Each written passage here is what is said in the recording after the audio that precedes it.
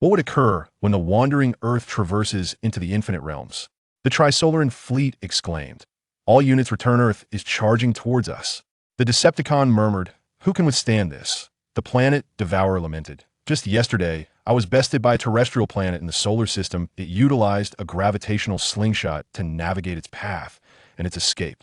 Velocity was astonishing. All I beheld was the azure glow of its engine's exhaust. I in the world of Avatar, mining precious ores in StarCraft, repelling the Zerg invasion in the Marvel Universe, gathering the Infinity Stones. Due to a bizarre ball-rolling incident, Xiao Lu embarked on an extraordinary journey. Little Orb, let us depart. Chapter 1. Traversing with Earth. In the year 2 by 75, Earth sailed through the cosmos, trailing a magnificent blue tail flame, propelled by 10,000 planetary engines. As a helium flash from the sun loomed imminent, humanity was compelled to extricate Earth from the solar system, seeking a new haven at Proxima Centauri for 0.2 light-years away. Venture known as the Wandering Earth Project. However, an unforeseen calamity struck as Earth navigated past Jupiter. Under the influence of Jupiter's gravitational surge, numerous planetary engines on Earth faltered, and the planet began a rapid descent towards Jupiter, while humanity wrestled against despair. This is the Navigator Space Station, delivering the final broadcast to the world. Over the past 36 hours, humanity has endured its most significant survival crisis. Thanks to the relentless efforts and sacrifices of 1,500,000 rescuers across the globe, 71% of the propulsion engines and 100% of the steering engines have been fully reactivated. Now, over 7,000 planetary engines operate at full capacity on Earth, channeling the collective intellect of humanity to attempt to displace the planet from Jupiter's grasp. This is a grand rescue operation, with the target being Earth itself. Regrettably, the gravitational force of Jupiter has surpassed the total output power of all engines combined. Earth has missed its final chance of escape. You are all heroes of Earth. We hold you in our hearts and take pride in your valor. A.T. the Navigator Space Station. The artificial intelligence Moss delivered this somber report in a tone of mechanical indifference, while simultaneously, the station had already disengaged from Earth's orbit, endeavoring to drift through space as humanity's last ember of hope.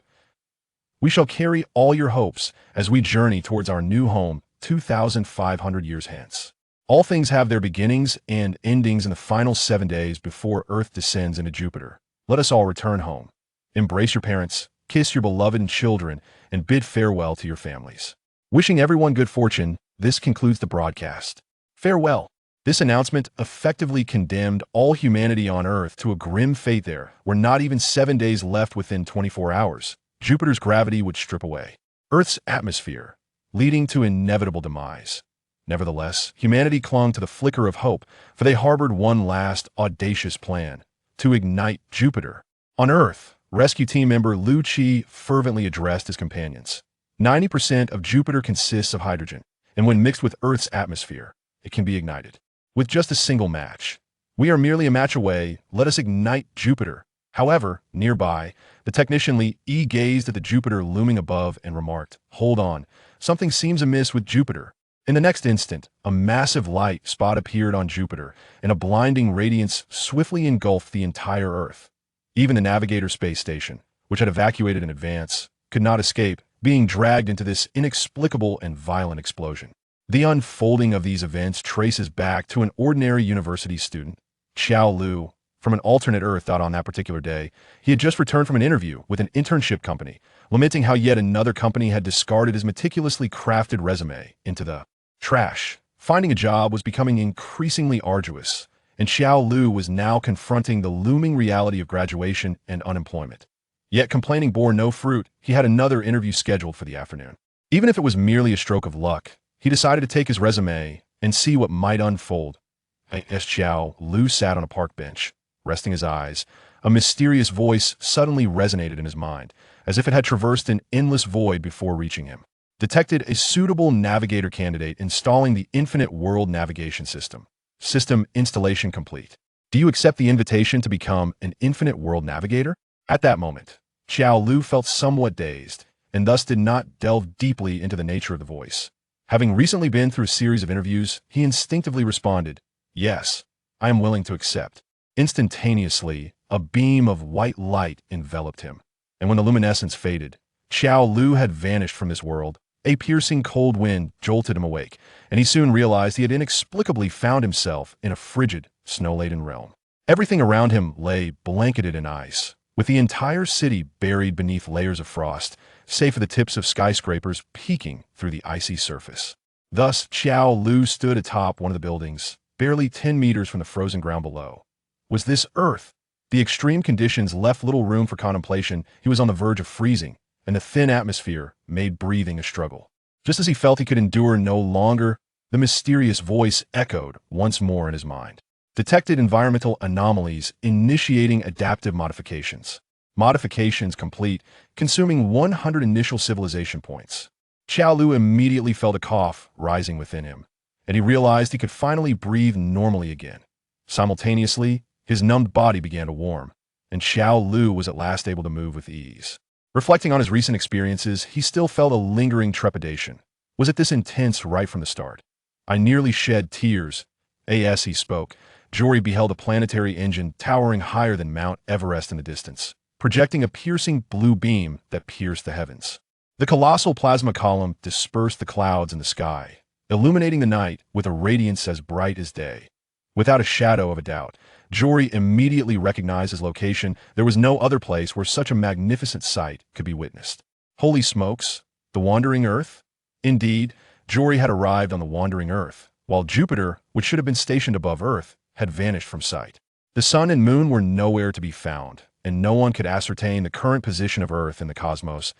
The very moment Jory traversed into this realm, the wandering Earth had also undergone a dimensional shift, and they were no longer within the solar system, but had entered a new galaxy. As the navigator, Jory was the first to acquire information about this world, and was tasked with the formidable responsibility of ensuring the survival of the wandering Earth in this dimension. System prompt: you have arrived in the Alpha Centauri star system.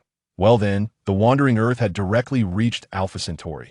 However, there was a slight deviation. Earth had not reached the neighboring Proxima Centauri star system, but had instead journeyed an additional 0.2 light-years into the adjacent Alpha star system. Within this galaxy lay a planet known as Pandora. Welcome to the world of Avatar. Chapter 2. Main Quest of the Dimension. Now, not only had he traversed dimensions, but he had also brought the entire wandering Earth along with him. What should he do next? Earth had entered a new galaxy, and according to the original intention of the Wandering Earth plan, humanity had found a new home. The sun in this world would not erupt in a helium flash, so ostensibly there was nothing to fear. Yet, matters were not so simple, as the system had issued a notification. Navigator Jory, you and your planet have received a new main quest for this dimension. Establish a foothold. Quest overview. The journey of the Wandering Earth is far from over in this dimension. The Wandering Earth can remain for a maximum of 3 months. During this time, if sufficient energy to transition to the next dimension cannot be gathered, Earth will be pulled back to the solar system and consumed by the sun's helium flash. Quest objectives: collect over 10,000 tons of Pandora superconducting ore and fully reboot all planetary engines. Quest rewards: 5,000 civilization points. 1 entry in the racial traits column. Good luck, Navigator. Faced with this series of notifications, Jory could not help but take a deep breath. The journey was far from over. In truth, it seemed that Earth's dimensional wandering was only just beginning. Meanwhile, Jory had also acquired a mysterious infinite world navigation system. System host: Jory, navigation target: Wandering Earth. Current dimension: Avatar host ability, environmental adaptation. Available resources: 400. Civilization points. Civilization points can be utilized to exchange for technological blueprints or personal skills. Ensure Jolaw's survival in this harsh environment. He has consumed 100 civilization points to acquire the skill of environmental adaptation.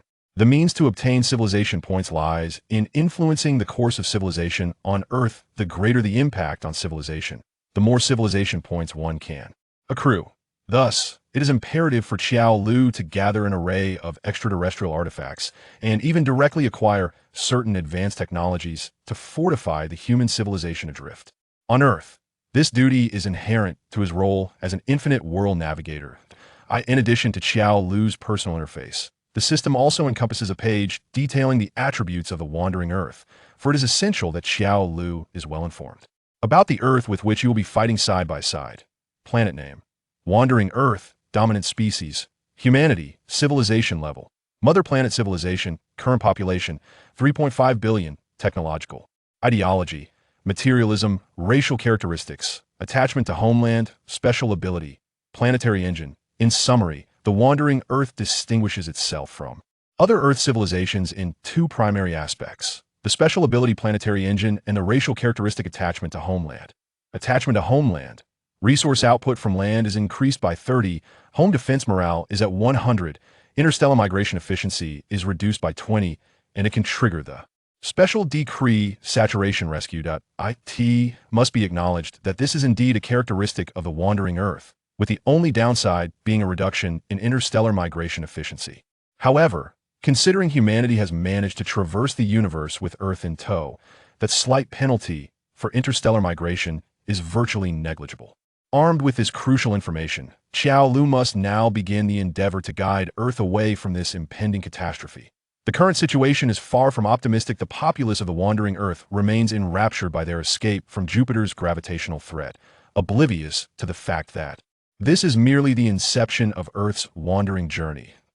As the sun of the Alpha Centauri system rises slowly above the horizon, there will be no more helium flash eruptions, nor the colossal presence of Jupiter overshadowing the sky. Everything appears serenely tranquil. Who could possibly perceive the danger lurking silently? In truth, there are those who are aware, with the initial alerts emanating from the Navigator space station that traversed to the wandering Earth, an artificial intelligence named MOS, which continuously monitors global conditions. Warning: quantum state instability detected. Earth is in a quantum superposition of existence and annihilation. Should wave function collapse occur, Earth may still face potential destruction. In the midst of piloting the space station, astronaut Lu Peiqiang urgently inquired, "Moss, what is happening? Do we not leave the solar system? How could Earth still be at risk of destruction?" Moss calmly responded, "According to Schrödinger's theory of quantum mechanics, in the recent explosion of Jupiter, Earth may simultaneously exist in states of survival and destruction. Before the collapse occurs, these two states coexist. Currently, Earth is in such a condition, with existence and annihilation coexisting. The collapse could lean towards existence or towards destruction. In simpler terms, the entire Earth has transformed into Schrödinger's cat, trapped in a precarious state of being both dead and alive until the box is opened. What humanity must do is devise a means to liberate Earth from this box." Lu Peiqiang had never anticipated such a situation. He hastily instructed Moss to report the circumstances to the United Earth government, hoping that someone might find a way to escape this crisis. However, despite his words, Lu Peiqiang was far from certain whether humanity could devise a solution to such a quantum crisis. The very notion of Earth traversing through space was already extraordinary, and now this troublesome predicament had arisen. Even a stalwart like Lu Peiqiang found himself at a loss. Since the inception of the Wandering Earth project, there is no turning back. Lu Peiqiang silently recalled the words he once shared with his son, realizing they had now become prophetic. Suddenly, the Navigator space station received an unfamiliar communication signal originating from Earth, yet even Moss could not ascertain the exact location on the planet. In this critical moment, Lu Peiqiang dared not hesitate. He promptly answered the mysterious call, and a young voice emanated from the microphone. "Hello, may I speak with Colonel Lu Peiqiang? You are currently in the control room of the Navigator space station, correct? Who are you? How do you know this?" Lu Peiqiang inquired, astonished. The only individuals aware of his presence in the control room should be those from the United Government. How did this enigmatic caller possess knowledge of the space station's situation? Yet the caller did not address his question and continued, "This is not the time to dwell on that issue, Colonel Lu Peiqiang.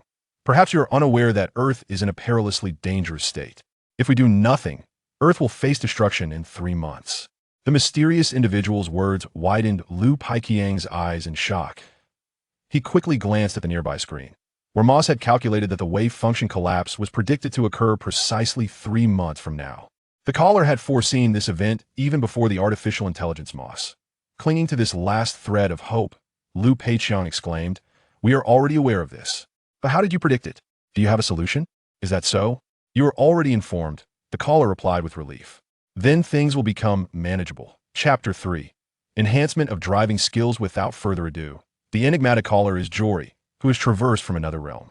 He currently resides within an abandoned mineral transport vehicle, utilizing the onboard communication apparatus to reach out to the Navigator space station orbiting in the cosmos. The reason Moss is unable to pinpoint his location is that Jory has exchanged 50 civilization points for a communication decryption system. While this device can merely infiltrate communication channels, it ensures that the user's identity and whereabouts remain utterly concealed. In order to establish contact with Liu Peiqiang, Jory was left with no choice but to resort to this method. With the initial phase of the plan successfully accomplished and the gratifying news that the United Government is aware of the impending crisis, Jory must now prepare for the subsequent steps. Colonel Liu Peiqiang, I require you to pilot the Navigator space station to investigate the gaseous giant Polyphemus within this star system. Its size is twice that of Jupiter, so you cannot possibly miss it. Jory's request left Liu Peiqiang momentarily perplexed. Earth had only recently escaped the Jupiter crisis. Why pursue a gas giant even larger? Surely, he mused, the intent is not to obliterate this colossal orb as well. Double the Jupiter, double the peril? Jory continued to elucidate. Upon locating this gaseous giant, you will discover a satellite comparable in size to Earth, known as Pandora. Your mission is to detect signs of life on Pandora and report back to the United Government. Liu Peiqiang vehemently objected. Impossible. There are no indications of life within the Alpha Centauri system. Astronomers have long confirmed this. It would be a futile endeavor.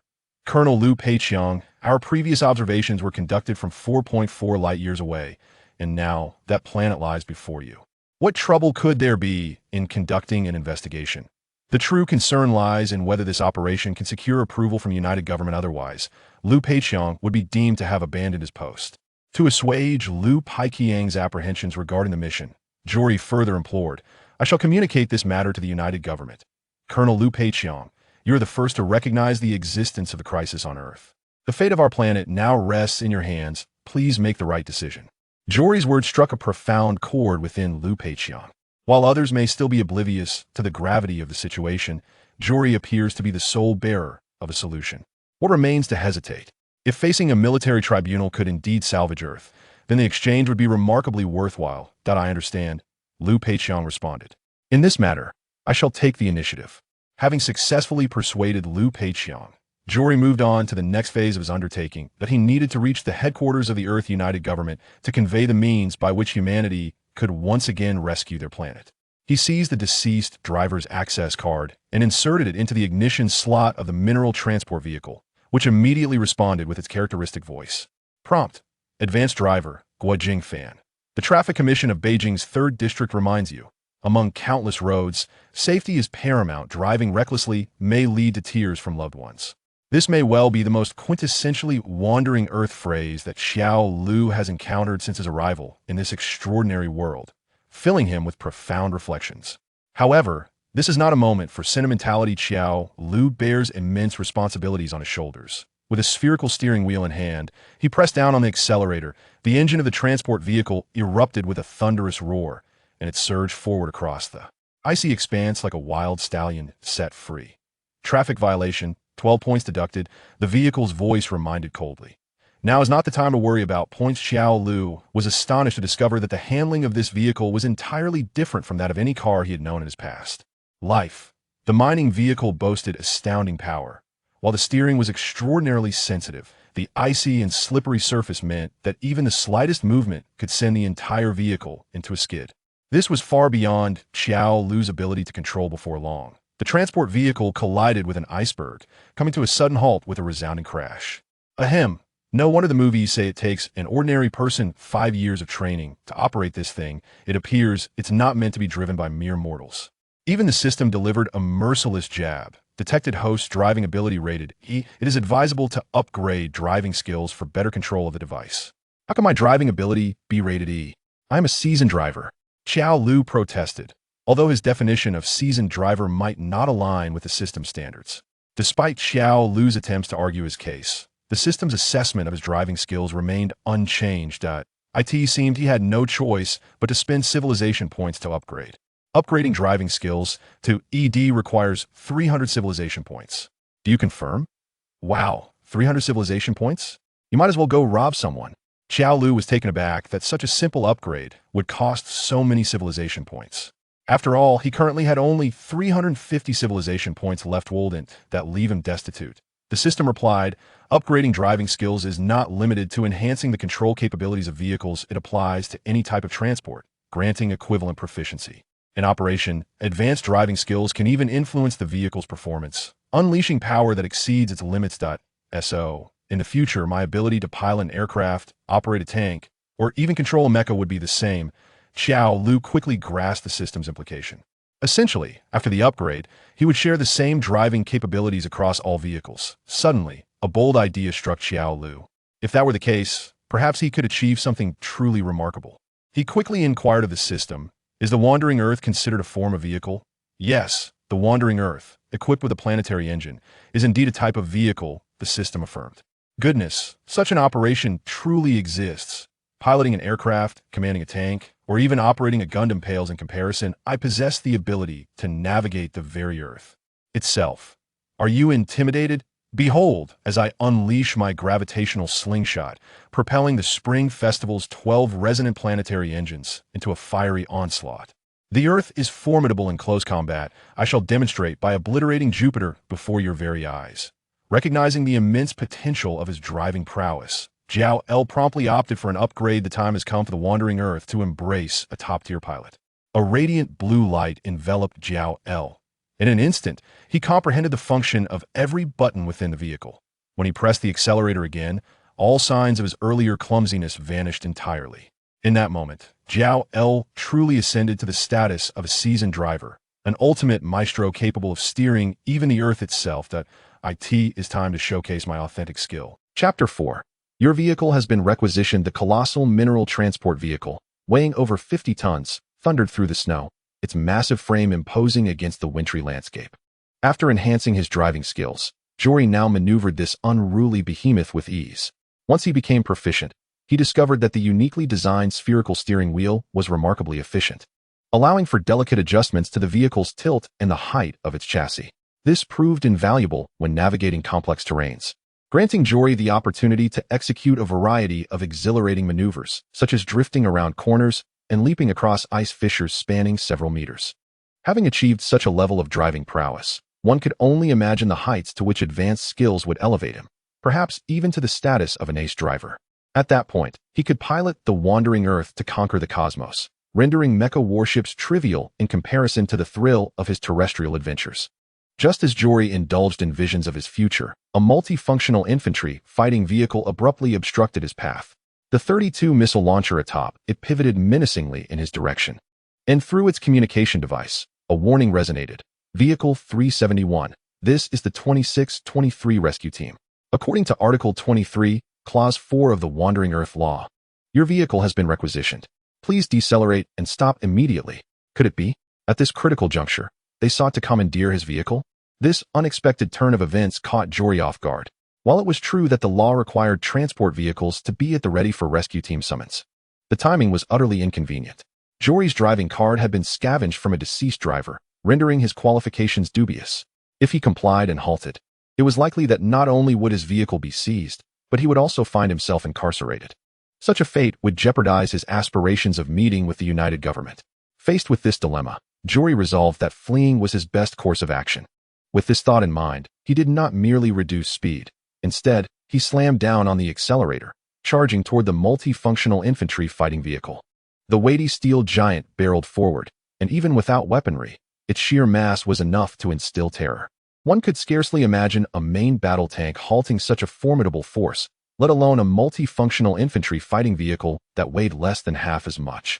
In a bid to evade Jory's onslaught, the infantry fighting vehicle had no choice but to yield, creating a path for Jory's mineral transport to slip past. "My apologies, Commander." "Perhaps next time," Jory called out, his voice laced with regret. It was not that he was unwilling to assist. Rather, he had more pressing matters demanding his attention. However, considering the nature of their vehicle, it was unlikely that they would allow him to pass so easily. The multifunctional infantry fighting vehicle executed a swift pivot in the snow, then surged forward at full speed towards Xiao Lu's transport vehicle. Simultaneously, the missile launcher atop the vehicle prepared for action, locking onto Xiao Lu's chassis. The onboard communicator crackled with a warning from the rescue team officer. "Vehicle 371, your defection will be classified as a serious offense. Please pull over immediately, or we will resort to force. Repeat, please pull over immediately, or we will resort to force." This could easily escalate into a case of defection, and given the opposing forces' armaments, Such an allegation was no trivial matter. However, Xiao Lu found himself unable to halt. Entering imprisonment so soon after crossing over would complicate matters significantly. Reluctantly, he grasped the microphone and replied, "I am not defecting. I simply have a more pressing mission. Rescue team, please seek out the next vehicle." Naturally, such a response bore no weight, as the multifunctional infantry fighting vehicle continued its relentless pursuit, its missile launcher fully primed for launch. Vehicle 371, I now suspect you are harboring serious contraband. Please pull over for inspection. Otherwise, we will treat this as a case of terrorism. Now the situation had escalated, with defection evolving into accusations of terrorism, justifying any number of missiles the opposing forces might launch. The rescue team's wartime equipment was certainly not for mere display. Yet for Xiao Lu, there was but one course of action: to keep moving forward. To evade the pursuing multifunctional infantry fighting vehicle, Xiao Lu pressed the accelerator to the floor, unleashing the truck's formidable engine, which roared like a beast, racing across the boundless icy expanse. The rescue team officer had originally intended to intercept Xiao Lu by positioning themselves ahead, an undertaking that should have been a trivial feat given the capabilities of the multifunctional infantry fighting vehicle. However, Xiao Lu defied convention, employing a series of feints and swerves to mislead the vehicle, while exploiting the advantages of his high chassis to navigate the rough and uneven ice. This strategy kept the multifunctional infantry fighting vehicle at bay, causing it to fall further behind. This individual was no ordinary driver. The thought flashed through the officer's mind. Could he be a specially trained rebel driver? Was he preparing to launch a terrorist attack on a planetary engine? Not all individuals on the Wandering Earth were willing participants in the Wandering Earth plan. In the past, some who favored fleeing Earth in spacecraft had formed a terrorist organization known as the Spaceship Faction, actively obstructing the rescue team's efforts. Their ultimate aim was to sabotage the Wandering Earth initiative, compelling humanity to concentrate resources on constructing spacecraft to escape the planet. Such thoughts may appear foolish, yet they inexplicably draw many to partake, particularly when the organization promises them a place on a spacecraft destined to flee Earth. Consequently, numerous individuals become ensnared in this nefarious group. Presently, Xiao Lu finds himself unjustly mistaken for a member of the spacecraft faction, which only intensifies the resolve of the rescue team to apprehend him. Vehicle 371, this is your final warning. I suspect you are transporting a substantial amount of prohibited explosives. Please halt immediately for inspection, or we will resort to lethal force. Upon receiving this ultimatum, Xiao Lu could not help but sigh. He had approached with goodwill. Yet how had matters devolved into such chaos? Stopping now would certainly clear him of the wrongful suspicion of being a terrorist, but the prospect of reaching the government headquarters again seemed utterly implausible. Thus, he had no choice but to press onward into the abyss. If you wish to launch missiles, then by all means proceed. Chapter 5, Why Don't You Pilot a Gundam? As Xiao Lu's vehicle sped further ahead, the officer of the rescue team resolved to take action. Although they typically refrained from employing heavy weaponry against civilian vehicles, the extraordinary circumstances of the Wandering Earth left no room for hesitation. Launch missiles and obliterate that transport vehicle. The officer commanded the gunner of the multifunctional infantry combat vehicle, effectively branding Xiao Lu as an exceedingly dangerous terrorist. Yes, in an instant, 2 anti-tank missiles aboard the multifunctional infantry combat vehicle were activated, trailing long plumes of smoke as they hurtled toward Xiao Lu's mineral transport. Hearing the resounding ignition of the missiles behind him, Xiao Lu realized that they had indeed been launched. Alas, why must it come to this? I am merely guilty of reckless driving. As a traveler from another realm, Xiao Lu was oblivious to the strife between the spacecraft faction and the Earth faction on the Wandering Earth. Even within the framework of a shared human destiny, the emergence of certain malevolent individuals could not be averted. Xiao Lu was merely unfortunate enough to be mistaken for one of them, and regrettably, he lacked even a moment to halt and clear his name. Glimpsing the 2 missiles roaring toward the rear of his vehicle in the rearview mirror, Xiao Lu swiftly jerked the steering wheel, executing a sharp 90-degree turn with the several tons of the transport. The massive wheels carved conspicuous ruts into the icy surface, sending a swirling tempest of ice shards cascading into the air. In the midst of such abrupt acceleration, the 2 anti-tank missiles momentarily lost their target, landing near either side of the transport vehicle. The high-penetration warheads buried themselves deep into the ice, detonating and erupting into towering fountains of ice and snow, unleashing a ferocious artificial snowstorm in their wake. A barrage of ice chunks battered the windshield with a cacophony of sound, severely obstructing the driver's view. Yet, this did little to deter Xiao Lu's reckless driving. He pressed the accelerator with abandon, instinctively navigating around the two craters created by the explosions, swiftly escaping the icy tempest's grasp. The personnel aboard the multifunctional infantry fighting vehicle were utterly astonished, having witnessed numerous drifts before. Yet never had they seen such a feat of evading missiles through drifting. Moreover, to accomplish such a maneuver with a heavy truck weighing 50 tons and measuring over 10 meters in length was almost unfathomable. Could this truly be within the realm of human capability? Were the pilots dispatched by the spacecraft indeed extraordinary beings? The officer of the rescue team could not help but mutter to himself, if such driving skills existed, it was no wonder they preferred spacecraft over Earth. In truth, this was a gross underestimation of Xiao Lu's ambitions. He was a man who aspired to navigate the wandering Earth using gravitational slingshots. How could he possibly be content with a mere spacecraft? Although Xiao Lu had evaded 2 anti-tank missiles through his deft maneuvers, the ammunition reserve on the infantry fighting vehicle remained plentiful. This time, the officer directly ordered a simultaneous launch of 4 missiles, declaring that there was nothing a single rocket could not resolve. If 1 was insufficient, then let it be 2, and if that 2 fell short, then 4. With 4 missiles now in pursuit, Xiao Lu found his room for evasion considerably diminished. His vehicle could not withstand the impact of even one of those explosions, for it was not an armored vehicle. In that moment, Xiao Lu felt as if he had become one with the entire transport vehicle, no longer reliant on the rearview mirror or the front windshield. He existed in a wondrous third-person perspective, capable of sensing everything around his vehicle. The unity of man and machine epitomized Xiao Lu's current state. As the first 2 anti-tank missiles hurtled towards him, Xiao Lu seized the moment to ascend a steep slope, causing the vehicle to jolt violently, lifting all its wheels off the ground before crashing back down. However, at the very apex of the vehicle's ascent, he activated the switch to detach the rear section of the truck, allowing this massive compartment to soar into the air, perfectly intercepting the trajectories of the 2 following missiles. The rear compartment acted like a colossal shield, absorbing the assault of the anti-tank missiles, which subsequently detonated in a tremendous explosion, reducing it to fragments. Since the explosion occurred mid-air, Xiao Lu's transport sustained only minor damage from the debris, leaving his forward momentum unimpeded. The remaining 2 missiles were once again evaded through Xiao Lu's drifting technique. With the rear compartment removed, this maneuver was executed with even greater finesse, allowing him to escape the hail of missiles in an instant, without a moment's delay. The onlookers were left utterly dumbfounded. Evading missiles through drifting had already pushed the limits of their imagination, yet utilizing the detached rear compartment as a shield was beyond their comprehension. They could only liken him to a transformer, convinced that the vehicle must have transformed into Optimus Prime. The absurd thought raced through the minds of the rescue team, as Xiao Lu's driving skills transcended their understanding. Such talent behind the wheel of a mining truck seemed a tremendous waste. He ought to be piloting a mecha. At this moment, Xiao L felt no turbulence in his heart. In fact, he even wished to play the song Catching Shrimp, though it was a relic from decades past, far removed from the era of the wandering Earth, and he could hardly find it on the vehicle's sound system.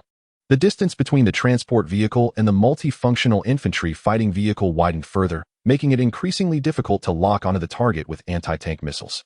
As they watched helplessly as Xiao L made his escape, expressions of despondency spread across the faces of the rescue team.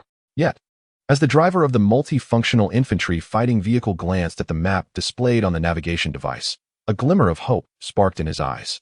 "Sir, look, ahead lies the ice valley we spotted earlier. The entrance is quite narrow, and his vehicle surely cannot pass through."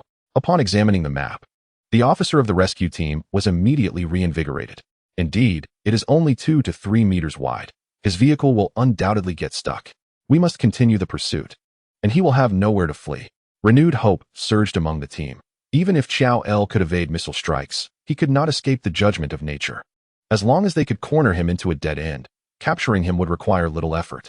As the vehicle sped across the icy surface, a massive ice wall loomed before Xiao L's eyes, revealing a city entirely encased in ice, resembling a colossal iceberg obstructing the road. The sole passage through this icy barrier was a narrow gorge, less than 3 meters wide, far too insufficient for Xiao L's enormous transport vehicle to navigate. At this juncture, slowing down to take a detour would likely allow the multifunctional infantry fighting vehicle to catch up, leaving Xiao L with few options. "Excellent. Let us trap him here," the officer of the rescue team exclaimed excitedly. This protracted chase was finally approaching its conclusion.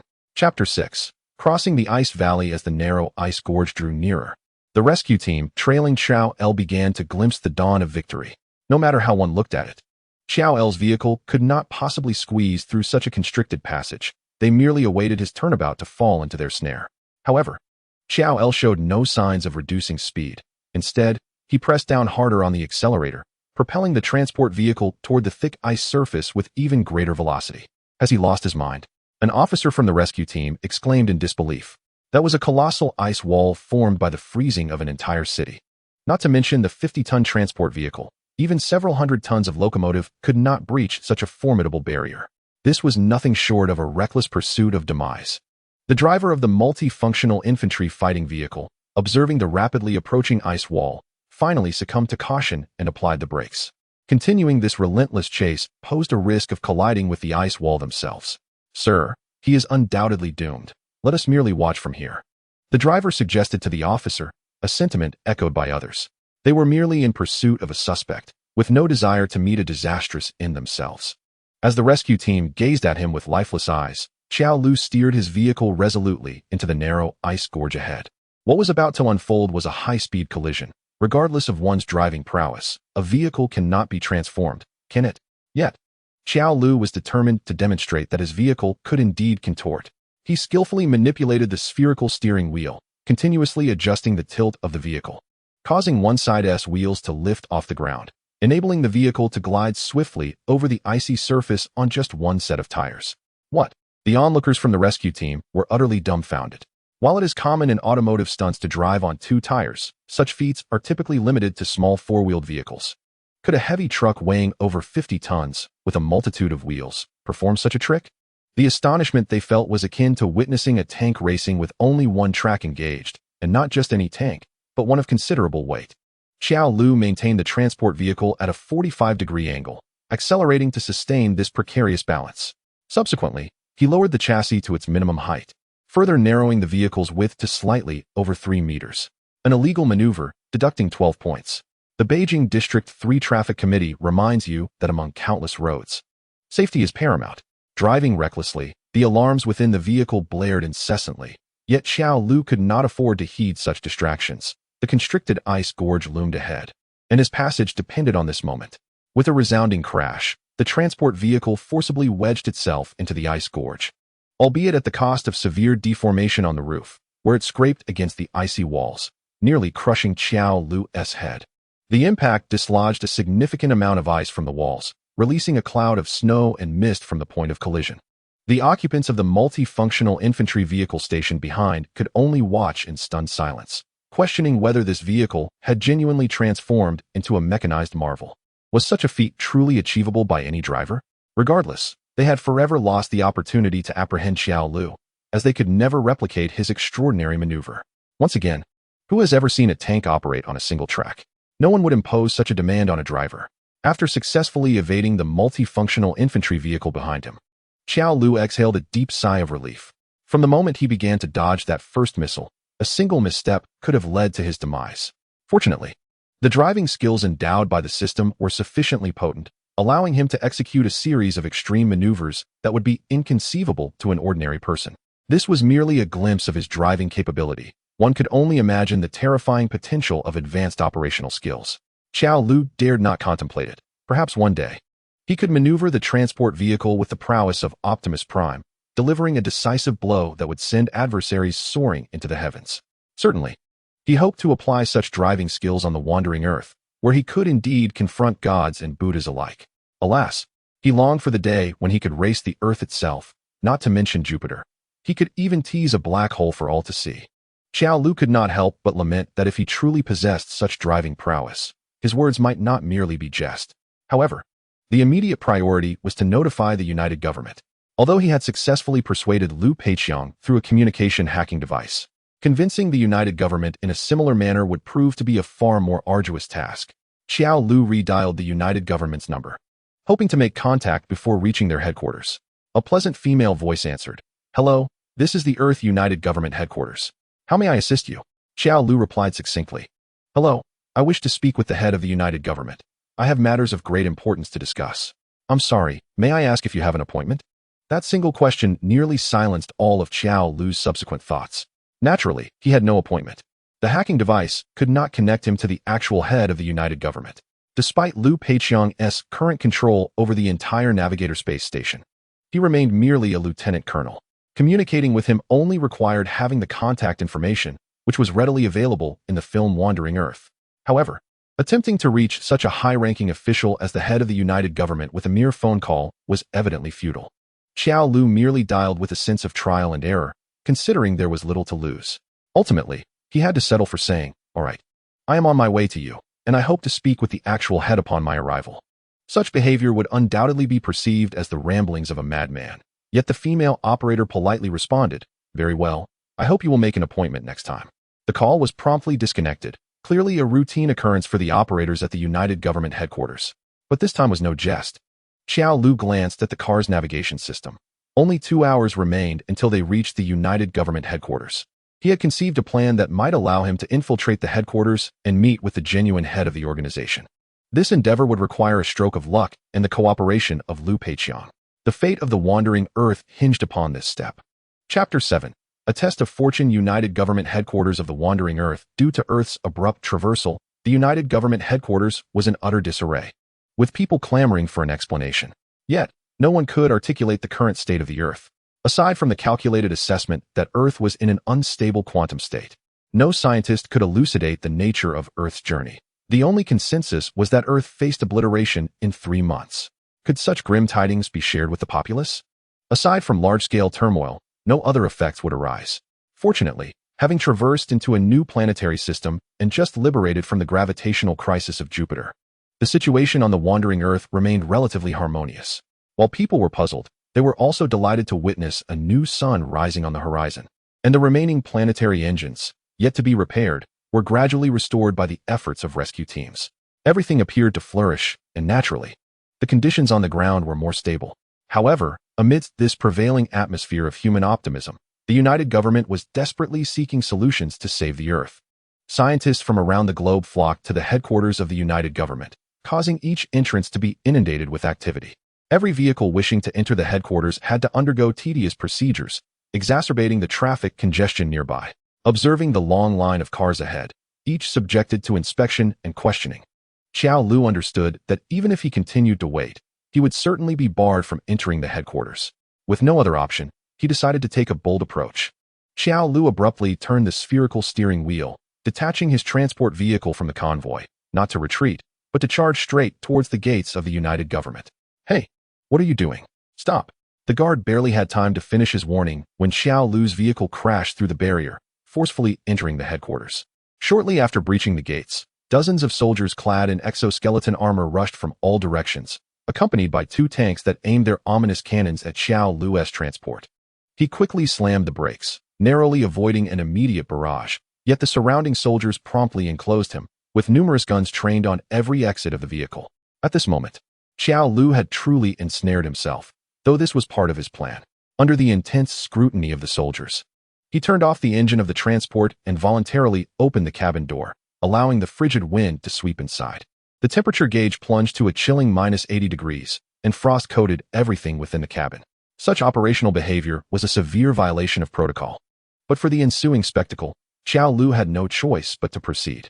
Not knowing who among them was the highest authority of the United Government, he resolved to use himself as a means of inquiry.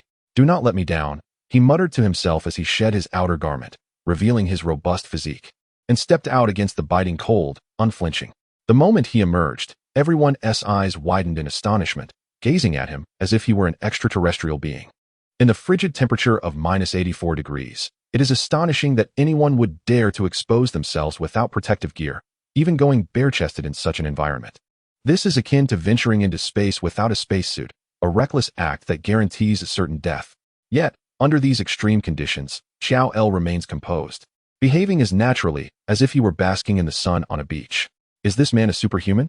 This is the initial thought that crosses everyone's mind, as there seems to be no other explanation for his ability to move freely in such an inhospitable environment. One officer could not help but check the data on his exoskeleton armor, confirming the harsh reality of the frigid and thin atmosphere outside. A typical individual would not dare to expose themselves in such conditions for even a second. However, Xiao L had maintained eye contact with the soldiers. who were clad in exoskeleton armor and wearing oxygen masks for over 10 seconds without exhibiting any signs of discomfort. This can only signify one thing. This individual is no ordinary person. Stay alert. I will attempt to communicate with him. The officer commanded his subordinates. Now treating Xiao El in accordance with protocols for a third type of contact, no longer regarding him as a mere criminal. Cautiously, the officer approached Xiao El step by step, finally halting about 5 meters away.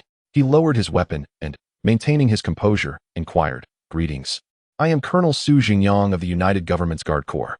May I ask who you are and why you have forcibly entered our headquarters?" Upon noticing that Su Jingyang did not attempt to apprehend him immediately, Xiao El realized his plan had succeeded. He chose to be forthright rather than continue with the pretense. Responding plainly, "I am here to discuss the current situation regarding Earth's traversal. I am aware that you have calculated that Earth is in an unstable quantum state, and I have come to inform you how to resolve this incident." Upon hearing this, Su Jingyang's nerves tightened. The fact that the wandering Earth was currently in an unstable quantum state was classified information of the highest order within the United Government. Knowledge that an ordinary person could not possibly possess. Coupled with Xiao El's earlier display of extraordinary abilities, Su Jingyang realized that the situation was beyond his control, and the only course of action was to notify the highest authorities of the United Government. However, he knew he could not afford to lower his guard against Xiao El. So he replied, "Well, we have received your information.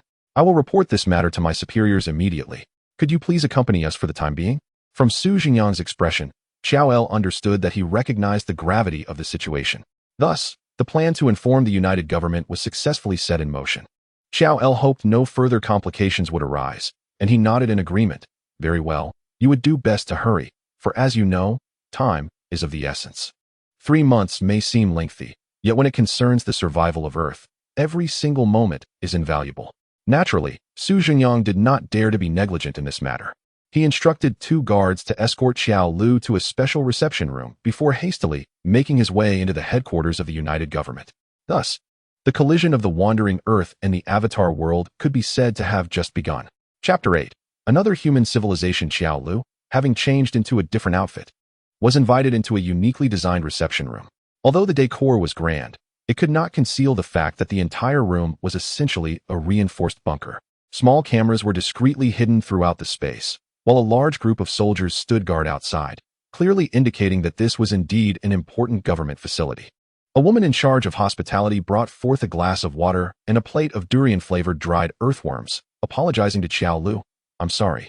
The council members are in an urgent meeting. Please bear with us for a moment." Xiao Lu casually picked up a piece of the dried earthworm and remarked, "It's all right. I'm not the only one in a hurry." To his surprise, the durian-flavored delicacy was quite palatable, lacking the earthy taste he had anticipated. Indeed, it is said that food is paramount to the people, and even earthworms can be transformed into a delectable dish. Moreover, considering these earthworms were presumably specially supplied by the United Government, they could easily qualify as a culinary delight worthy of the wandering Earth gastronomy. Before Xiao Lu could savor more, 5 middle-aged men in suits entered the reception room. They hailed from 5 different nations and spoke 5 distinct languages. Yet they conversed seamlessly as if language barriers did not exist. The leading man addressed Xiao Lu. "Hello, I am Luo Feng, the representative of the Permanent Council of the United Government. The other 4 are representatives from the United States, Russia, the United Kingdom, and France. Please don this simultaneous interpretation device."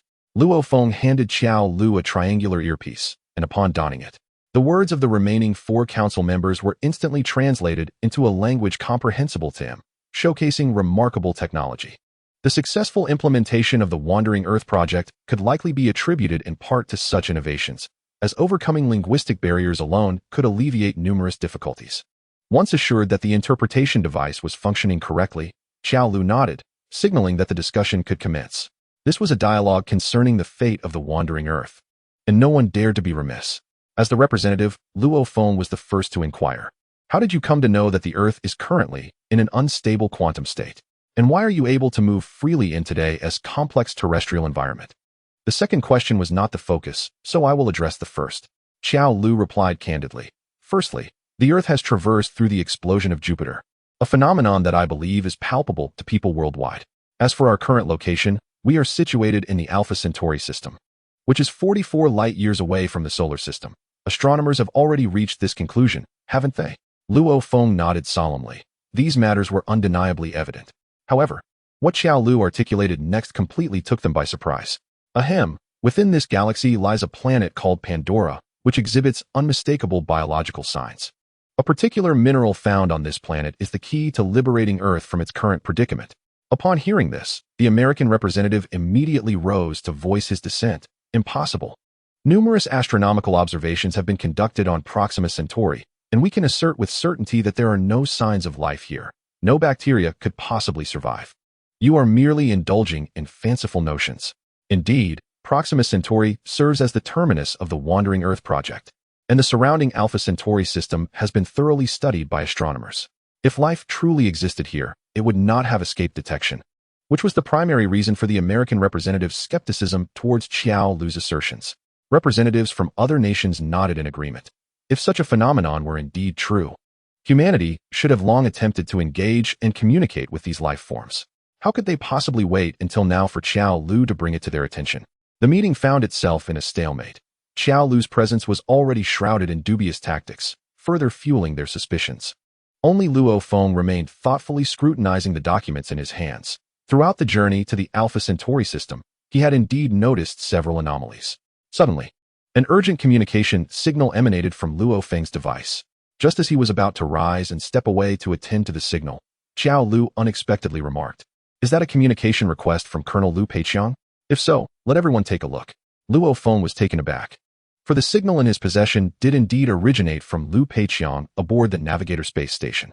In truth, since reporting the quantum crisis on Earth, communication with the space station had been severed, and aside from those in the control room, which included Lu Peiqiang, they were unaware of the events unfolding above. Lu Peiqiang's sudden restoration of communication was unexpected, leaving Luo Feng perplexed as to how Xiao Lu had foreseen it. To unravel this mystery, Luo Feng had no choice but to publicly connect the signal. Lu Peiqiang's visage appeared on the conference room screen, the servers behind him seemingly charred. As soon as the connection was established, Luo Feng sternly interrogated, "Lu Peiqiang, where have you taken the Navigator space station? Do you realize this amounts to defection?" Who would have thought that this stout and spirited individual could be labeled a defector? Those who had perished at the hands of vodka could finally rest in peace. Lu Peiqiang, seemingly unfazed, replied, "I have never defected. I am merely executing a special mission. I am currently positioned above the orbit of the nearby planet Pandora. Here is a collection of photographs captured by the space station. Please take a look." As a photograph of Pandora was transmitted, the representatives of the United Government were left utterly astonished. The lush jungles of Pandora, abundant with verdant trees, concealed various large creatures frolicking freely beneath the dense canopy, presenting a veritable paradise. Even more astonishing were the colossal floating rocks captured by the space station, resembling sky cities suspended high above the ground. Amidst these arboreal floating formations, various pterosaur-like creatures soared gracefully, evoking an alien version of a prehistoric world, a sight that inspired awe for its pristine natural beauty. However, nothing was as shocking as the final image. On this remote and untamed planet, evidently a military base of human design had been established. Numerous twin-blade attack helicopters were taking off and landing within the base, while soldiers piloting large bipedal mechs patrolled the vicinity. The technology they employed exuded an elegant and futuristic essence, starkly contrasting with the utilitarian heavy industrial aesthetic of the Wandering Earth. Two human civilizations, originating from different realms with divergent technological trajectories, had finally made their first contact. It was akin to two hunters, resembling each other yet armed with different weapons, encountering one another for the first time in a dark, silent forest, an indescribable shock resonating within them. Chapter 9. The New Wandering Earth Initiative. When the stark reality lay before them, all previous doubts regarding Jory were dispelled. Not only were there signs of life on Pandora, but another human civilization was evidently engaged in colonization. What would transpire if they discovered the Wandering Earth first? No one could guarantee the outcome. Who knew what actions an alien civilization might take towards this battle-worn planet? The sole consolation was that they had discovered each other first, placing the initiative temporarily in the hands of the United Government. All credit for this fortunate circumstance belonged to the prescient Jory. Instantly, the gazes of everyone present towards Jory transformed. A man privy to Earth's quantum crisis and the state of Pandora could no longer be perceived as an ordinary individual. What secrets lay hidden within him? The previously skeptical American representative could only timidly inquire, "Are you sent by God? Or have you miraculously acquired some special abilities of a superhero?" In this moment, they instinctively believed Jory was destined to save the world. Was this not the most opportune moment for a hero to emerge amidst Earth's dire straits? Yet, Jory shook his head and replied, "There is no god, nor any superheroes. I am merely a navigator here to guide you through these turbulent waters. The ultimate outcome depends not on one individual, but on the collective efforts of humanity." What does this mean? Luo Feng was the first to react, questioning earnestly. The only means to liberate Earth from its current unstable quantum state is to undergo another dimensional traversal. The only source capable of supplying the immense energy required for the wandering Earth to make this leap is the superconductive ore found on the nearby Pandora planet. It is estimated that a minimum of 10,000 tons of superconductive ore is necessary for the planetary engines on Earth to activate and achieve the required speed for traversal. This task is far beyond the capabilities of a single individual. Xiao Lu's words provided a clear direction for the united government on the wandering Earth. This was not a desperate crisis, but rather an endeavor akin to the Wandering Earth plan, requiring the collective strength of humanity to once again save the planet. 10,000 tons of superconductive ore may seem an insurmountable challenge for one person, yet with the combined efforts of the 3.5 billion people on the Wandering Earth, it is certainly achievable within 3 months. They have already constructed 10,000 planetary engines. How could they falter at the prospect of gathering this, or from Pandora? Rofeng immediately grasped Xiao Lu's intent, nodding in acknowledgement as he said, "I understand. The Wandering Earth plan continues, am I correct?" To which Xiao Lu affirmatively added, "Indeed, however, this time we are not journeying to Proxima Centauri, 42 light-years away, but traversing countless dimensions until Earth is entirely free from its current quantum crisis." When this ultimate objective was laid bare before everyone, an overwhelming sense of dread enveloped the assembly. The prospect of a 2,500-year cosmic odyssey was already terrifying. Now, the notion of Earth wandering through innumerable dimensions seemed even more preposterous. Who could predict what kind of world awaited the wandering Earth after each traversal? Or what dangers humanity might encounter? Such unpredictability raises profound doubts about the feasibility of this plan and its potential repercussions on human civilization. Rofeng too felt a surge of concern regarding this ominous idea. What if Earth were to traverse into an even more perilous cosmic environment? Perhaps not merely succumbing to Jupiter, but being drawn into the grasp of a star or even a black hole. And what if, during the traversal, Earth encountered a more advanced cosmic civilization and was compelled to engage in a feudal war? The cosmos is inherently a treacherous domain, and to navigate through countless universes feels akin to courting disaster. Amidst the myriad of apprehensions and tumultuous discussions, Xiao Lu interjected once more, stating, "Of course, you may also choose to do nothing and wait to see if a miracle occurs in 3 months. I have conveyed all that needed to be said. The choice is yours." This declaration made the representatives present acutely aware of a crucial point. In the face of this quantum crisis, Xiao Lu's proposed solution appeared to be the most reliable. The very crisis was precipitated by Earth's traversal caused by the explosion of Jupiter. What could be more effective in stabilizing this quantum state than another traversal? The plan for the wandering Earth, traversing through infinite dimensions, appears to be the only feasible solution at present. The representatives of the united government quickly reached a consensus, rather than waiting helplessly for a miracle to occur. It is far better to seize even the faintest glimmer of hope and wager everything on it. For the sake of our children, we have nothing left to lose. The sole remaining question pertains to the feasibility of the traversal proposed by Xiao Lu. Luo Feng, representing the collective, inquired of Xiao Lu, "Does the superconductive ore on Pandora truly possess the energy required to activate the planetary engine and facilitate Earth's traversal?" Xiao Lu shrugged and replied, "Why ask me? Simply send someone to retrieve a sample, and you will have your answer." Luo Feng found himself momentarily speechless, realizing the absurdity of needing to consult others when Pandora was right before them. He promptly commanded, "Immediately assemble a reconnaissance team to travel to Pandora and bring back a sample of the superconductive ore. Is there anyone who objects?" The other representatives nodded in agreement. If this was the singular means to save the Earth, then let it be so. At that moment, Xiao Lu raised his hand and proposed, "In that case, allow me to join the reconnaissance team. Since I was the one to propose this plan, it would be best if I were the one to execute it."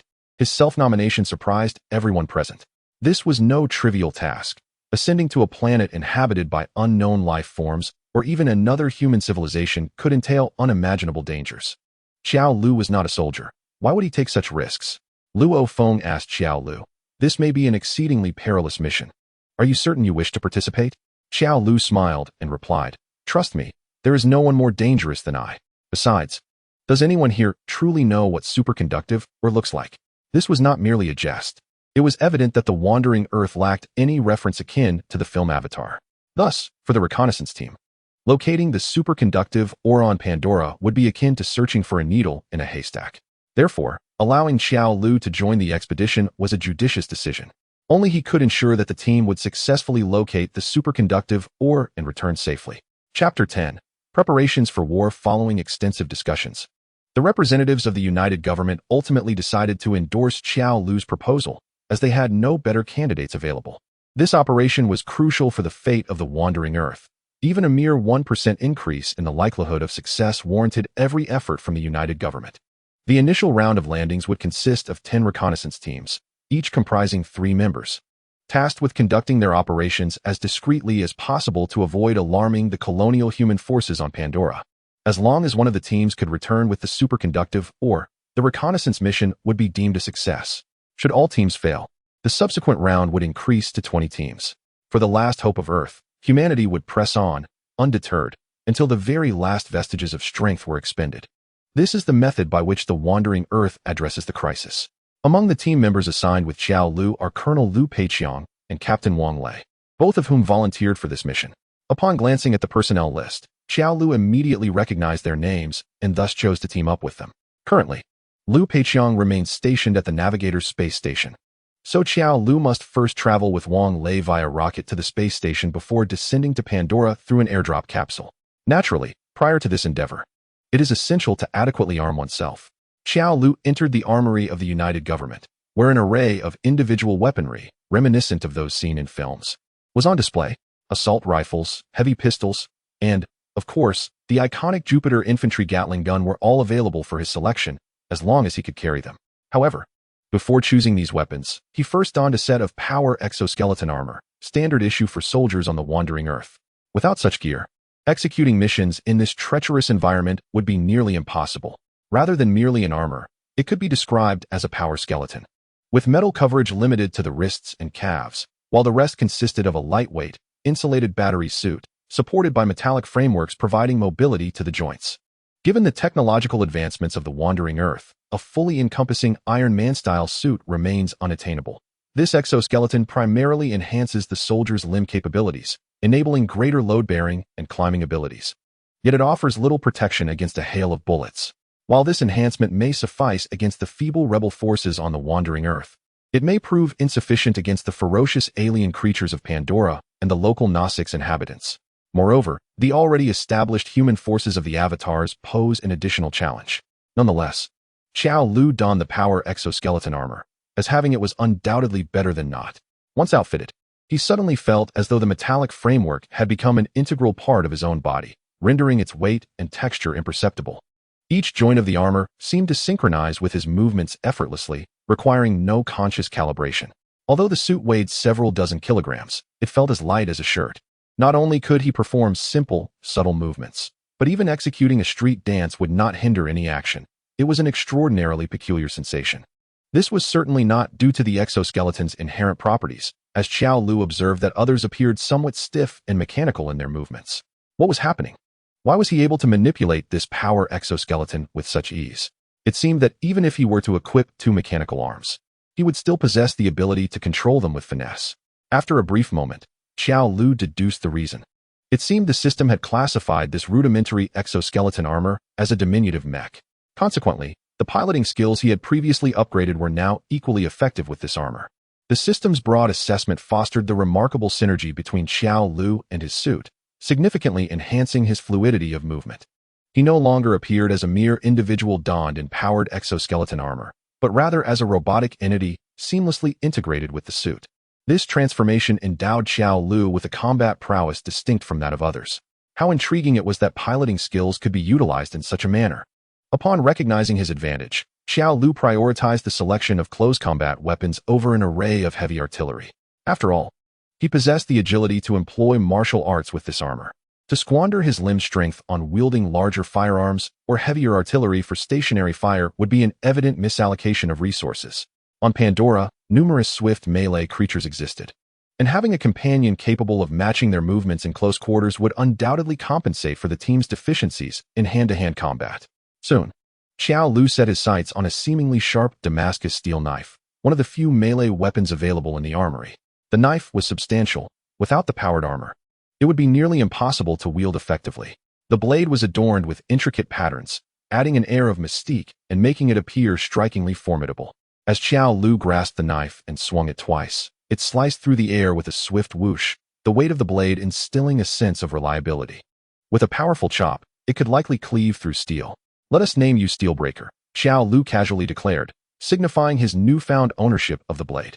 After securing Steelbreaker, he selected a retractable full-body shield, a common apparatus in modern warfare. When fully extended, it could shield an individual from head to toe, capable of withstanding heavy machine gun fire for a brief period. Subsequently, Xiao Lu opted for a large-caliber heavy handgun, reminiscent of the one used by the protagonist in a film to shatter a flint. This handgun possessed remarkable penetrative power, capable of effortlessly piercing even the sturdy metal casing of flint, thus addressing his concerns of inadequate firepower. Having finalized his equipment, Xiao Lu exited the armory. At that moment, the rocket destined for the Navigator space station was primed for launch. Following a transfer at the space station, he would officially land on Pandora. Accompanying him were members from 10 other exploration teams, collectively forming the vanguard of those from the wandering Earth en route to Pandora. The hope of humanity rested momentarily upon their shoulders. Chapter 11.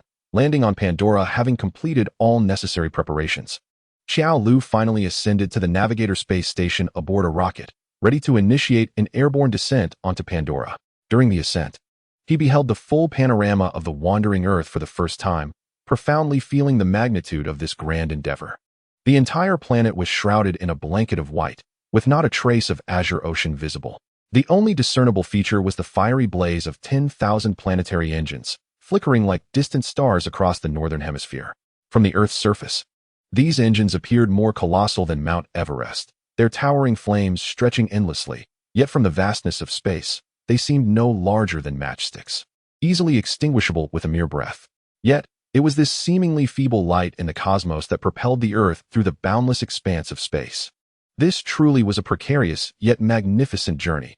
Even as a newcomer, Xiao Lu could not help but marvel at the resilience of humanity aboard the wandering Earth. Shortly thereafter, the rocket reached the Navigator space station, where Xiao Lu was introduced to his two teammates for the impending landing on Pandora, Lu Peiqiang and Wang Lei. Wang Lei embodied the archetype of a stoic soldier, his face betraying no emotional fluctuations, cold and robotic in demeanor. In stark contrast, Lu Peiqiang exhibited a far more intense disposition. Upon recognizing Xiao Lu's voice, he immediately confronted him, demanding, "Were you the one who sent me to investigate this planet?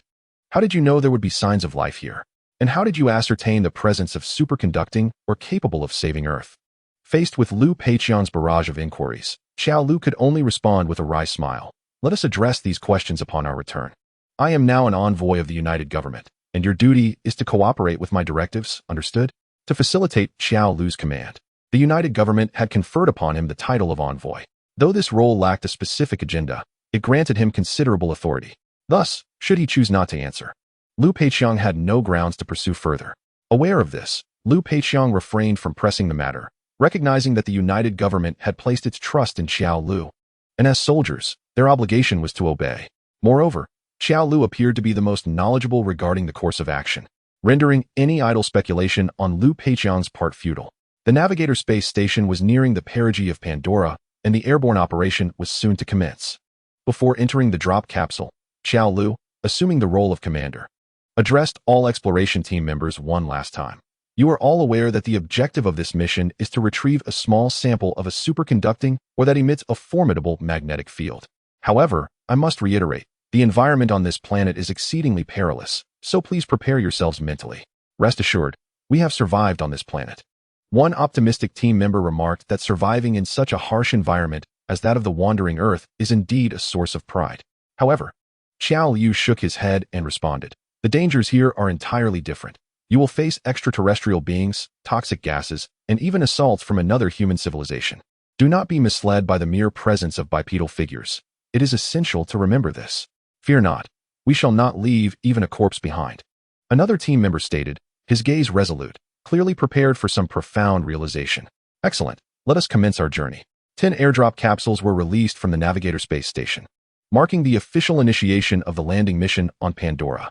Soon, the capsules penetrated Pandora's atmosphere, igniting in a blaze of friction and transforming into meteoric flames as they descended toward the surface. Inside the capsules, all that could be seen were the fierce flames outside, leading one to wonder if this small tin can would be reduced to ashes in the inferno. However, Xiao Yu's concerns were unwarranted.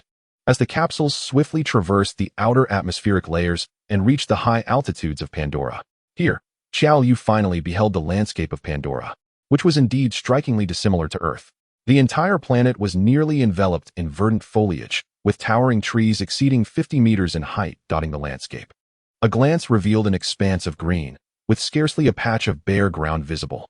Most remarkable were the mountain peaks on this planet, which did not connect to the Earth but instead floated in mid-air, linked only by the roots and vines of surrounding trees, resembling magical sanctuaries imbued with an otherworldly mystique.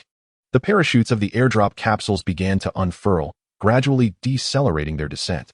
After navigating through the dense canopy, the capsules finally reached the surface of Pandora. Xiao Yu was the first to exit the capsule, taking a deep breath and declaring, "I have disembarked and feel splendid." The other two, however, could not afford such recklessness. Lu Peiqiang and Wang Lei prudently donned their oxygen helmets, cautiously stepping onto the soil of Pandora. The atmosphere of Pandora is toxic to humans, allowing only Xiao Yu, who has undergone environmental adaptation enhancement, to breathe freely here. As they stepped out of the capsule, despite their mental preparations, the three were awestruck by the scene before them. It resembled an amplified version of Earth's jungle, with weeds towering to half their height, and every tree resembling a skyscraper, each tree hollow spacious enough for a 3-bedroom apartment. No wonder the Nasics have lived for generations within these gigantic trees. They are, indeed, their residences on this planet. Unlike the fresh and curious mindset of Xiao El, the magnificent scene of flourishing trees and abundant vegetation on Pandora evoked a starkly different sentiment in the other two individuals from the wandering Earth. When will our Earth ever return to such a state? Wang Lei, who was typically taciturn, gazed at the dense jungle and couldn't help but lament that since the inception of the Wandering Earth project, he had not seen a single patch of greenery. He then shook his head, adding, "But alas, I fear I shall not witness it." Lu Peiqiang, however, responded optimistically, "It matters not. We have children, and they shall have children, and so forth. One day, we will behold the revival of life on Earth." In response to Lu Peiqiang's comforting words, Wang Lei merely offered a bittersweet smile and chose not to elaborate further.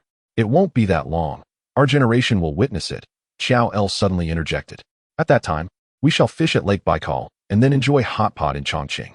For now, we shall make do with the fish from Pandora." Chapter 12. Space Warwolves. Upon landing on Pandora, 200 civilization points were awarded. Shortly after setting foot on the soil of Pandora, Xiao El received this system notification.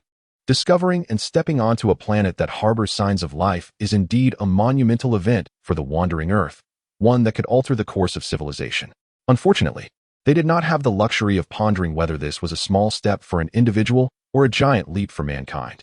Their foremost priority was to locate the superconductive or that could rescue Earth from its current predicament. Other routine tasks, such as sample collection and biological surveys, had to be postponed. Cautiously, Xiao El, Lu Peiqiang, and Wang Lei advanced through the jungles of Pandora. On such a mysterious alien world, no one dared to lower their guard. Who could predict what monstrous beings might emerge from the dense foliage? Their weapons may not suffice against the creatures inhabiting this planet. Moreover, the rampant growth of Pandora's flora was truly intimidating. A mere root or vine could tower over a person, and one misstep could lead to entanglement. Even with the assistance of powered exoskeletons, extrication would be challenging. In this moment, Xiao El's Damascus steel knife proved invaluable. Leading the group, he wielded the blade with finesse, effortlessly severing obstructive roots and vines, forging a narrow path through the underbrush. This exemplifies one of the advantages of choosing close combat weapons. Had he only carried a dagger or short knife, facing these vines thicker than a human's arm would have been an arduous endeavor. Following closely behind, Lu Peiqiang and Wang Lei could not help but admire Xiao El's foresight, which significantly enhanced the team's efficiency in their progress. Although all three were exemplary active-duty soldiers, the harsh ecological conditions of the wandering Earth left little opportunity for them to practice jungle warfare. Thus, in terms of navigating the intricate jungles of Pandora, they are, in fact, even less experienced than Jolaw. Beyond the colossal flora, Pandora is also home to a plethora of bizarre creatures.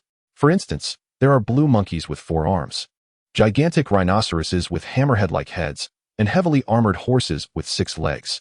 Fortunately, the specimens encountered thus far are predominantly docile herbivores that do not pose a threat to humans, contributing a multitude of civilization points to Jolaw. Discovering the Pandora species, Pandora monkey, awarded 20 civilization points. Discovering the Pandora species, Hammerhead Thunder Beast, awarded 20 civilization points. Discovering the Pandora species, Heavy Armored Horse, awarded 20 civilization points. Should they delve deeper into the ecological structure and behavioral patterns of these Pandora beings, they could undoubtedly amass even more civilization points. Regrettably, Jolaw lacks the resources for such endeavors. Merely capturing photographs to send back to the Navigator space station as primary data for the investigation of Pandora. The remaining tasks will be left to the subsequent biologists. Meanwhile, Liu Peiqiang maintained contact with the artificial intelligence aboard the Navigator space station, having been upgraded to serve as the primary server assisting this mission following the engineer's repairs and modifications. The positions of all 10 exploration teams are under control, facilitating coordination and collaboration among team members. Have the others successfully landed? What is the current survival status? The response came. All 10 exploration teams have successfully landed, but 3 members are unaccounted for, with 2 confirmed dead. No superconducting or has been collected yet, Colonel Liu Peiqiang. Please continue your efforts. The appearance of casualties so soon was somewhat anticipated. Jolaw and his team had thus far avoided danger solely due to good fortune. As Pandora is rife with peril, Liu Peiqiang and Wang Lei exhibited expressions of sorrow, though they swiftly regained their composure and refocused on the task at hand. Liu Peiqiang inquired further. What is the location of the nearest magnetic anomaly? How far are we from it? A notable characteristic of superconducting or is its ability to emit a powerful magnetic field. Thus, if a substantial quantity of superconducting or congregates, it will create a vein, leading to an exceptionally active local magnetic field. Based on this principle, the engineers on the wandering Earth installed a magnetic field detector, which serves as a crucial guide for the landing exploration teams. The reply came. A significant magnetic anomaly is located beneath a large tree, approximately 42 kilometers away from your position, where a substantial deposit of superconducting ore is expected. That is our destination, Jolaw remarked, casting a glance at the red dot marked on the display, though the mention of a large tree instilled a sense of foreboding within him. In that moment, Wang Lei sensed an unusual disturbance. They swiftly raised their assault rifles, aiming at the dense thicket nearby. Be cautious, something is approaching. Wang Lei's keen alertness was commendable. Upon his warning, Xiao El and Liu Peiqiang discerned a group of dark figures swiftly darting through the underbrush. It was then that Xiao El clearly identified the creature, a wolf-like being with 6 legs, entirely enveloped in black, its smooth, hairless skin evoking the essence of a reptile. These creatures indeed exhibited characteristics typical of crawling beings. Most notably, they could adeptly maneuver their 6 legs like geckos, scaling tree trunks with ease. Yet, the most unsettling aspect was their gaping maw, reminiscent of a serpent, capable of swallowing a human head in one swift motion. These wolves possessed striking green eyes akin to those of a cat, indicating their adeptness at seeing in the dark. Their choice of a stealthy ambush strategy likely stemmed from their proficiency in such predatory tactics. Discovery of the Pandora creature, Viper Wolf, earning 40 civilization points. The civilization points awarded were notably higher than those of other Pandora creatures, perhaps indicating a more advanced level of evolution or possibly a higher position within the food chain. Regardless, a sizable pack of viper wolves had encircled Xiao El and the others, and for these carnivorous beasts, humans undoubtedly represented a tender and delectable prey. It appears these wolves have taken us for their meal, Xiao El remarked humorously as he unfurled the retractable shield from his back, positioning himself at the forefront of the group. Liu Peiqiang chuckled softly. Coincidentally, I was once dubbed the war wolf in my youth, seemingly uplifted by their optimism. Wang Lei's lips curled into a slight smile. Indeed, now you are the space war wolf. Chapter 13. Mecha combat techniques. The hunting strategy of the Viper Wolves was remarkably tactical. They did not rush to attack Xiao El and the others directly. Instead, they first spread out to form a surrounding circle, gradually closing in to create a siege. As the Viper Wolves arranged themselves, they emitted a series of hissing sounds akin to serpents, interspersed with wolf-like howls, seemingly utilizing this method for communication, employing various tactics to hunt their prey, much like humans. Moreover, their encirclement was not limited to the ground. Even the treetops had been claimed by the Viper Wolves. They clung to the branches with their 6 legs, navigating the canopy with agility, ready to pounce at any opportunity, delivering a devastating 3-dimensional assault. Before long, Xiao and his companions found themselves ensnared at the center of this wild pack, as the Viper Wolves edged closer into the optimal range of their assault rifles. Lu Peiqiang exchanged a knowing glance with Wang Lei, and in unison, they pulled the triggers. A barrage of gunfire surged towards the advancing pack of Viper Wolves. As the saying goes, an expert knows the outcome at first strike. Lu Peiqiang's marksmanship was indeed formidable. 3 consecutive shots found their mark in the gaping, blood-red maw of a Viper Wolf, obliterating its head and sending blood splattering everywhere, causing the nearby wolves to scatter in terror. Wang Lei, focusing on the Viper Wolves clinging to the tree trunks above, employed precise point shooting to bring down the lurking predators, one by one. Although his shots did not strike with the fatal precision of Lu Peiqiang's, the sheer force of the wolves plummeting from several meters high was sufficient to incapacitate them upon impact. Their seamless coordination resulted in a swift decimation of the Viper Wolf pack before they could mount an attack, leaving several carcasses strewn across the ground. However, the beasts of Pandora appeared to have acclimatized to the lethality of human firearms. After an initial bout of panic, they quickly regrouped and charged forward. This was a consequence of 6 years of human colonization in the area, which had taught the local Pandora fauna that once humans were approached, they were vulnerable, incapable of contending with any creature from Pandora's world due to their physical limitations. Thus, the Viper Wolves believed that by breaching the initial barrage of gunfire, the humans would become easy prey, mere meat on the chopping block. Yet, they had misjudged their adversaries this time. Unlike the humans depicted in Avatar, the soldiers of Wandering Earth were equipped with powered exoskeleton armor. While they may not have matched the physical stature of Pandora's creatures, their strength far exceeded that of ordinary humans. Not to mention, there was a melee weapon enthusiast among them. Xiao LV swung his retractable shield, the heavy shield crashing down upon a Viper Wolf's head, sending it flying several meters away, as if swatting a fly, leaving the beast too dazed to even howl in protest. At that moment, a Viper Wolf flanked Xiao LV from behind, launching itself at him with ferocity.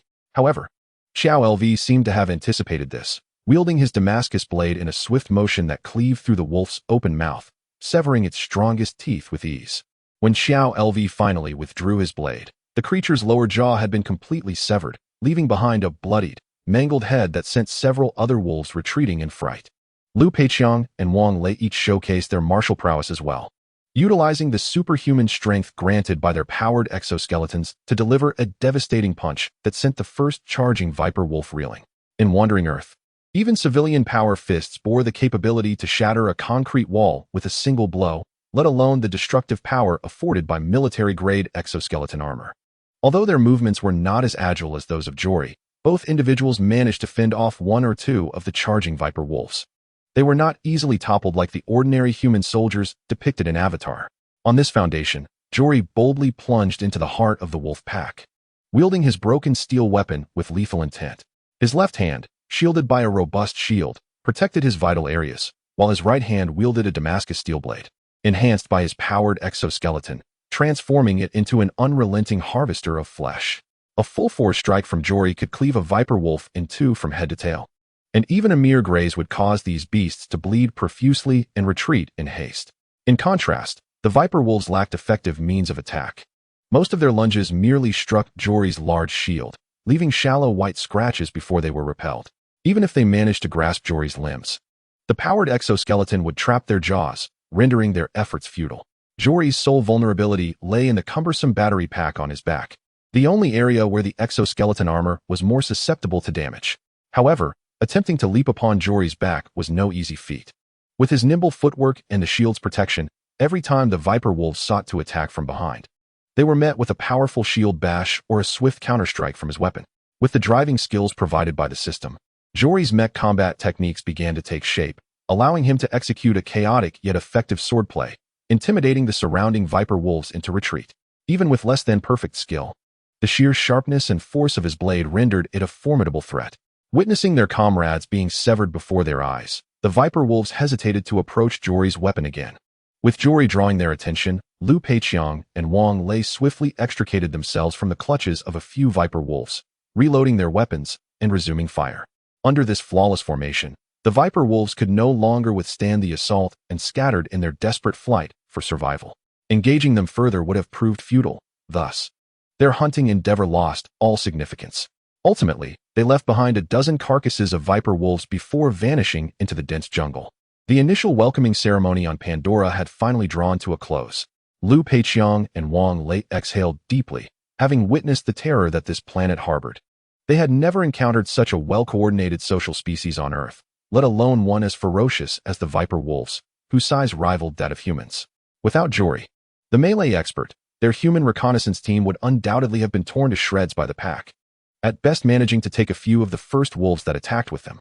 What they did not realize was that the Viper wolves were merely a smaller carnivorous species on the planet Pandora. Encountering colossal beasts capable of overturning bipedal mechs would indeed spell disaster. Chapter 14. The Dietary Standards of the Wandering Earth Following the Recent Battle. Liu Peiqiang and Wang Lei could not help but regard Xiao LV with newfound respect. As soldiers of the Wandering Earth, they understood the immense difficulty of executing such agile maneuvers while encased in heavy-power exoskeleton armor. Lacking developed neural connection technology, it was common to sustain injuries while operating such equipment. Thus, Xiao LV's fluid movements with weaponry were nothing short of extraordinary. His mastery of the exoskeleton was akin to that of a monster, and it was no wonder the Viper wolves dared not confront him directly. Liu Peiqiang sighed, reflecting, "It seems I have truly aged. I am increasingly outmatched by the youth." Xiao LV, wiping the blood from his blade, humbly remarked, "I merely possess a knack for operating machinery. Without this exoskeleton, I would hardly match your prowess." He recognized that, despite his exceptional control over the exoskeleton, he still had significant room for improvement in combat techniques. Had he possessed more than just a single, chaotic swordplay style, he could have effortlessly dispatched the Viper wolves, perhaps without even needing to employ a shield. However, the priority at hand was to complete their mission. Formal martial training could wait until their return to the Wandering Earth. The trio quickly tended to the wounds sustained during the skirmish, most of which were minor abrasions easily bandaged. They then swiftly cleared the battlefield, retrieving fallen magazines and weapon components, and taking with them some Viper wolf meat before departing from the ominous area. Not long after Xiao LV and his companions left, two tall, slender figures with blue skin arrived at the scene. Following the sound of gunfire, they had expected to find a squad of humans devoured by Pandora's beasts, but were instead met with the scattered remains of Viper wolves.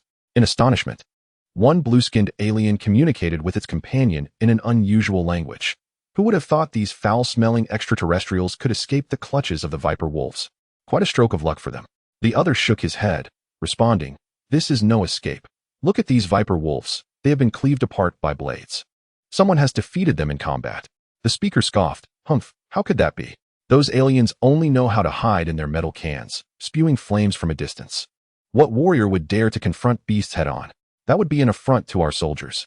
"Perhaps so, perhaps not," replied the other, still unconvinced. "But if it is true, perhaps they could understand our struggle for survival and cease their invasion and transformation of our planet." Xiao Lu and his companions continued their arduous journey through the jungle. A path that could typically be traversed in a day now seemed interminable as dusk approached, and their destination remained elusive. The trio was compelled to find a suitable camping spot, erecting an oxygen tent to rest for the night before resuming their trek the following day.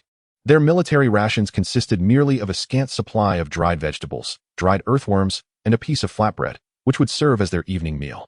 The scarcity of resources on the Wandering Earth, particularly food, had reached catastrophic levels.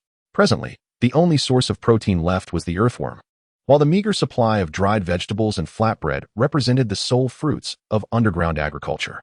The days of feasting on hearty meats and indulging in copious amounts of wine were irrevocably behind them. Liu Peiqiang and Wang Lei had long since acclimated to this meager diet, yet Xiao Lu found it unbearable to subsist on dried earthworms alone. While they might suffice as a snack, relying on them as a staple was maddening. Xiao Lu finally comprehended why, in films, Japanese rescue team members expressed a longing for a simple bowl of white rice, wishing for miso soup to accompany it. Truly, it is a challenge to cook without rice. In a bid to escape this predicament, Xiao Lu retrieved a piece of Viper wolf meat from his backpack, meat he had discreetly cut from the battlefield, anticipating such a situation. "Tonight, let us feast on roasted meat instead of gnawing on dried earthworms." Wang Lei observed the meat in Xiao Lu's hand and retorted coldly, "On this planet, even the air is toxic.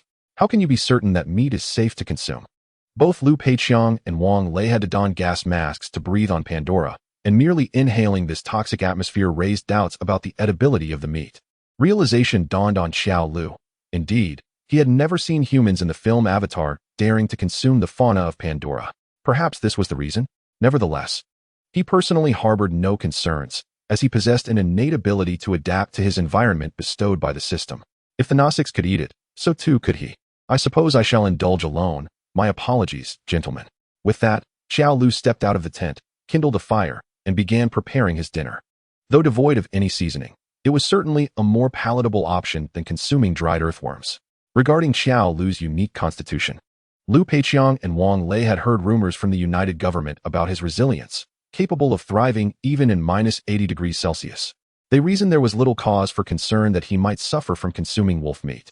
They exchanged knowing smiles and continued to munch on their dried earthworms. In a world fraught with peril, the mere act of taking refuge in a tent and catching a breath felt like a small blessing.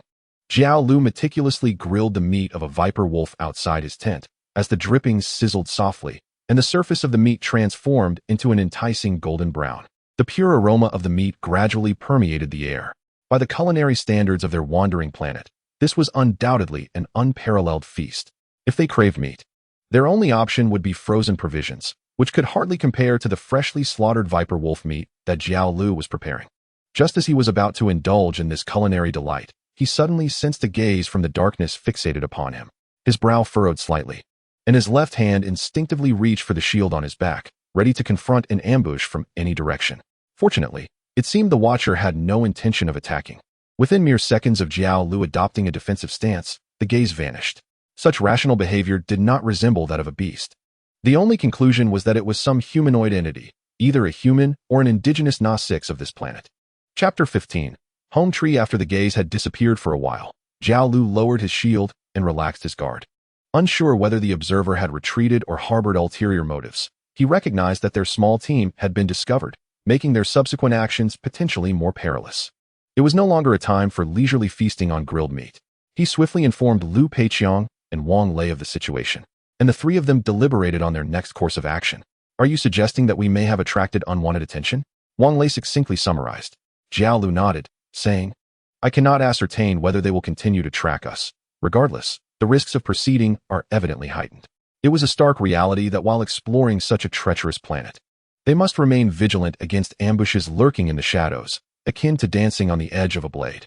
Lu Peiqiang refrained from immediate commentary and instead contacted the navigator aboard the space station to inquire about the status of their mission. The number of missing personnel has risen to 12, with 5 confirmed dead. Not a single exploration team has reported successfully collecting superconductive or samples. Please continue your efforts. With only about 30 individuals in total across 10 exploration teams, half had already gone missing. There was no sign of the mission nearing completion, and it seemed that this landing operation might yield no results. At this juncture, it appeared wise to return to the space station and await the arrival of the next wave of exploration teams. Lu Peiqiang continued, Have any exploration team members retreated? How many have returned to the space station? None, came the straightforward reply. All surviving team members remain committed to their tasks and express a desire to leave the extraction point for those who successfully retrieve or samples. Indeed, the evacuation from Pandora is far more arduous than the descent. To return to the space station, it is imperative to successfully deploy a section of the rocket intact at the designated location, a feat that presents considerably greater technical challenges than merely dropping a few individuals via an airdrop capsule. Consequently, the evacuation points that the Navigator space station can provide for the exploration team are limited. Once one team evacuates using the rocket, the next can only proceed to the subsequent exploration site. Therefore, until a mission is declared complete, no one intends to utilize the rocket for an early escape. To jeopardize the mission simply for one's own survival would be unworthy of a soldier of the wandering Earth. After hearing the explanation, Xiao Lu understood how the two individuals would proceed. Very well, let us continue with the mission until someone successfully acquires the superconductive ore. Lu Peiqiang and Wang Lei expressed no dissent. Since the inception of the Wandering Earth initiative, they had been prepared for sacrifice. Xiao Lu, however, bore a lighter heart. With the system at his disposal, his demise was not so easily imminent. Through landing on Pandora and observing the life forms on this planet, Xiao Lu had collected a total of 350 civilization points, signifying a substantial contribution to the advancement of civilization on the Wandering Earth. The biologists back on the Wandering Earth must be fervently studying the anatomical structures of these extraterrestrial beings, as it would undoubtedly aid them in analyzing the conditions for life in the universe. Of course, this knowledge would not be of immediate assistance. Earth must first devise a means to escape the current quantum crisis. If he could be the first to collect a sample of superconductive ore, he would surely garner additional civilization points. After taking turns to keep watch throughout the night, the trio set off once more towards the location where magnetic anomalies had been detected. The anticipated ambush did not occur. It seemed the adversaries harbored less hostility than expected, or perhaps had yet to find a suitable opportunity to strike. Regardless, Xiao Lu and his companions remained vigilant, prepared to confront adversaries from any direction. After advancing through the jungle for the better part of the morning, they finally arrived at a relatively open plain, where the density of trees dramatically diminished, creating a stretch of land barely suitable for horseback riding. It was upon this expanse that Xiao Lu finally beheld the indicated target, understanding why it was referred to as a giant tree, even from space. This towering tree, standing approximately 460 meters tall with a diameter of 30 meters, resembled a colossal structure akin to the Oriental Pearl Tower in Shanghai, dwarfing the surrounding trees, which measured over 50 meters in height, to the likeness of mere saplings. The magnificent tree boasted countless branches, many of which took root, cascading down to the ground and creating a breathtaking spectacle of a forest emerging from a single tree. From a distance, it resembled an oasis amidst the jungle, for no other trees could rival its density, making this verdant expanse remarkably conspicuous even within the forest. Wang Lei and Lu Peiqiang, who had spent their days in the frigid desolation of the wandering earth, were utterly awestruck by the breathtaking beauty of nature before them, a splendor long lost to their world. Lu Peiqiang could not help but exclaim, "I know I might not witness it, but when humanity once again beholds the blue sky, when blossoms adorn the branches anew, at that moment, do call my name. O Earth, my wandering Earth, should I capture a photograph to send to you?" Without hesitation, Xiao Lu playfully tapped Lu Peiqiang's helmet, pulling him back from his sentimental reverie. Yet, Xiao Lu reassured him, "Fear not, I shall ensure you see it." Without the need to wait for generations to come. Beside them, Wang Lei shook his head in self-deprecation. He had thought that after the loss of his wife and child, nothing could ever move him again. Yet, it was this simple, pure beauty of nature that stirred the most primal emotions within his heart. Indeed, for the 3.5 billion souls who had sacrificed themselves for the Wandering Earth initiative, they must persist forward. At the very least, they should be laid to rest on a planet adorned with vibrant flowers. After a brief pause, the trio confirmed that the immense tree before them was the source of the detected magnetic anomalies. This suggested that beneath its roots might lie vast deposits of Pandora's superconducting minerals, and their goal was merely to retrieve a small sample. If they could demonstrate that these minerals contained the energy necessary to liberate Earth from its crisis, the United Government would mobilize the entirety of humanity's resources for extraction. However, gazing upon such an unimaginably colossal tree, Xiao Lu's ominous premonition was confirmed. The reason was simple. They had stumbled upon the homeland of the Nasics, the indigenous people of Pandora. Chapter 16. The Nasics tribe. It seems we have ventured to the wrong place, Xiao Lu remarked, observing the blue figures darting around the great tree. Those were not the harmless Pandora monkeys, but rather the planet's native inhabitants, the Nasics.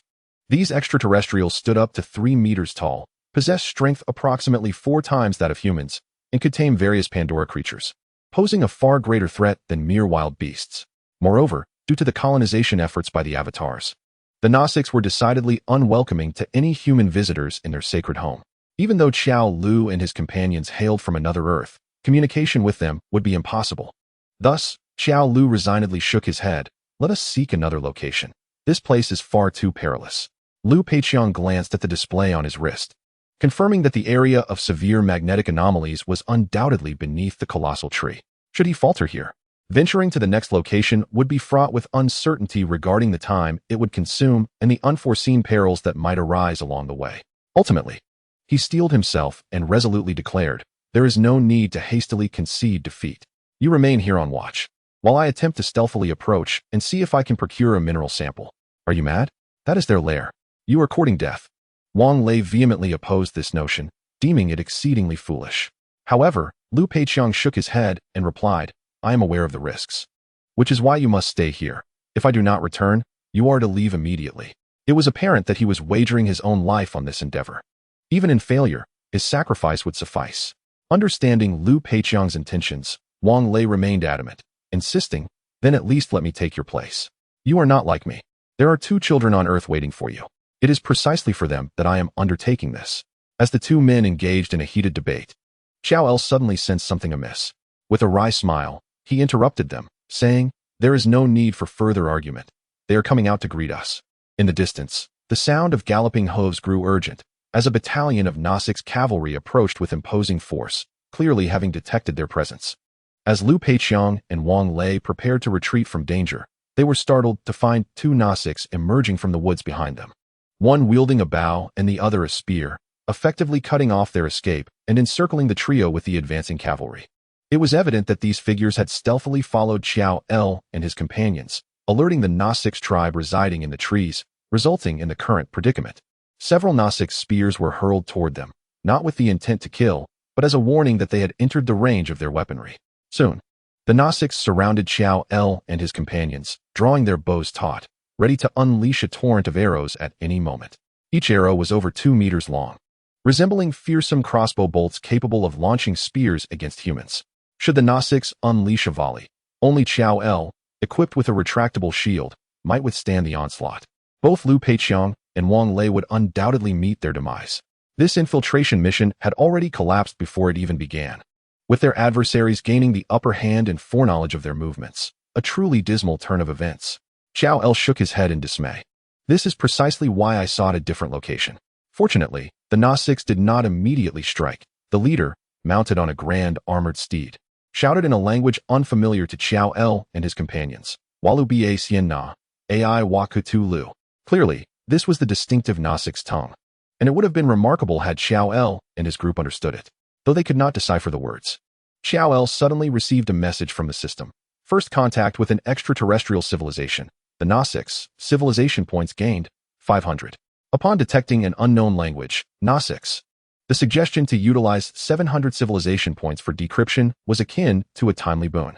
Without hesitation, Xiao Lu affirmed the choice, following a systematic deciphering process. What once echoed in his ears as incomprehensible onomatopoeia transformed into a coherent inquiry. "Dirty aliens, do not approach our home." This development rendered the situation more manageable. Xiao Lu promptly responded in the Nasik's tongue he had just acquired. "Please remain calm. We are merely passing hunters and harbor no intention of harming your territory." All present were taken aback by Xiao Lu's sudden and remarkably fluent utterance of Nasiks, devoid of any foreign accent. The leader of the Nasiks gazed at him in astonishment and inquired curiously, "You speak our language?" Xiao Lu nodded and replied, "Indeed, I bear no ill will towards you. I simply wish to engage in a friendly dialogue." Liu Peiqiang and Wang Lei were utterly perplexed, unaware of how Xiao Lu had begun conversing with their leader so fluently. However, after Xiao Lu discreetly exchanged glances with them, the two lowered their weapons in tacit understanding. Their mission was not to slay enemies. Even if they could take a few Nasiks down before meeting their demise, it would serve no purpose. Should Xiao Lu manage to persuade them, it would be ideal. Thus, it was best to refrain from further inquiries.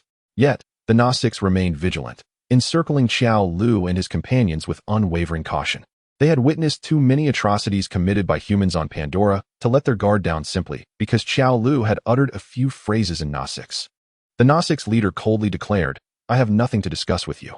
We once endeavored to learn your language, hoping to teach you the way of coexistence with Aiwa. Yet you remained as unyielding as stone. There seems to be no point in further discourse." "I am different from them," Xiao Lu asserted.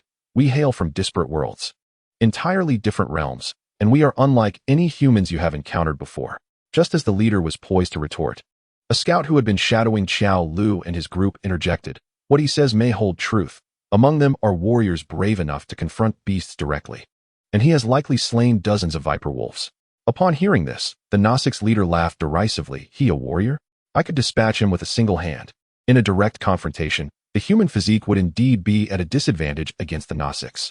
In the eyes of the martial Nasiks, the term warrior held sacred significance, one not to be conferred upon these filthy aliens. Recognizing his opportunity, Xiao Lu seized a long spear from the ground and pointed it at his opponent, stating, "Whether or not that is true, let us settle this with a demonstration." Chapter 17. The power of the exoskeleton. As Xiao Lu unexpectedly grasped the weapon of their tribe, the Nasik's leader furrowed his brow and coldly addressed him, "Human, do you truly intend to challenge me with that spear? It is not a tool forged for your kind." Indeed, the spear, towering at 3 meters, was ill-suited for Xiao Lu's stature, having been crafted specifically for the Nasiks. However, without hesitation, he struck the spear against his knee, breaking it in two, discarding the lower half and wielding the upper segment as his weapon. This adjustment rendered the spear an appropriate length for his height, while retaining its most lethal point. Is this satisfactory?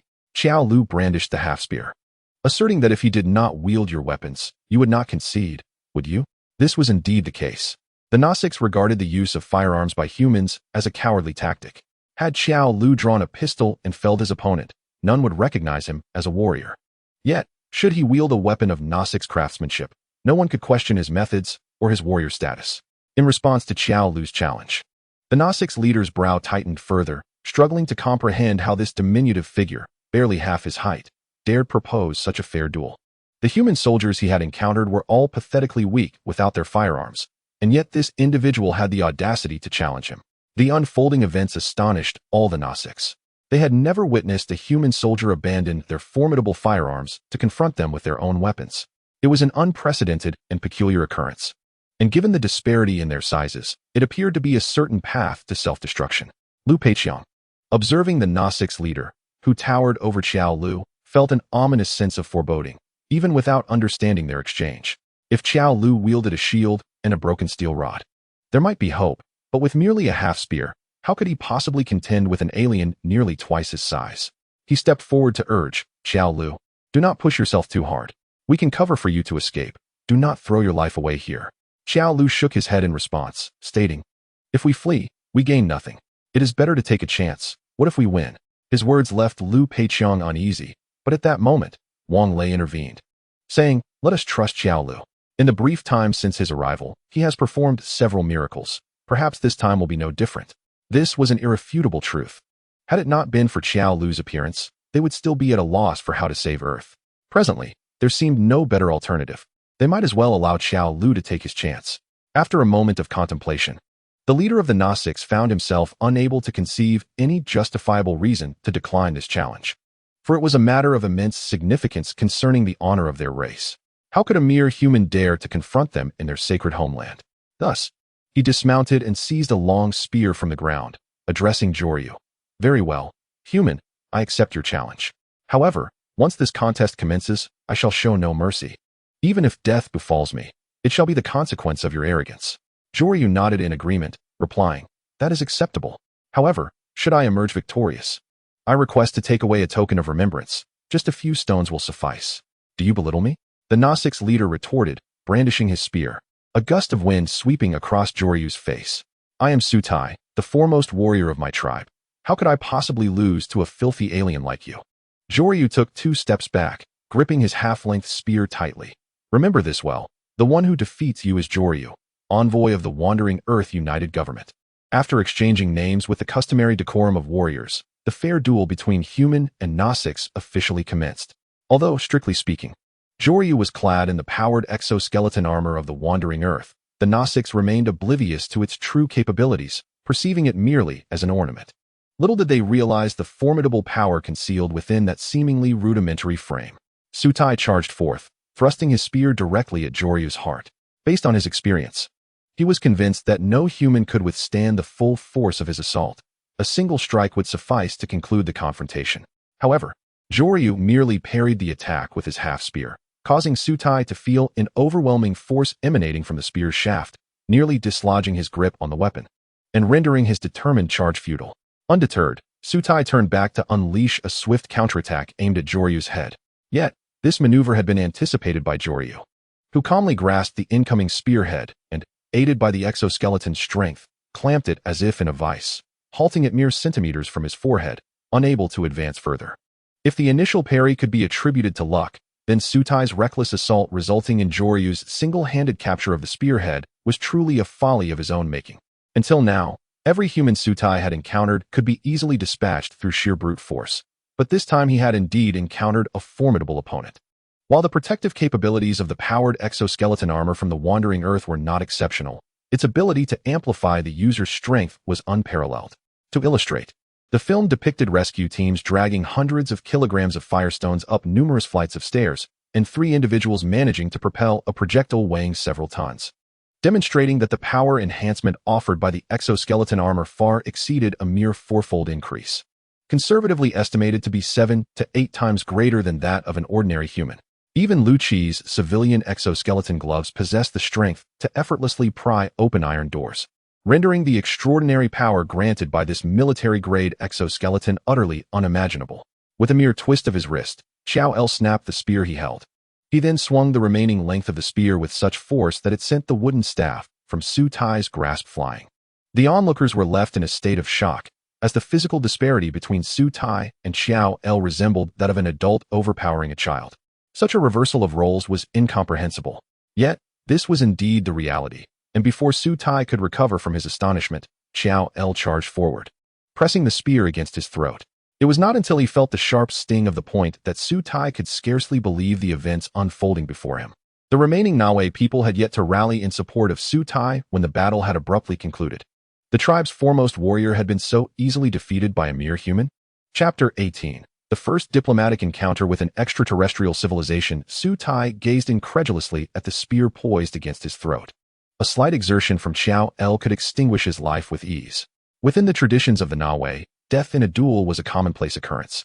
Thus Xiao El possessed every right to act as he did. However, Xiao El withdrew the spear and stepped back, inquiring of Su Tai. Was that a moment of carelessness on your part? Would you care for another attempt?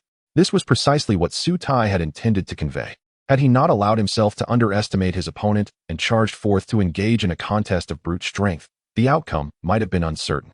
After all, the Naui had advantages over humans that extended beyond mere might. Physique, endurance, agility, and even technique were all areas where Su Tai held the upper hand. Had he regarded Xiao El as a formidable adversary from the outset, he certainly would not have succumbed so easily. Yet, just as Su Tai prepared to rise and redeem himself, a female Naui stepped forward from the ranks and declared, "Enough, Su Tai. This human has demonstrated both courage and strength, and you have indeed been bested." "Nitri, mind your own business," Su Tai retorted angrily. "This matter is between him and me. Your involvement is unnecessary. He is a true warrior. It is the elder woman's prerogative to decide his fate," insisted the woman named Nitri. "Or do you dare to defy the will of Eva, Su Tai?" At the mention of Eva, the deity of the Naui and the spiritual leader of their tribe, Su Tai's arrogance was swiftly quelled. Even he was compelled to yield. "Damn alien," he muttered, resigning himself to lead his cavalry back to their home tree, leaving Nitri and her companions to oversee Xiao El and the others. As the encroaching throng finally dispersed, both Lu Peiqiang and Wang Lei exhaled in relief. Even they did not anticipate that Xiao LV could truly defeat the towering Su Tai, especially while wielding such rudimentary weapons. Although it appeared that brute strength, provided by the powered exoskeleton, was the sole factor in this contest, it was, in fact, Xiao LV's remarkable agility that enabled him to catch the oncoming spear.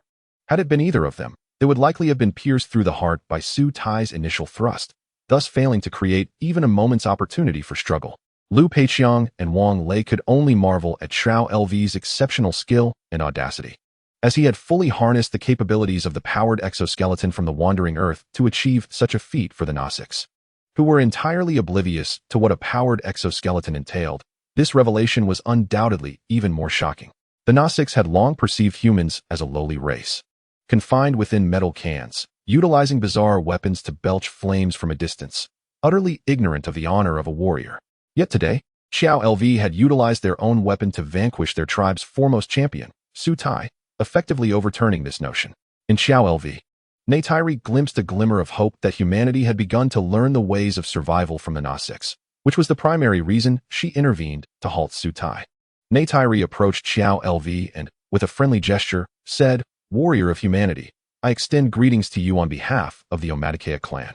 If your intentions are not hostile, please accompany me to meet the matriarch." Surprisingly, Neytiri spoke this in English, enabling even Lu Peiqiang and Wang Lei to comprehend her words. Wang Lei quickly responded in English. "You can speak the language of humans? Did the colonizers teach you?" Neytiri nodded. "They once established a school in our village, and both Su Tai and I attended. Unfortunately, as human behavior grew increasingly hostile, we were compelled to expel them." Lu Peiqiang grumbled. "That fellow earlier could also speak English. Why didn't he use it?" "That was indeed human speech, merely in the Gnostic's tongue," Xiao LV replied, patting Lu Peiqiang on the shoulder.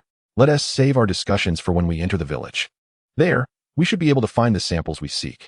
Accompanied by Neytiri, Xiao LV and his companions finally approached the home tree for exploration. Along the way, A multitude of Gnostics, having heard the news, arrived to observe Xiao LV, the anomaly among humans, from a distance. Since the deterioration of relations between humans and the Gnostics, it had been a long time since anyone was permitted to enter the village as a guest. Moreover, the news of Su Tai's defeat by Xiao LV spread rapidly, attracting even more onlookers, who instinctively parted in the village to create a path as if welcoming an important guest.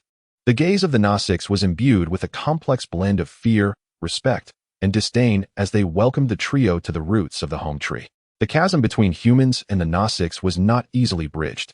However, the fact that Jory had triumphed over Soot in a fair contest undoubtedly tore a small fissure in this impenetrable barrier. His stature within the Omadikeya tribe had risen to one of esteem. Success in Gnostic civilization, Omadikeya established diplomatic relations, earning 1,000 civilization points. The two system notifications brought unexpected joy to Jory, as this reward was the most substantial he had received thus far. Given that Jory currently served as an envoy for the Wandering Earth United Government, being welcomed by the Gnostics into their tribe could indeed be considered the inaugural diplomatic contact between Wandering Earth and an extraterrestrial civilization. In a time of peace, devoid of earthly crises, this would certainly be a moment worthy of historical acclaim. Alas, the most pressing matter remained the superconducting ore, and any cultural exchange with the Gnostics would have to be temporarily set aside. Moreover, the future relationship between Wandering Earth and the Gnostics, whether as foes or allies, remained uncertain, and Jory was hesitant to make decisions on behalf of the 3.5 billion people of Earth. For the time being, he resolved to represent only himself and sought to procure a piece of superconducting ore. Nidorai guided Jory and his companions to a plaza beside the trunk of the home tree, where a multitude of Gnostics had gathered, perched on various branches, observing the unfolding extraterrestrial exchange. A roaring bonfire blazed at the center of the square, above which hung a massive, menacing skull, resembling the head of some pterosaur. Beneath the skull, an elderly female Gnostic slowly turned to face Jory amidst the crowd's commotion. It was evident that she was the spiritual leader of this tribe. "Welcome, human. You are a true warrior, unlike the commoners we encountered before. We hope to gain more valuable information from you," she said. Chapter 19. Special Technological Project. The elder approached Jory, introducing herself. "I am Emoya, the elder of Omadikeya, and I represent Iwa in welcoming you, human." Jory extended his hand in greeting. Envoy of the Wandering Earth United Government, Jory. However, it was clear that she had no intention of reciprocating the handshake, as such a gesture was likely absent from Gnostic's customs. Jory, feeling awkward, retracted his hand, dismissing the moment as a simple oversight. Fortunately, neither party seemed to dwell on this minor incident. They each found a tree stump to sit upon, commencing a cordial dialogue between their two civilizations. Emoya spoke candidly. "So, human, what brings you here? Your numerous actions on this planet have severely angered Iwa's will. Should you wish to further seize our home, the Gnostics will never yield." Evidently, Moya still perceived Jolie as one of the human colonizers from Pandora, intent on driving the Gnostics from their sacred tree of souls to extract superconductive ore. Jolie felt compelled to clarify. "I must preface this by stating that I am entirely different from the humans you have encountered before. I hail from another planet, Wandering Earth, and we currently reside within this galaxy, not the Earth that is 44 light-years away from you." Of course, explaining such concepts to the Gnostics, who possessed no foundation in astronomy, was akin to speaking to a stone. Moya grasped but a single notion. Jolie and those human colonizers originated from disparate worlds. "Then what is your purpose?" she inquired further. "Are you here to compete for the resources of this planet?" Jolie could not reveal the truth, and thus concocted a reason, stating, "We come to learn and hope to share our knowledge and culture with you. You are the first extraterrestrial civilization we have discovered, and there must be much we can exchange." Moya remained skeptical of Jolie's words. Their tribe had previously attempted contact with humans. Yet the nature-loving Gnostics seemed inherently at odds with the profit-driven humans, leading to mutual disappointment, each side viewing the other as stubborn as a rock. Clearing his throat, Jolie asserted, "We are not like them. We do not intend to colonize this planet. We will leave of our own accord in 3 months, and I assure you of that." Regardless, Jolie knew one certainty. In 3 months, Wandering Earth would vanish from this galaxy. Thus, colonization of Pandora was utterly impossible. This planet was wholly unsuitable for human habitation, as without supplies from Earth, humans could not sustain a long-term presence on Pandora. "You will all leave in 3 months?" Moya confirmed with Jolie once more. He nodded affirmatively. "Yes, we refer specifically to those from Wandering Earth. The group currently colonizing your planet is not under our jurisdiction. How shall I distinguish between you? Moya posed another question, noting that they appeared remarkably alike. Jolie pondered briefly before replying. Our helmets differ. You can observe the two over there. Those wearing round, transparent helmets are our people, while those donning masks are the colonizers. The two Jolie referred to were, of course, Liu Peiqiang and Wang Lei, clad in military protective suits from Wandering Earth, sporting oxygen helmets akin to spacesuits, which were distinctly different from the oxygen masks worn by the colonizing humans in Avatar. Moya nodded, recognizing the apparent distinction. Yet, she turned to Jolie with a hint of curiosity. And what about you? Why do you not wear such a device? Ahem, I am a warrior among humans. And thus there are certain distinctions, Jolie replied vaguely. Although this was an ambiguous statement, it held a particular persuasive power for the Gnostics. Moya immediately accepted this explanation and chose not to press further. After a brief silence, Moya finally resolved, very well, I consent to a 3-month exchange with you. During this period, you may send a small number of individuals to visit, and we shall treat them with the courtesy befitting guests. This arrangement would not only allow Qiao LV to visit, but also enable the United Government to dispatch experts to explore the mineral veins here. Undoubtedly, this would greatly aid in the study of the properties of superconducting ore. However, Moya cautioned, should you breach this agreement and fail to depart after 3 months, you shall be considered enemies of our tribe, and we will exert every effort to expel you from this planet. Do you understand? Qiao LV smiled in agreement. Then we have reached an accord. We will send various experts to engage with you, hoping for a fruitful collaboration. He instinctively extended his hand toward Moya, only to recall midway that he had already experienced one awkward moment. Just as he was about to retract his hand, Moya unexpectedly reached out and shook his hand. Oh, how surprising, Qiao LV mused. Did the Gnostics not have a custom of handshaking? Moya replied, you respect our culture, and we shall respect yours. May our cooperation be pleasant. With that, Moya climbed the home tree and swiftly vanished from Qiao LV's view. Left in place, Qiao LV shook his head in resignation. Reflecting, it seems they are not a tribe devoid of etiquette. They simply possess different customs than ours. Having successfully secured Moya's permission for exchange, Qiao LV received a series of prompts from the system. The relationship between the Wandering Earth and the Omaticea tribe has improved to friendly. A cultural exchange agreement has been established with the extraterrestrial civilization, Omaticea tribe, earning 500 civilization points. The civilization compendium has been updated. Please unlock more related information through cultural exchange. Indeed, the system interface now featured an attribute page for Pandora, reminiscent of Qiao LV's initial encounter with the Wandering Earth. Planet name, Pandora, primary species. Gnostics, civilization level. Primitive civilization, current population. Unknown, technological philosophy. Idealism, racial traits. Neural interface, special ability. Planetary consciousness, Iva Ding. The special technological projects. Neural interface and Awakening Earth have been added to the Wandering Earth's technology repository. The host may organize relevant research projects and utilize civilization points to accelerate the technological process. To his astonishment, the results of this cultural exchange manifested so swiftly. The Gnostics' neural interface indeed warranted significant study. If this technology could be applied to the power exoskeleton of the Wandering Earth, it would allow for a more intuitive use of the armor. Yet, what on earth is this Awakening Earth? Is such a project truly viable for research? Chapter 20. Completion of the Detection Mission Special Research Project. Neural Interface Project Overview. The Gnostics possess a natural appendage, approximately 1 meter in length, resembling the traditional braids of the Qing dynasty. This unique structure houses their exposed nerve endings, allowing for a neural connection with various life forms and even plants on the planet Pandora. This extraordinary means of neural connection has greatly inspired our scientists.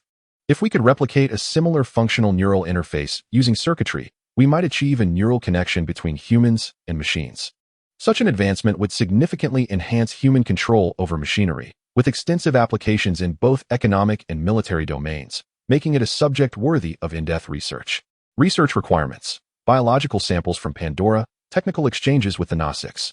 Accelerating research requires 5,000 civilization points. Cautions: this technology leads to a synthetic evolution route, which will increase the mechanical technology inclination of Wandering Earth by 5 points and has the potential to trigger a cybernetic industrial revolution. This special research project aligns closely with Qiao's vision, striving to emulate the Gnostics' neural interface through computer technology to establish a neural connection with machines. However, the cautionary notes are quite surprising. The impact of this technology on the future of Wandering Earth is unexpectedly profound.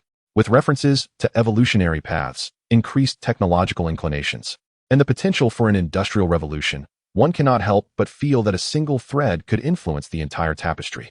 This is not a mere new technology. It represents a significant invention that could alter the trajectory of human civilization. The system seems to caution that carelessness could lead to a cyberpunk version of wandering Earth, which is undeniably exhilarating. Of course, this is merely an influence on the technological development path of Earth. In contrast, the following project is truly alarming. Special Research Project, Awakening Earth Project Overview. Throughout the ecosystem of Pandora, there exists a centralized neural hub known as AVA.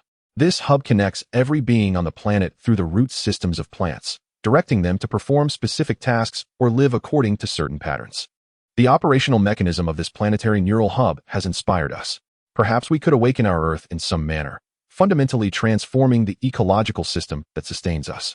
However, the consequences of such an endeavor remain unknown. It could lead to a more protective Earth, but it might also unleash unimaginable disasters upon humanity. Research requirements: investigation and study of the Soul Tree, technical exchanges with the Gnostics. Accelerating research requires 100,000 civilization points. Cautions: this technology leads to the path of harmony between heaven and humanity, which will increase the inclination of wandering Earth towards harmonious technology by 100 points, with a chance of triggering the revival of Earth's spiritual energy and significant changes in the natural world. Please exercise utmost caution in your choices. This is not merely a misalignment of the technological tree. It requires a complete uprooting of the entire tree. No wonder accelerating this project requires an astronomical figure of 100,000 civilization points. This is no trivial matter for the advancement of human civilization. Setting aside whether Xiao Lu dares to undertake such a task, the sheer number of civilization points needed cannot be gathered by merely traversing 1 or 2 worlds. Currently, Xiao Lu has amassed a total of 650 civilization points, which is insufficient even to complete the first neural interface project, let alone the monumental endeavor of awakening Earth. Therefore, it would be prudent to refrain from unnecessary worries and focus on the tasks at hand. May I take a stone back as a memento? Xiao Lu inquired of Nidorai, who was responsible for their hospitality, as this was indeed the primary purpose of their visit to the home tree. Nidorai, somewhat puzzled, nodded in agreement. Of course, as long as it is not the property of another Gnostics. The home tree of the Gnostics is situated atop a rich vein of superconducting ore, and thus, during a brief exploration, Xiao Lu found a small silver stone that had been carelessly discarded in a corner. The Gnostics, lacking any industrial foundation, would naturally regard such a stone, merely valued for its aesthetic appeal, as entirely useless. However, Xiao Lu's instruments indicated that this stone emitted an extraordinarily powerful magnetic field at room temperature and contained unimaginable energy. Undoubtedly, this was the superconducting ore they had been seeking. With the Gnostic's permission, acquiring a sample proved remarkably simple. Xiao Lu carefully collected the ore and expressed his gratitude to Nidorai. This stone shall serve as a token of our friendship. Thank you for your hospitality. Next time, I shall ensure to bring gifts. Nidorai quickly waved her hand.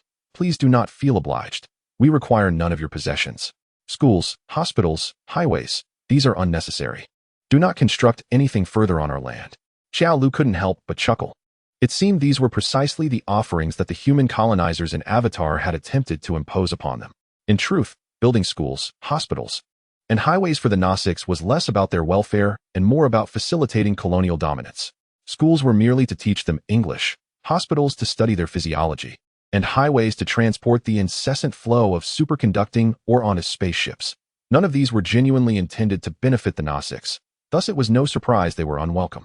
You need not worry, Xiao Lu reassured them. We are different from them. We will surely bring you something of genuine value. Without allowing Nidorai to respond further, Xiao Lu departed the Gnostics village alongside Lu Peiqiang and Wang Lei. Shortly after exiting the home tree, Xiao Lu addressed Lu Peiqiang. Notify the other exploration teams that we have obtained the superconducting or sample, and everyone may begin their evacuation. Lu Peiqiang nodded and contacted the navigator at the space station to report the successful completion of their mission. A few minutes later, all surviving members of the exploration team received a communication. This is the Navigator Space Station. We inform all members of the Wandering Earth Exploration Team that your mission has been completed. Now, please proceed to the nearest evacuation point and utilize the rockets to return to the space station. We express our gratitude for your perseverance and dedication. You may now return home. Such succinct words stirred a myriad of emotions in the explorers who could still hear the announcement. They could return. Yet many others remained on the land of Pandora, leaving no trace behind. You are all heroes of Earth, and we hold you in our hearts, taking pride in your valor. With this thought, all survivors began their journey to the designated evacuation points. Home lay not behind them, but ahead.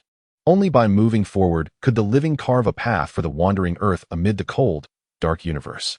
Chapter 21. A successful return. The journey to the evacuation points proceeded smoothly, with no further encounters with perilous wildlife. Occasionally, they would cross paths with Nasik's hunters, who would nod in acknowledgement to Jolaw, possibly due to the esteemed reputation he had garnered among his tribe. Soon, they located the rocket that had descended, entered the transport cabin, and launched into the sky, departing from Pandora and returning to the orbiting Navigator space station. Alongside Jolaw, 2 other rockets from different evacuation points also ascended. Of the 30 members of the 10 exploration teams that set out, only 5 returned.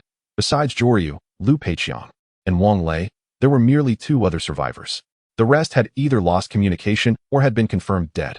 To prevent the exposure of the wandering Earth's exoskeleton technology, the armor worn by the returning members was set to self-destruct, meaning those who did not return were undoubtedly lost forever. Although none of the survivors managed to procure the superconducting or samples like Jolaw, the other 2 brought back items of considerable value. One successfully infiltrated a human military base on Pandora, stealing extensive critical intelligence and returning with first-hand information regarding the deployment of military forces on the planet. The other bore the corpse of an Ikran, providing a pristine biological specimen for the neural interface research project. Indeed, none of these exploration team members returned empty-handed. Even if they could not fulfill the most crucial tasks, they exerted every effort to achieve all that was within their capabilities. This exemplifies the spirit of the wandering Earth in the face of crisis, not waiting for heroes to rescue them, but rather, each individual contributing their part for humanity. When Jolaw presented the superconducting or samples to the scientists who had long awaited their return, the remaining 2 survivors displayed expressions of profound relief. They understood that the sacrifices of their teammates had not been in vain. Such an outcome was already a source of solace for them. The Navigator space station has commenced its departure from Pandora's orbit, marking the successful conclusion of this phase of exploration. The fate of the tiny superconducting ore lies in the hands of scientists, and regardless of the outcome, they can temporarily return home. A snow-white Earth gradually materializes outside the observation window of the space station, eliciting a profound sense of relief for those fortunate enough to return alive. While Xiao Lu, who traversed through time, feels less affected, the others gaze at the weathered wandering planet, their expressions a complex tapestry of emotions. The significance of their endeavors ultimately hinges upon the destiny of Earth. As they prepared to board the return capsule, Liu Peiqiang hesitated, halting at the threshold. Wang Lei, puzzled, inquired, "Colonel Liu, are you not coming aboard? The mission is complete. You may return home."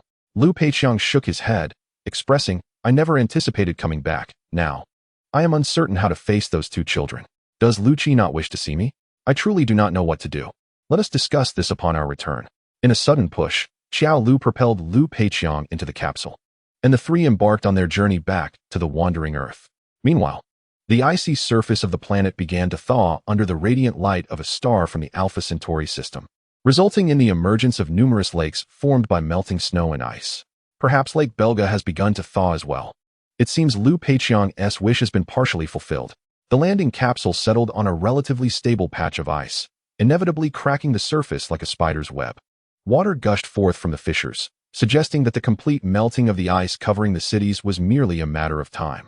Observing the ground, which offered little in the way of solid footing, Xiao Lu mused aloud. It appears that during our absence, the inhabitants of the wandering Earth have not fared well, especially in the major underground cities. I wonder if they have all become fish ponds. Becoming fish ponds is unlikely, Wang Lei clarified. We had already accounted for the seepage issues when constructing the underground cities in anticipation of Earth's thawing. We simply did not expect this moment to arrive too 500 years early. In reality, even with adequate preparations, such a large-scale global thaw would inevitably present challenges. During this period, the United Government has been overwhelmed, organizing numerous rescue teams to combat flooding, achieving a remarkable feat of global saturation rescue on the wandering Earth, preserving the vast majority of underground cities and planetary engines. As Xiao Lu returned to the headquarters of the United Government, Luo Feng was delivering a global broadcast. This is the headquarters of the United Government. providing an update on the disaster situation worldwide. In the past 48 hours, humanity has once again faced a monumental survival crisis. Thanks to the relentless efforts and sacrifices of millions of rescue workers across various nations, 96 of the underground cities have withstood this deluge. While 80 of the personnel in the submerged areas have been evacuated, we have endured grievous losses, yet our civilization endures. Although we remain uncertain about the dangers that lie ahead, regardless of where the course of human history eventually leads us, the courage and resilience of humanity will forever be etched beneath the stars. Xiao Lu applauded from the rear, exclaiming, "A splendid speech. Truly befitting the representative of the united government." Luo Feng replied calmly, "I merely fulfill my responsibilities. Your tasks are even more daunting, are they not? That is of no consequence. We are all in this together," Xiao Lu remarked, his gaze sweeping over the disarray within the command center. Fully aware that those remaining on Earth were equally striving for its survival. In this calamity, every individual was endeavoring valiantly for the survival of humanity. How could one claim their tasks were not formidable? Understanding Xiao Lu's sentiment, Luo Feng chose not to prolong the discussion and returned to his post to continue directing the rescue operations on Earth. Meanwhile, scientists were conducting experiments on the superconducting or samples brought back by Xiao Lu, seeking to determine the potential effects these ores could have on the planetary engines, an outcome that would decisively influence the next course of action for the united government. With their return from Pandora, everyone could momentarily rest, while Lu Peiqiang was eager to reunite with his family. His two children, Lu Qi and Han Duoduo, were involved in the rescue efforts, and as a father, he could not remain in safety while watching from afar.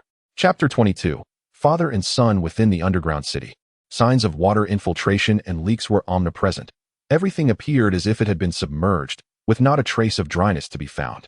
Lu Peiqiang anxiously dashed through the drenched corridors, calling out for his children.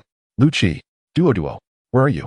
Concerned for him, Xiao Lu and Wang Lei followed closely behind to see if they could be of assistance.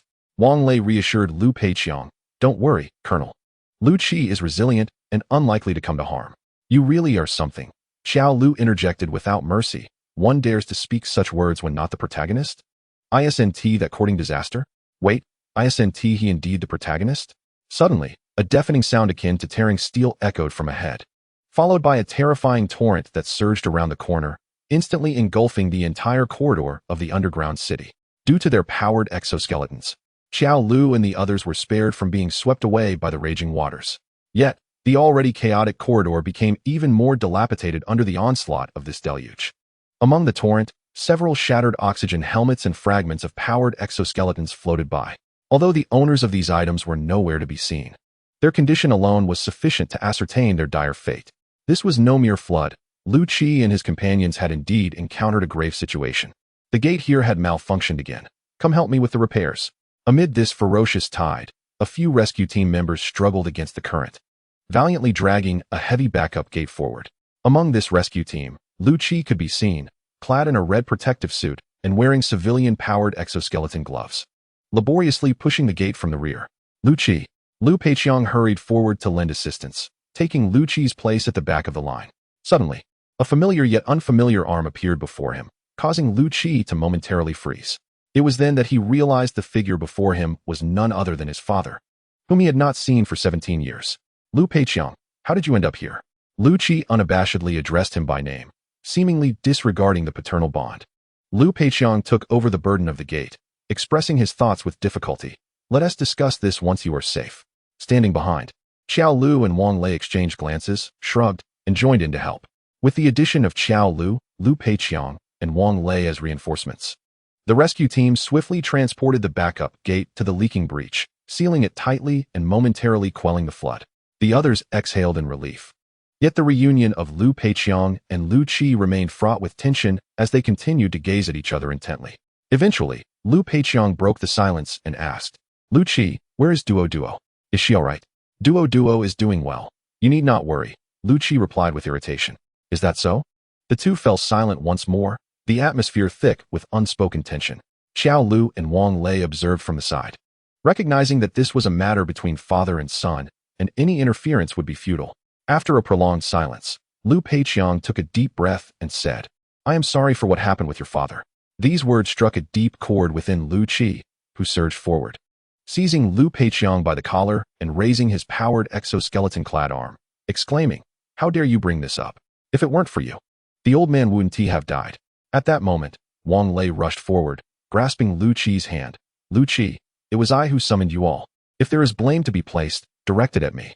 However, Lu Peiqiang interjected. No, he is right. It is I who failed your father.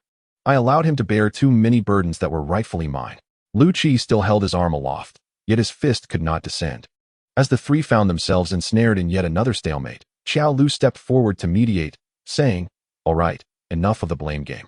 In such circumstances, the reunion of estranged family members is indeed a cause for celebration. Why must we spoil this moment with discord? Who are you? Lu Peiqiang inquired. His familiarity with Lu Qi and Wang lay evident, yet the sudden appearance of Xiao Lu left him entirely perplexed. I am a colleague of your father. There's no need to concern yourself with my affairs, Xiao Lu replied vaguely. Although Lu Qi was the protagonist of the film The Wandering Earth, given the current dire situation, it was apparent that he could not lead this immature young man into the fray. Thus, Xiao Lu refrained from discussing the impending quantum crisis, as most aboard the Wandering Earth remained oblivious to it. Just as Lu Qi was about to press further, an announcement echoed throughout the underground city, interrupting their conversation. Attention, Special Envoy Xiao Lu, Colonel Lu Peiqiang, and Captain Wang Lei, please return to the headquarters of the United Government immediately. Repeat, Special Envoy Xiao Lu, Colonel Lu Peiqiang, and Captain Wang Lei, please return to the headquarters of the United Government. It seems the outcome is in, Xiao Lu remarked, gazing up at the loudspeaker. The summoning of the three indicated that the nuclear fusion experiments involving the superconducting minerals from Pandora had concluded. The United Government needed to undertake the next course of action, necessitating the return of the exploration team that had landed on Pandora. Unaware of the specifics, Lu Qi hurriedly asked Lu Peiqiang, Where are you off to now? Didn't your service end? Turning back to Lu Qi, Lu Peiqiang felt as if time had transported him back to that beach in 2017, where he, Lu Qi, and Han Xiang had sat together, gazing at the sky, which was as blue as the sea. After a moment of contemplation, Lu Peiqiang echoed the words he had spoken years ago. Father is going on a mission. This is the most significant task of my life. Such words were beyond Lu Qi's comprehension, yet he understood that a soldier's crucial missions could not be disclosed to family members. Watching Lu Peiqiang's figure grow distant stirred a complex whirlwind of emotions within Lu Qi. Before Lu Peiqiang's arrival, he had wished to avoid seeing his father. Yet as the moment of parting approached, an overwhelming urge to keep him lingered within him.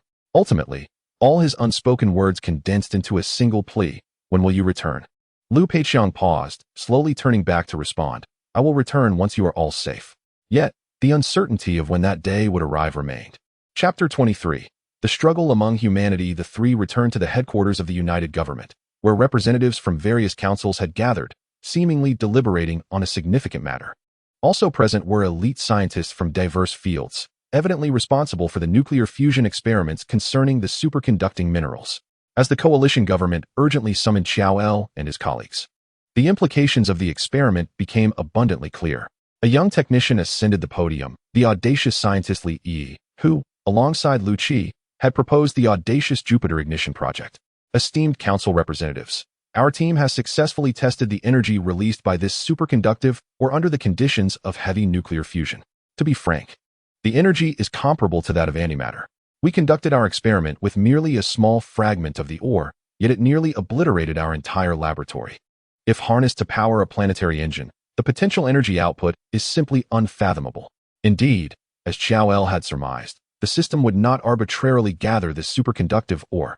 The existence of such a task naturally implied a significant purpose. Luo Feng, representing all council members, inquired of Li Yi. How much ore is required to liberate Earth from its current quantum state? What outcomes may we anticipate upon activating the planetary engines? Li Yi responded.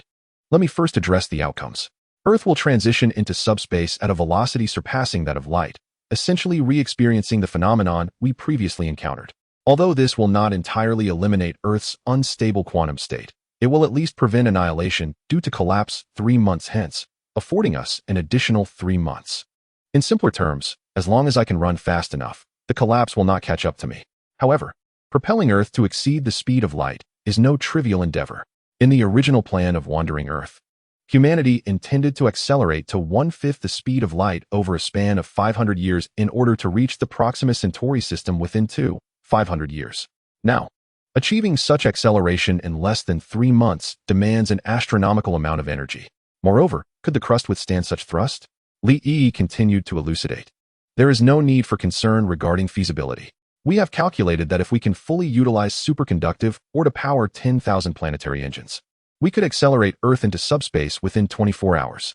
As for the crust's capacity, rest assured, Earth is currently not in a state of normal existence. The instability caused by quantum fluctuations has resulted in a quantumized entity. Provided the acceleration period is sufficiently brief, the crust will not encounter any issues. Although most attendees struggled to comprehend the technical jargon, they grasped the essential message. Earth could indeed traverse once more.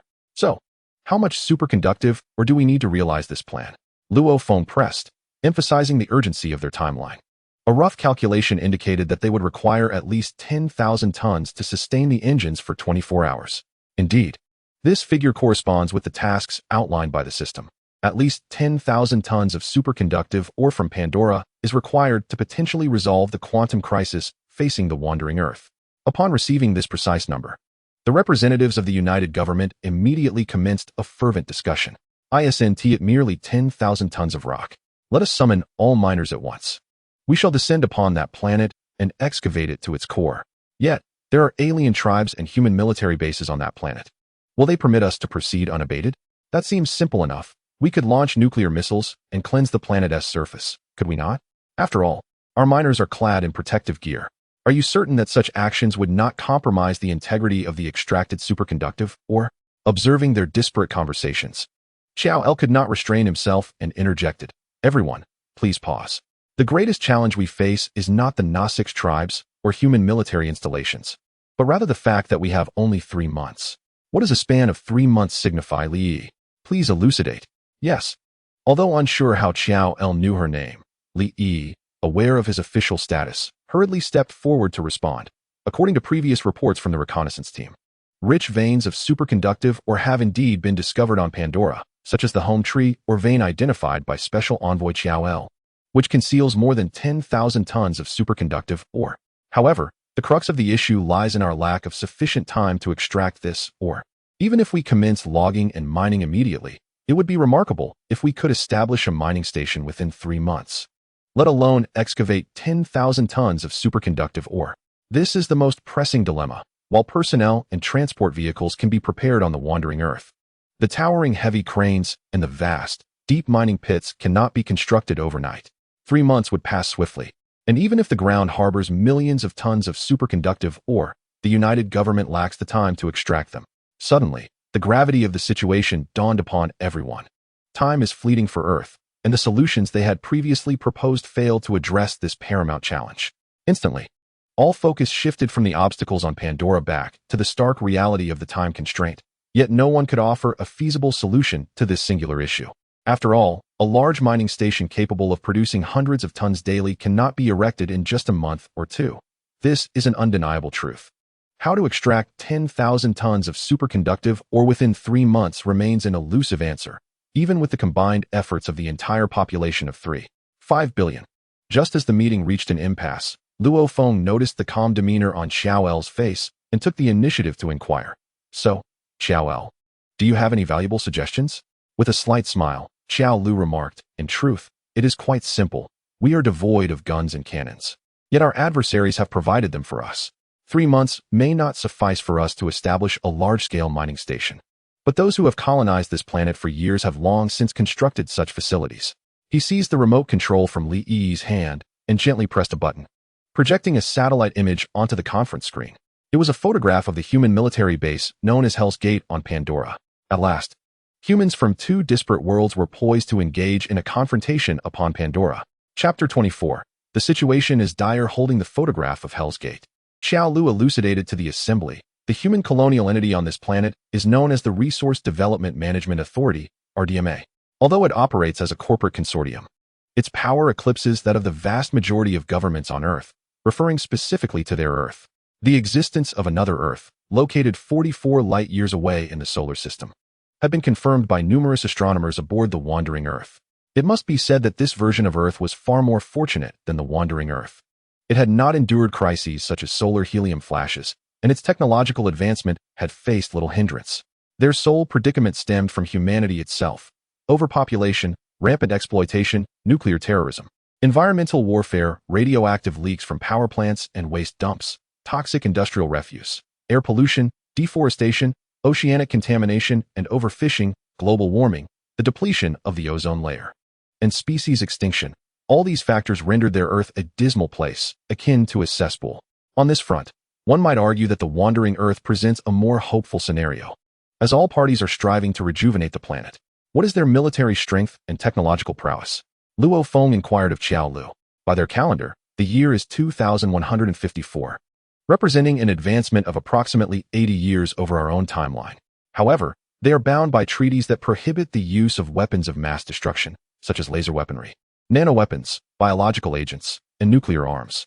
Thus, their actual military technology is only marginally superior to ours, including dual-winged gunship helicopters and bipedal manned mechs. Upon hearing this, the representatives of various councils breathed a sigh of relief. Had the opposing forces been able to deploy nuclear weapons, the best possible outcome for this conflict would have been mutual destruction, leaving the united government with no favorable results. Observing the optimistic expressions of the assembly, Qiao Lu felt compelled to caution them. Ladies and gentlemen, do not rejoice prematurely. While it is true that they are constrained militarily, we face even greater limitations. Why is that? Li Yi queried with curiosity. Our objective is to seize the industrial equipment on Pandora. If these facilities are destroyed, our victory would be rendered meaningless. This means we cannot engage in large-scale bombardments, let alone contemplate nuclear strikes. We must also avoid the use of missiles whenever possible. This presents a rather formidable dilemma. For the military forces of the wandering Earth, annihilating the entire faction on Pandora would not pose a significant challenge. A few hundred nuclear warheads could obliterate everything in their path. However, preserving the industrial apparatus, particularly the vast mining facilities, complicates the matter entirely. This necessitates the avoidance of any long-range artillery strikes, and even the use of rocket launchers and grenades must be approached with utmost caution, as indiscriminate bombardment is out of the question. Given their limited time frame of merely 3 months, if the repair of equipment alone were to consume 1 or 2 months, such a victory would ultimately be rendered meaningless. This approach would equate to sacrificing lives unnecessarily.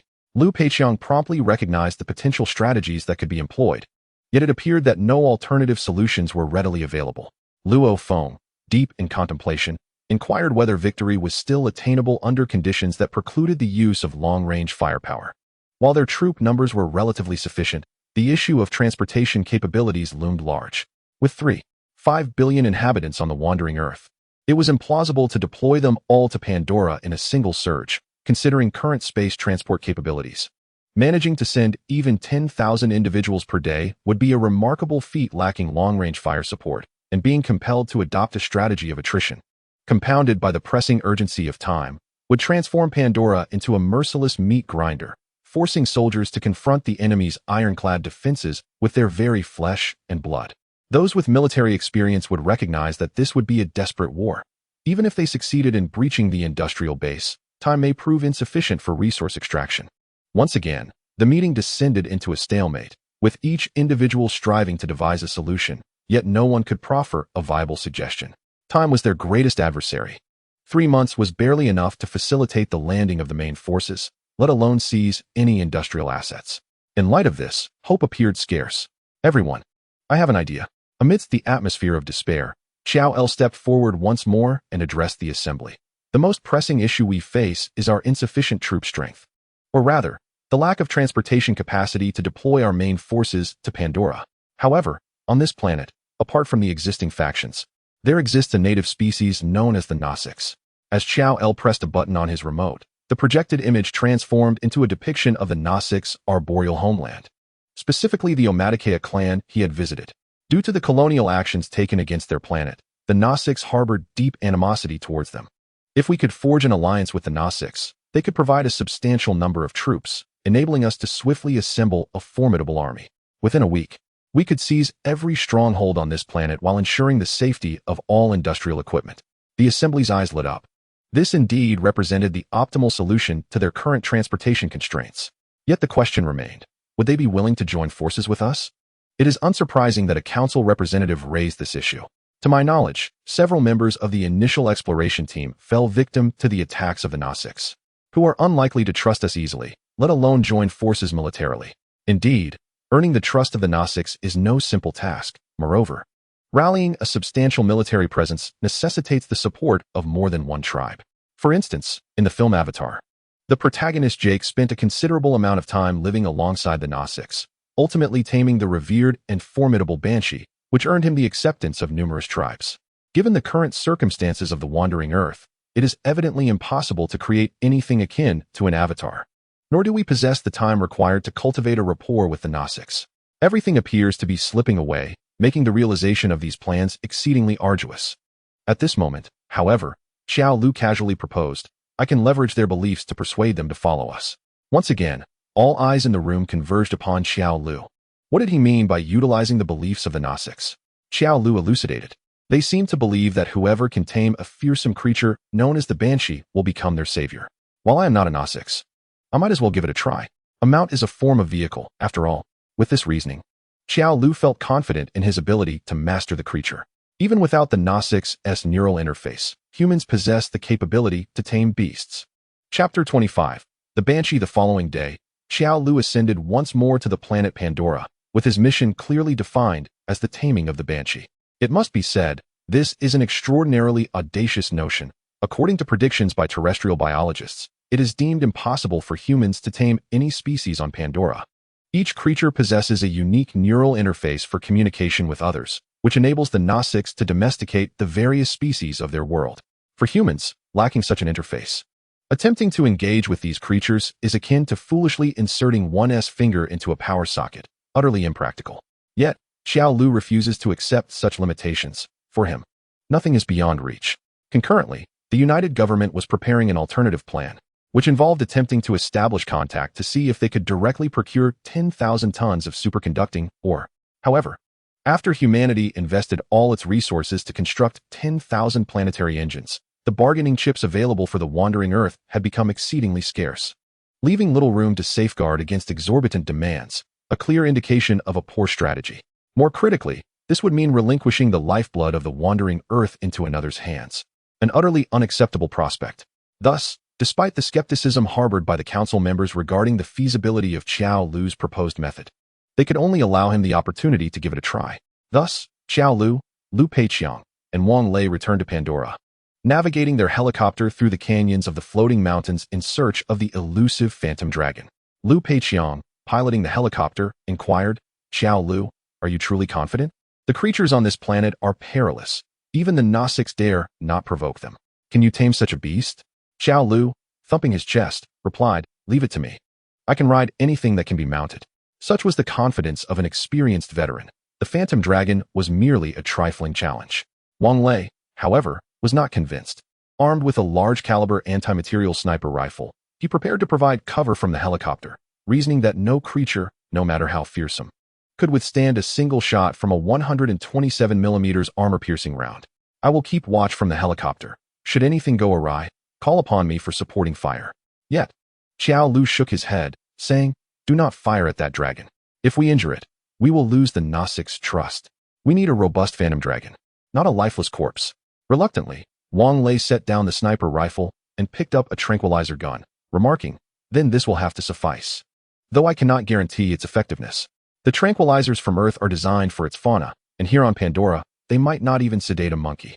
Xiao Lu placed a reassuring hand on his shoulder, asserting, trust me, I can handle it. Suddenly, a blue shadow darted past the side of the helicopter, causing Lu Peiqiang to jerk the control stick in alarm, swiftly distancing themselves from this unknown danger. What was that? The trio focused their gaze, only to discover a pterosaur-like creature, frantically fleeing as if evading something, nearly colliding with the helicopter. This creature, adorned in blue with lizard-like patterns and possessing 2 pairs of wings of varying sizes, soared gracefully through the air. Its prominent jaw was lined with sharp teeth, and its powerful eagle-like talons left no doubt of its perilous nature. More alarmingly, its size rivaled that of half the helicopter. A collision would undoubtedly spell disaster. Is this the phantom dragon? Lu Peiqiang asked incredulously, recognizing the evident threat posed by the creature. Xiao Lu shook his head, stating, no, that is an Ikran. Merely a common mount for the Nausicaa. The true phantom dragon is far larger. Lu Peiqiang could not suppress a wry smile. If the Ikran could obliterate the helicopter, what manner of creature would the more formidable phantom dragon be? Fortuitously yet regrettably, he was about to find out. Suddenly, Swarms of Ikrans erupted from the floating mountains, all fleeing in a panic, as if escaping from an unseen terror. This sudden turn of events filled the occupants of the helicopter with a foreboding sense of dread. What could possibly induce a multitude of powerful and robust Icaran pterosaurs to flee in terror? Suddenly, a colossal shadow loomed above the helicopter, the terrifying expanse of enormous wings eclipsing the entire aircraft. The three of them instinctively glanced upward, only to behold the aerial sovereign that had thrown the canyon into chaos. Descending from above, it was a magnificent flying beast, adorned in hues of reddish-yellow with intricate blue patterns, its size dwarfing that of the Icaran pterosaurs. As it swooped down, it cast an overwhelming shadow that seemed to engulf the very sky. In the presence of this dragon, the helicopter piloted by Jolaw and his companions appeared as nothing more than a mere toy, destined to be effortlessly torn apart by its lethal claws. Undoubtedly, this was the Phantom Dragon, reigning supreme at the pinnacle of Pandora's food chain. Liu Peiqiang hastily maneuvered the helicopter to evade the terrifying creature. Should it set its sights on them, it would not be a trivial matter. Fortunately, the beast seemed disinterested in their metallic contraption, instead lunging toward a fleeing Icaran pterosaur. The Icaran, a creature of the higher echelons of the food chain, stood little chance against the aerial dominion of the Phantom Dragon, swiftly succumbing as its neck was severed. Its lifeless body flung aside onto a nearby floating peak, becoming yet another casualty of this hunt. Had the creature targeted their helicopter, the outcome would have been grim indeed. In that moment, Liu Peiqiang realized that Jolaw's plan was far more audacious than he had anticipated. While deftly steering the helicopter to avoid danger, he exclaimed, "Are you truly intending to ride that monstrous entity? I dare say that's even more unrealistic than leaping onto a flying fighter jet." "You are mistaken," Jolaw retorted. "At least a fighter jet wouldn't actively seek to dislodge you or turn around to devour you whole." Despite his words, Jolaw grasped the specially designed reins and approached the helicopter's door. "Someone must rise to the challenge," he declared, and with that, he leapt from the helicopter, adjusting his posture mid-air as he aimed directly for the back of the Phantom Dragon. Liu Peiqiang and Wang Lei were momentarily taken aback. Before they could comprehend the gravity of the situation, Jolaw had vanished from their sight. "Has he truly lost his mind?" Wang Lei exclaimed, quickly seizing a tranquilizer gun, ready to provide support for Jolaw from the helicopter.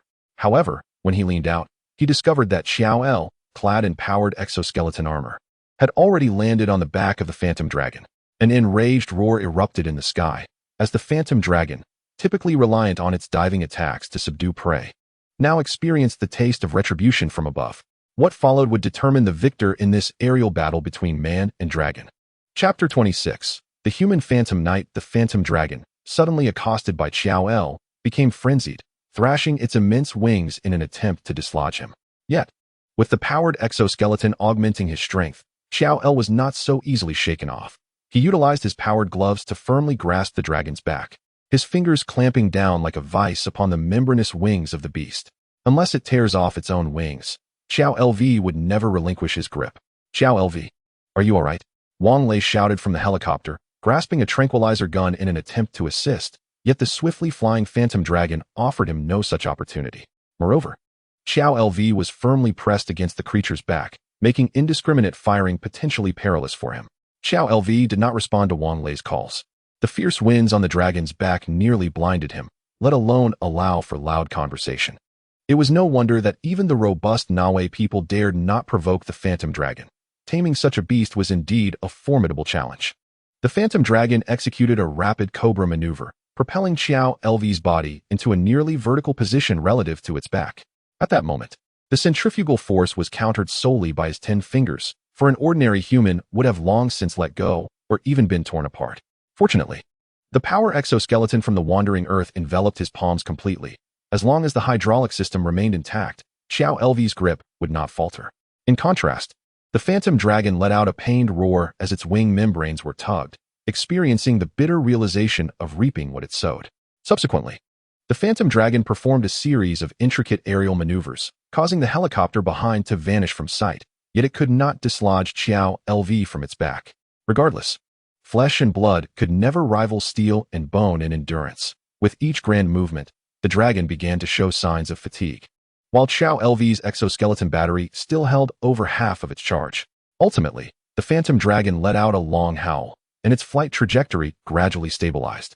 Perhaps realizing the futility of its actions, or merely pausing to catch its breath in preparation for more intense struggles. This presented an opportunity for Chow LV. He did not believe that merely clinging to the Phantom Dragon's back would lead to its submission.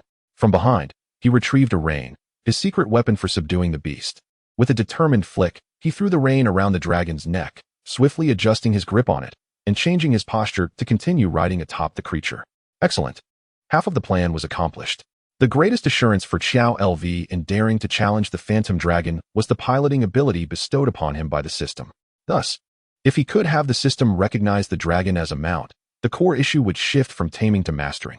This way, Chow LV's seasoned expertise could come into play. While others roped horses, Chow LV intended to become the one who roped dragons. Once ensnared by the rein, the Phantom Dragon began to thrash violently once more, executing several barrel rolls in the air. Yet this time, Chow Lu's response had evidently become far more adept. He tightly clamped his legs around the neck of the Phantom Dragon, gripping the reins firmly, adjusting his posture in perfect harmony with the dragon's movements to maintain balance. If the previous Chow Lu resembled a stubborn piece of toffee that wouldn't let go, now he resembled a weeble, skillfully adapting his stance regardless of the dragon's antics, ensuring he remained securely astride its back. This was the fruit of his enhanced riding skills. Chow Lu could intuitively sense any forthcoming actions from the Phantom Dragon, responding promptly to preserve his position, no longer relying on sheer brute strength to cling to the dragon. He instead reveled in the exhilarating twists and dives akin to a roller coaster ride. What a thrilling turn that was. The Phantom Dragon exerted all its might, yet its struggles merely served to enhance Chow Lu's enjoyment of the ride. Ultimately, it was compelled to cease its resistance, panting as it glided steadily above the canyon. That's more like it, Chow Lu said, stroking the dragon's neck amicably. As long as you cooperate, I won't harm you. The Phantom Dragon emitted a reluctant cry, for as the sovereign of Pandora's skies, it had never endured such humiliation, losing face before its kind. But what could be done? From the moment Chow Lu had secured the reins, the Phantom Dragon had already been defeated. What followed was merely a performance by Chow Lu, the seasoned rider. Although he had managed to stay firmly on the dragon, he realized he still could not freely direct its flight. Indeed, he had yet to fully master this untamed beast. To achieve his goals, Chow Lu resolved to upgrade his riding skills, addressing the system with determination. System, upgrade my riding skills once more. Upgrading the riding skill required 500 civilization points. Are you sure? The second upgrade demanded such a considerable expenditure, a significant sum indeed, given that Chow Lu had accumulated only 650 points thus far. This would nearly deplete his reserves. Yet, for the sake of his ambitions, he hesitated not. Confirmed. Blue light enveloped Chow Lu, swiftly radiating to the Phantom Dragon beneath him. In that instant, he felt as though the dragon had become an extension of himself. Every breath and every beat of its wings fell under his control, dispelling any sense of untamed wildness. This synchronization surpassed even the neural connections of the Gnostics. Simply by gripping the reins, Chow Lu could command the dragon's movements freely, executing various aerial maneuvers, and even temporarily lifting its neurological constraints to unleash a surge of extraordinary physical prowess for a brief interlude. The Phantom Dragon no longer exhibited any resistance towards Chow L, readily complying with all of his commands, as if it had undergone countless training sessions. This exemplifies the power of upgraded driving skills. Even the most unruly steed becomes a seamless partner under Chow L's command, without the need for a neural interface. He effortlessly mastered all the movements of the Phantom Dragon. Riding atop the majestic creature, Chow L soared into the clouds, unleashing a resounding roar that echoed through the skies. Thus, the first human Phantom Knight of Pandora was born. Chapter 27. The tribe's highest prestige in the helicopter. Liu Peiqiang and Wang Lei anxiously awaited Chow L's return, their aircraft unable to keep pace with the astonishing speed of the Phantom Dragon, quickly falling out of sight. Furthermore, the severe magnetic interference from the floating mountains rendered them incapable of receiving any signals from Chow L's powered exoskeleton armor. Most of the previous rescue teams had similarly gone missing, and once lost, they remained untraceable. They circled anxiously above the canyon, yet Chow L's figure eluded their sight. As time slipped away, the two men were compelled to prepare for the worst. Liu Peiqiang made contact, intending to dispatch a rescue team for a search. However, Wang Lei restrained him, reiterating, "Major, let us wait a little longer. He will return. If we wait any longer, he may be lost." Just as their disagreement intensified, a colossal shadow enveloped the helicopter once more. They looked up in astonishment to find the massive Phantom Dragon circling above them. This time, however, it did not swoop down ferociously. Instead, It gracefully descended to match the helicopter's altitude, revealing Xiao L's figure to Lu Peiqiang and Wang Lei.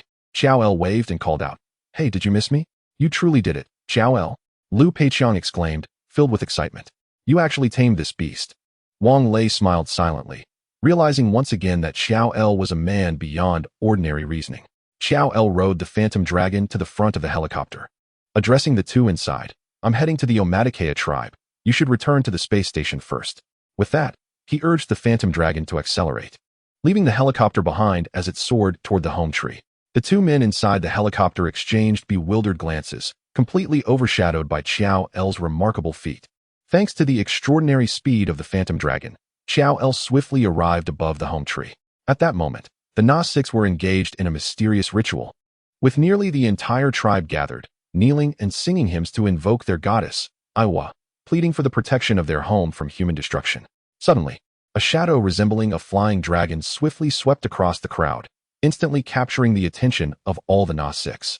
They gazed toward the direction from which the sun's rays illuminated, and indeed, they beheld a fearsome giant beast swooping down upon them.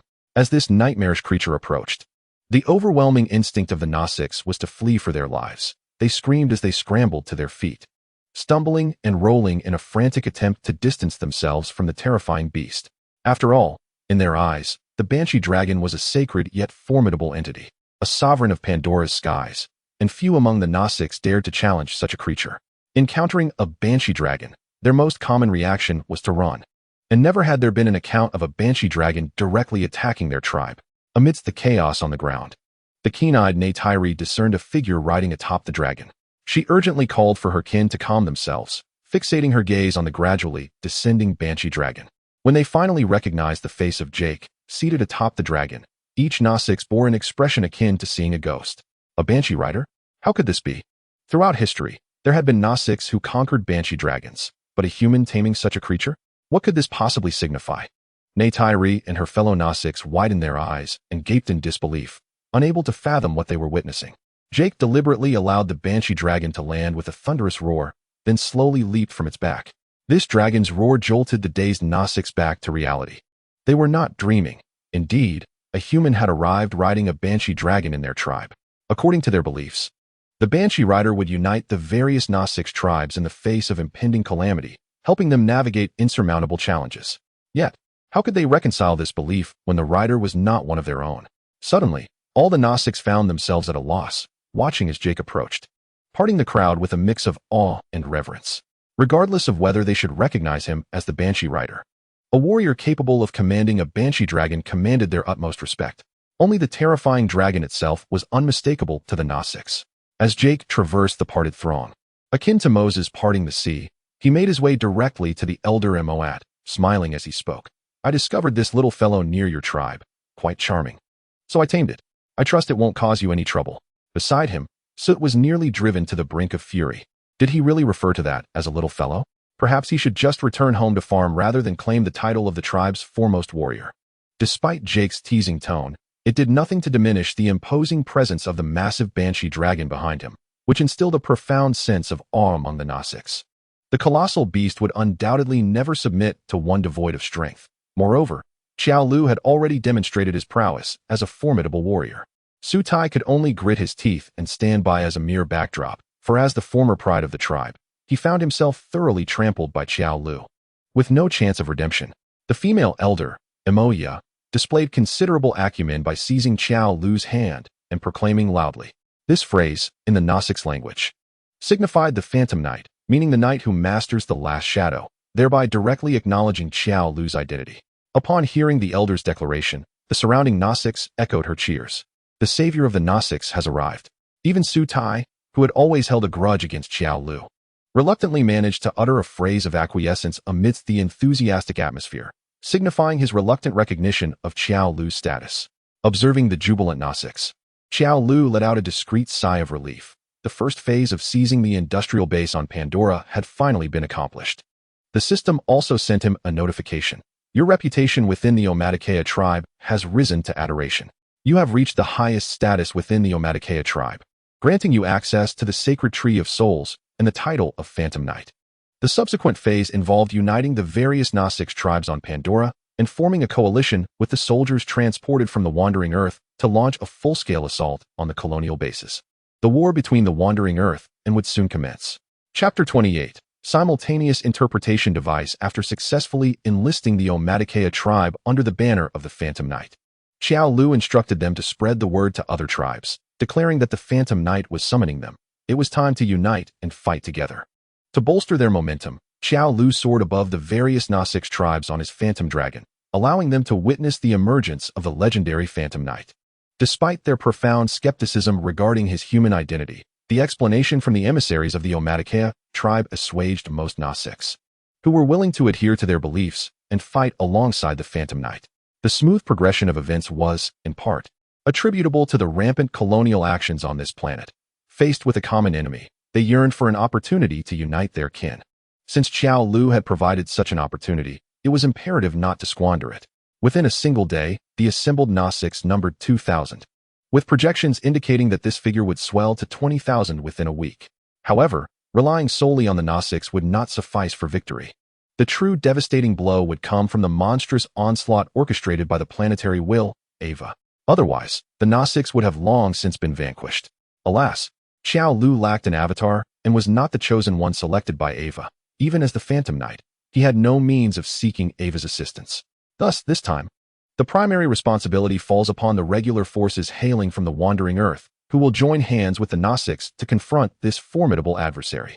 Due to constraints in space transportation capacity, only approximately 3,000 troops were deployed from the Wandering Earth on the first day, with the remaining space reserved for vehicles, ammunition, food, and other essential supplies, making it impossible to reach the maximum capacity of 10,000 personnel in a single day. It is anticipated that after a week's time, the assembled forces from the Wandering Earth will number around 20,000, culminating in a coalition of 40,000 to launch an assault on the stronghold. Based on the intelligence gathered by previous reconnaissance teams, the resource depot currently holds no more than 2,000 tons of superconducting ore, with the majority of the minerals having long been transported back to Earth, located 44 light-years away. To ensure there is ample time to mine 10,000 tons of Pandora superconducting ore, the window for wartime operations is already severely limited. Xiao Lu arrived at the temporary base established on the plains of the Wandering Earth, where a multitude of personnel were industriously engaged in constructing various equipment, while a steady stream of airdrop pods descended from outer space. Though the site appeared rudimentary, operations had swiftly commenced, serving as a forward outpost for the Wandering Earth forces landing on Pandora. The helicopters of Lu Peiqiang and Wang Lei were also stationed here, indicating their participation in this monumental conflict. The arrival of the Phantom Wyvern stirred a minor commotion. However, upon receiving orders, the soldiers quickly regained their composure, resuming their tasks as if nothing had occurred. To Xiao Lu's surprise, he was greeted by Luo Feng, the representative of the Joint Government Council, seemingly in charge of the military operation.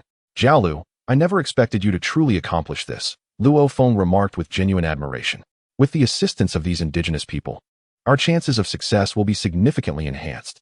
Xiao Lu humbly responded, "I have merely done what I could. The ultimate outcome relies on everyone here." To maximize the preservation of industrial equipment on Pandora, the forces of the Wandering Earth had no choice but to engage in light infantry formations. Large-scale ground bombardments were not feasible, and there was insufficient time to construct a large airport to secure air superiority. They could only rely on soldiers clad in powered exoskeletons and a few armored vehicles that did not utilize artillery. Under such conditions, breaching the steel defenses would remain exceedingly challenging, even with the assistance of the Na-6, whose numbers did not reach overwhelming proportions. "Rest assured, they are the proudest of our warriors and will not let you down," Luo Feng assured solemnly. The soldiers born from the trials of the Wandering Earth excelled in spirit and character, far surpassing mere mercenaries. Even in the face of adversity, they would not yield to fear. Xiao Lu nodded, "Then I will leave it to you. I will prepare simultaneous interpretation in Na-6 to ensure effective coordination on the battlefield." The simultaneous interpretation device represents yet another remarkable advancement in the cutting-edge technology of the Wandering Earth. This diminutive triangular earpiece enables a seamless communication among all inhabitants of Earth, allowing them to unite in the execution of grand undertakings akin to the monumental journey of the planet. Naturally, this device can also facilitate the translation of Na-6 language, provided there is an adequate supply of linguistic samples, thus forging a bridge of communication between humanity and the Na-6, which could significantly influence the course of events. These samples can be supplied by Xiao Lu, who possesses knowledge of the Gnostic's tongue. Through intelligent translation, all denizens of the wandering earth will soon be able to converse freely with the Gnostics. Xiao Lu entered a makeshift recording studio established within the base, where he commenced the collection of Gnostics language samples. It must be said that this simultaneous interpretation system is exceptionally astute. Xiao Lu merely needed to provide a handful of brief Gnostic sentences along with their corresponding Chinese translations to enable the analysis of the various pronunciations and their meanings. In just 3 hours, the collection of Gnostics language samples was completed and meticulously documented in the database, ready to be translated into all human languages for universal accessibility. As a result, others could also engage in independent dialogue with the Gnostics. Furthermore, with the assistance of the emissary from the Omaticea clan, whom Xiao Lu had successfully recruited, communication between any Gnostics clans was now feasible, marking another monumental stride in the diplomatic relations between the wandering earth and the Gnostic civilization. Diplomatic relations were established with the Gnostics clans, the Awayatlu clan, yielding 500 civilization points, the Akron clan, yielding 350 civilization points, and the East Coast clan, yielding 200 civilization points. In an instant, the wandering earth successfully established diplomatic ties with multiple Gnostic civilizations, allowing Xiao Lu to amass a considerable number of civilization points once more. Although the benefits of establishing diplomatic relations with civilizations of the same species were diminishing, Xiao Lu still garnered an impressive total of 700 civilization points, nearly recouping his investment. Of course, the smooth progression of events can also be attributed to his status as the Phantom Knight, which commanded respect across various clans. Xiao Lu's reputation soared to a level of adoration in each newly established diplomatic clan, underscoring the significant impact of the title Phantom Knight. With the ability to communicate freely with the Gnostics, this alliance has become ever more unassailable. The next steps remain to be seen. Chapter 29. The spherical lightning weapon. Upon completing the recording of the language samples, Xiao Lu discovered that Lu Peiqiang and Wang Lei had been waiting outside for him. Lu Peiqiang approached and said, "As soon as I heard the prompt that simultaneous interpretation now supports Gnostics translation, I suspected you had returned. My hunch was correct." Wang Lei, seldom smiling, added, "It seems your plan was successful. The Gnostics are now on our side." "Indeed, I am your envoy," Xiao Lu replied, feeling at ease in the company of his two old friends. The collaboration between the Gnostics and the Wandering Earth is indeed a remarkable achievement, one that is beyond dispute. What piqued Xiao Lu's curiosity was the fact that they arrived in a mineral transport vehicle, the very type he had driven upon his arrival on the Wandering Earth. However, this particular vehicle had clearly undergone some modifications. Its armor had been reinforced, and a bulldozer-like blade had been affixed to the front. Yet, the most striking feature was the addition of a mobile turret atop the vehicle, equipped with a 20mm machine gun, firepower that evidently surpassed mere self-defense. Xiao Lu inquired, "What kind of vehicle are you driving?" Lu Peiqiang replied, "Oh, this is an armed mining vehicle modified from a transport vehicle. Since we are about to commence mining operations, we converted the transport vehicle into a combat vehicle for immediate deployment. We can't recklessly fire a tank, so we opted for this 20mm machine gun instead." "You certainly know how to economize," Xiao Lu remarked. Having experienced the performance of these transport vehicles himself, he recognized that transforming them into armored units posed no issue. The 20mm machine gun should suffice to penetrate the bipedal meshes, potentially yielding significant results. Wang Lei interjected, "Let us not dwell on this. General Luo Feng should be discussing tactics with the others. We ought to join them." "Is he still a general?" Xiao Lu was aware that Luo Feng was a representative of the United Government Council, but he anticipated that he would serve as the frontline commander for this operation. Lu Peiqiang nodded. "He is a military man, responsible for overseeing all military actions within the Wandering Earth project. This war concerns the fate of the entire planet, so it is only fitting that he assumes command personally." That was indeed a monumental responsibility, one that Xiao Lu felt he was not yet equipped to shoulder. The three men boarded the vehicle and proceeded to the command center. Inside the makeshift structure, Luo Feng was indeed engaged in discussions with his advisors regarding the upcoming tactical maneuvers. According to reports from scouts, the enemy possessed a substantial number of gunship helicopters and bipedal meshes. To mitigate the risk of concentrated fire casualties, we should employ a 3x3 tactical formation to maintain coordination, advancing in layers while providing alternating cover for attacks. Simultaneously, we must avoid direct confrontation with the enemy's main force, utilizing the complex terrain of the Pandora jungle to infiltrate and surround them, launching sabotage operations from their rear. Luo Feng was thoroughly engrossed in explaining various tactics from the podium, entirely oblivious to the arrival of Zhao Lu and his companions. Observing how efficiently he had devised effective strategies for such extreme conditions in such a short time, Zhao Lu couldn't help but admire the professionalism that truly set him apart. If only the Gnostics from the films could master such squad-based assault tactics, they might pose a significant challenge to the forces. If they could even more adeptly employ guerrilla warfare tactics in the jungle, they might draw the conflict into the vast ocean of people's warfare. Alas, all of this was undermined by the film's protagonist, Jack, whose only inclination was to charge recklessly. Gathering 20,000 troops, he resorted to a singular, disastrous human wave assault, a scenario that would inevitably see them routed by the enemy's mechanized forces. It seems that within this week, it would be prudent to enhance the tactical acumen of the Gnostics, not expecting them to master the intricacies of infantry coordination, but at the very least to refrain from recklessly charging into the line of fire. After the conclusion of the tactical meeting, Luo Feng noticed Xiao Lu's arrival and beckoned him over, saying, "Xiao Lu, you're here. I have something to hand over to you. Come with me." Surprised by the personal delivery, Xiao Lu followed Luo Feng to the armory, entering a highly secured room. In the center of this chamber lay an extraordinarily designed weapon, a futuristic electromagnetic rifle, featuring an elongated conductive barrel and a blue superconducting battery as its energy core.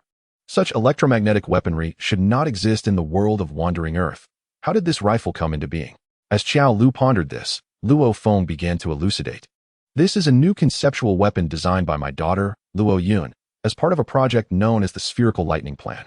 Initially, this project had been abandoned due to a lack of breakthroughs, but unexpectedly, Luo Yun utilized the superconducting or U brought back as the core material, successfully developing a superconducting battery capable of providing immense energy, thus reviving the project.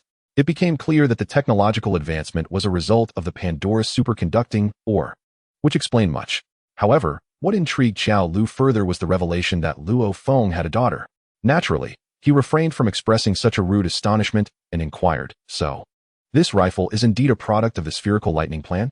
It truly represents a new conceptual weapon." Luo Feng replied, "According to Luo Yun, this is merely an experimental weapon and has yet to produce a quantum effect resembling spherical lightning. However, our tests have shown that it can unleash powerful currents, effectively incapacitating personnel and ground vehicles. Due to the necessity of superconducting ore, only this prototype exists at present.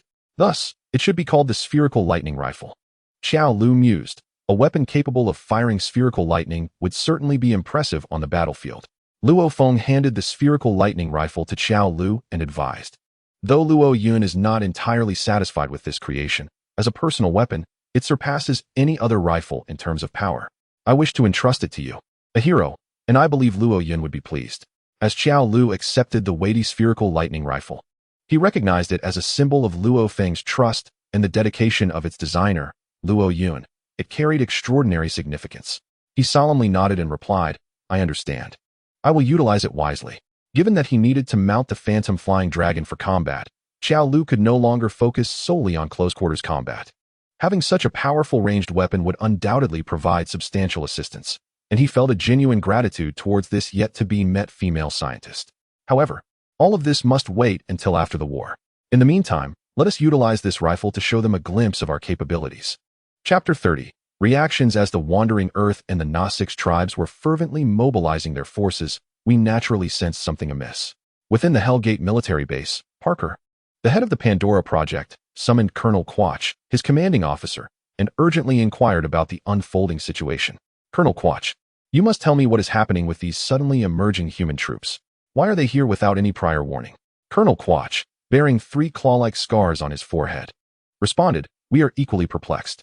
However, reports indicate they are engaging in amicable interactions with the Gnostics, suggesting they are yet another humanitarian organization, misguidedly intervening in our operations on Pandora." Without hesitation, Parker retorted, "From which country do they hail? We must pressure the Federation to expel them immediately." However, the answer he received was, "We do not know their country of origin. Individuals from various nations are present, and they are unwilling to communicate with us, making it impossible for us to ascertain their identities."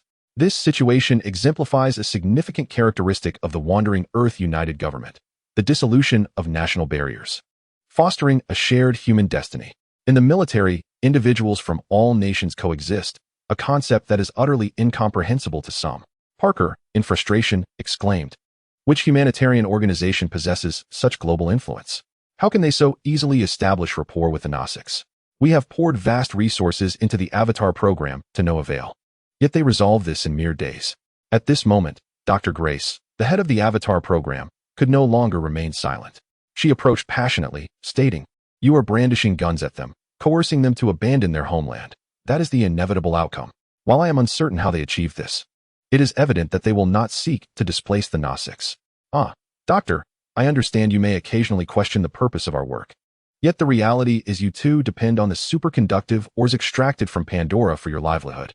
We invested substantial funds for you to study the Gnostics, not to have you ultimately side with them. Parker's vehement shout rendered Dr. Grace momentarily silent. After all, he was her benefactor, and despite her grievances, she could not afford to sever ties here.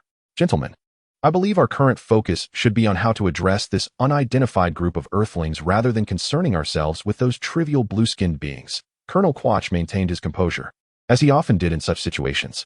Once Parker had calmed down, he turned to Colonel Quach and asked, "What do you suggest we do? If they obstruct our path, are we permitted to open fire?" Colonel Quark responded with unwavering certainty, asserting that the slaughter of unarmed individuals would indeed attract condemnation. However, they approached with firearms and armor, fulfilling all the criteria for acts of terror. We could allow the media to portray them as eco-terrorists, thus absolving us of any moral burden when we open fire. The term eco-terrorist is quite prevalent on this planet, as monopolistic corporations often find themselves confronted by environmentalists resorting to armed resistance. Consequently, over time, anyone who stands in their way can be labeled as eco-terrorists. Can we defeat them? Parker inquired cautiously, recognizing the gravity of the situation. Colonel Quark erupted into hearty laughter. Dismissing the notion with ease, do not be absurd. They possess neither heavy weaponry nor aerial support, wielding nothing but antiquated arms from the last century, clad in bizarre powered exoskeletons. Their equipment is scarcely superior to that of refugees. How could they possibly contend with our mercenary forces? He had the grounds to be so boastful, for even though corporate conglomerates were prohibited from employing weapons of mass destruction, their military technology remained superior to that of the wandering Earth. After all, humanity's technology in this world had reached the level of interstellar colonization, rendering the technology of the wandering Earth as little more than relics of the past. However, the wandering Earth did excel in certain fields of advanced technology, such as planetary engines, heavy nuclear fusion reaction technology, simultaneous interpretation devices, and advanced artificial intelligence. Yet, these advancements remained unseen, leading to an inflated sense of superiority. Upon hearing Colonel Quark's explanation, Parker felt a wave of relief wash over him. He waved his hand dismissively, stating, "Good. Eliminate this rabble and prevent them from further disrupting our extraction activities. They may denounce us on Earth, but now that they have arrived on Pandora, let them witness whose territory this truly is." Colonel Quark nodded in agreement. We should have acted long ago. Only Dr. Grace remained apprehensive, not out of fear of failure, but rather of their potential success. Once war commenced, it would not be easily halted, and they would inevitably resort to slaughter and enslavement of all Gnostics, much like their ancestors did with the indigenous peoples. Such potential consequences filled her with dread. After the meeting concluded, she promptly returned to her laboratory, connected with her avatar, and, under the pretense of scientific inquiry, departed from the Hell's Gate military base. Meanwhile, the wandering Earth also sensed an unusual escalation, as they noticeably increased the frequency of patrols, and military training within the base became more vigorous. Both sides recognized that a great conflict loomed, eagerly anticipating which would strike first. Jorit, revered as the Phantom Knight by the Gnostics, had been diligently working on refining their military tactics in recent days. As an ancient civilization, they truly lacked any experience in combat against heavy firepower. When battle commenced, they would charge forward en masse, despite their proficiency with bows and arrows, always yearning for close-quarter combat with their adversaries. Observing their tactical naivety, Xiao Lu felt an overwhelming sense of helplessness. Without proper training, these Gnostics could only serve as expendable foot soldiers, and even in that role, they would prove to be of little significance. How many times must I reiterate the importance of dispersing formations, advancing in layers, and utilizing crossfire for cover? Exposed to gunfire, they would last no more than 3 seconds. Despite the dwindling time, Xiao Lu endeavored to impart some military knowledge to the Gnostics, enabling them to play a more pivotal role in the impending conflict.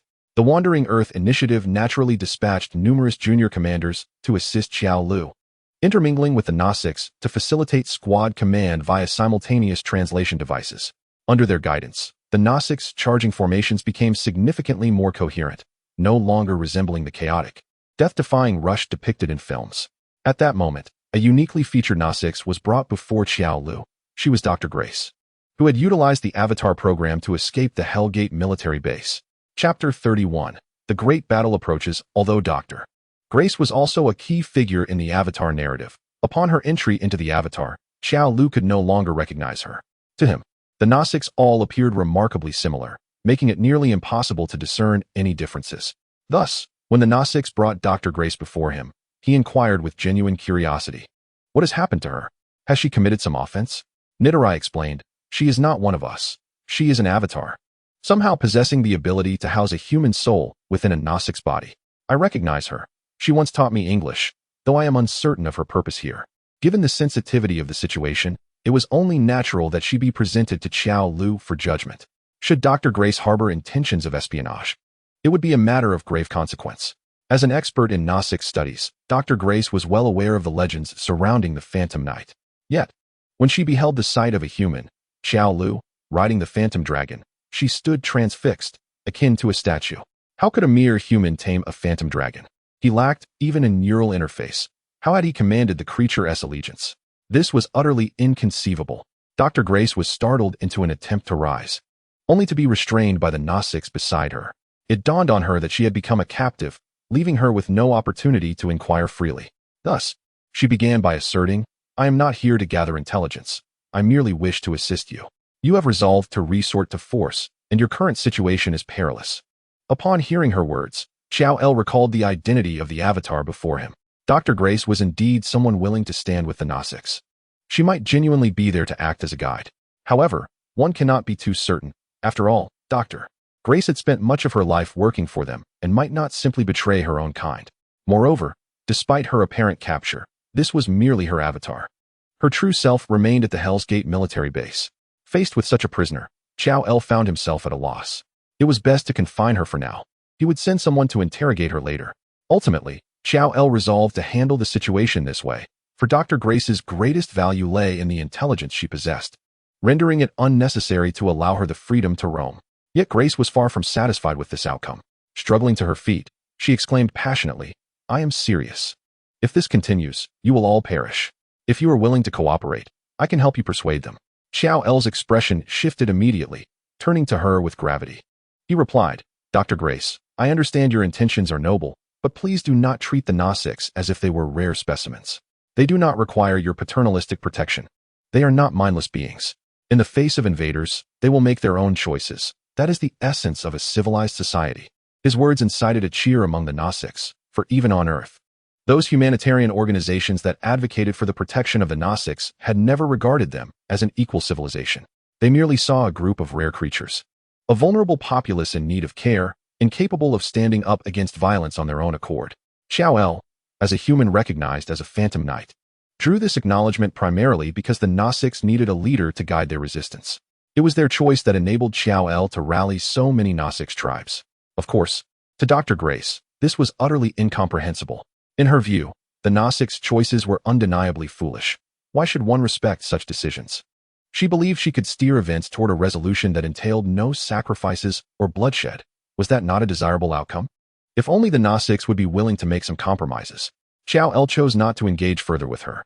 After assigning 2 Gnostics to keep watch over her, he turned to the others and declared, All right, continue training. War is imminent. That evening, small teams persistently scouted the area surrounding the base, evidently preparing for the impending conflict. Following the interrogation of Dr. Grace by specialists, detailed information about this world, Earth, began to appear in Jolaw's system.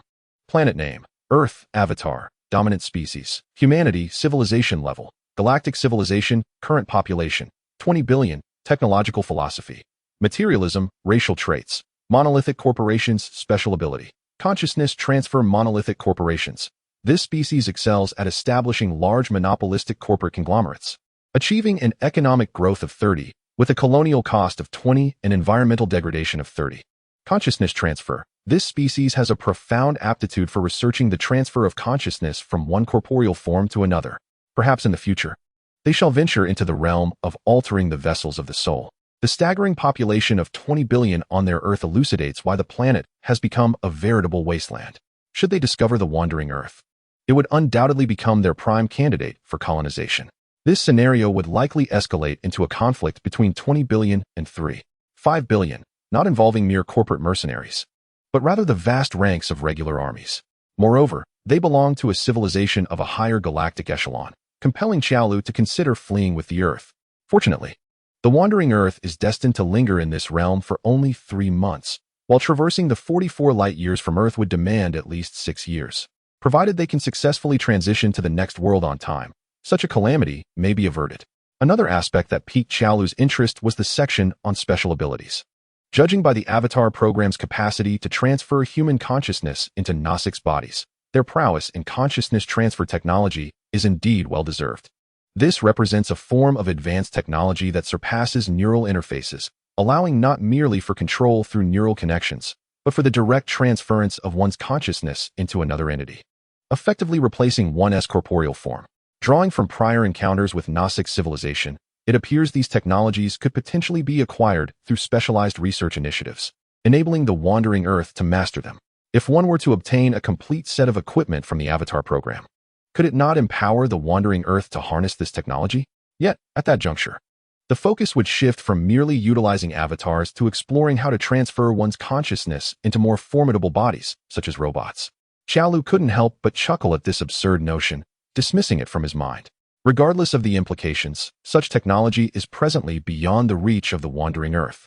Better to refrain from engaging with such perilous advancements. Yet, this may indeed be the future. If the population crisis on Earth remains unresolved, they might find themselves compelled to utilize this technology to encase surplus individuals in metal canisters. Such a bleak prospect prompts Jolaw to feel grateful that he does not reside on such a desolate planet. Chapter 32. The onset of the Pandora campaign. The brief week of preparation swiftly elapsed, with the wandering Earth and the Gnostics finally mustering their forces, poised to engage in a monumental clash on the planet Pandora.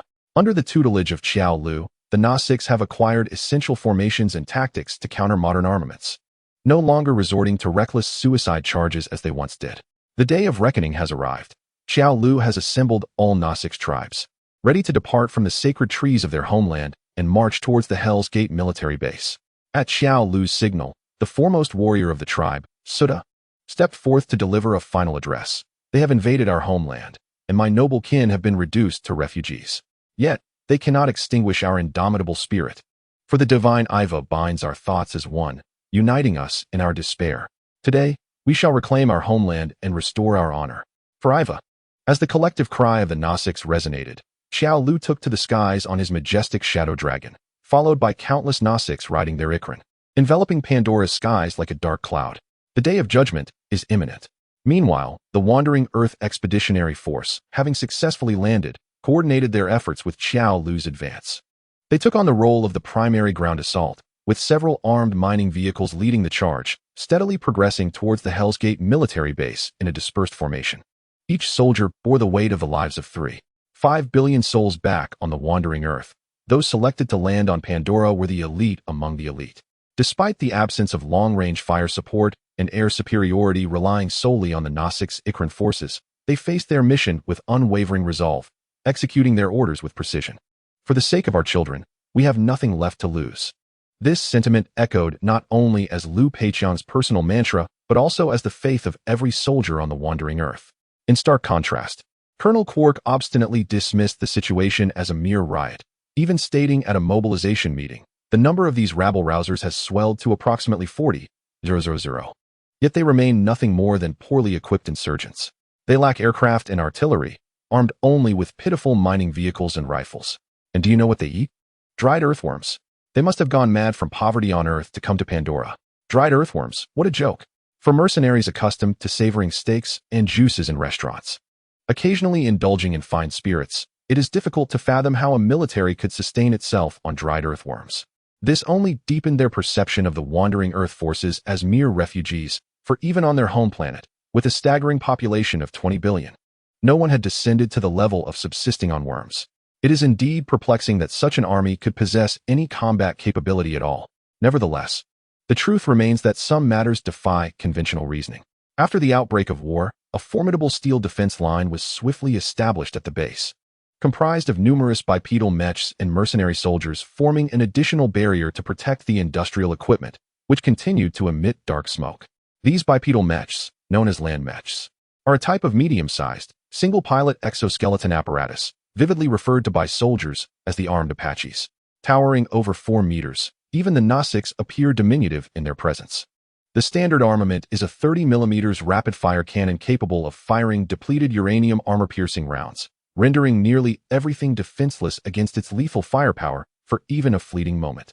Furthermore, it can be outfitted with a flamethrower, and when ammunition runs dry, it wields a high-carbon steel combat knife for close-quarters combat, making it the ultimate asset in ground warfare. Once the densely packed mechs established a front line, Colonel Quack could be assured that nothing could breach the base from that direction. Such formidable machines cannot be toppled by arrows or assault rifles. A human wave attack would only lead to needless loss of life. Simultaneously, a multitude of twin-wing attack helicopters began to take flight. These aircraft, known as Scorpion-class armed attack helicopters, serve as the backbone of the Air Force. Their twin-wing design offers superior maneuverability compared to traditional single-wing helicopters, allowing their dual rotors to tilt in various directions, enabling an array of acrobatic aerial maneuvers. In terms of firepower, the Scorpion is nothing short of outrageous, equipped with two 30mm chain guns, up to 16 150mm missile launchers, and 8 grenade launchers mounted above the cockpit.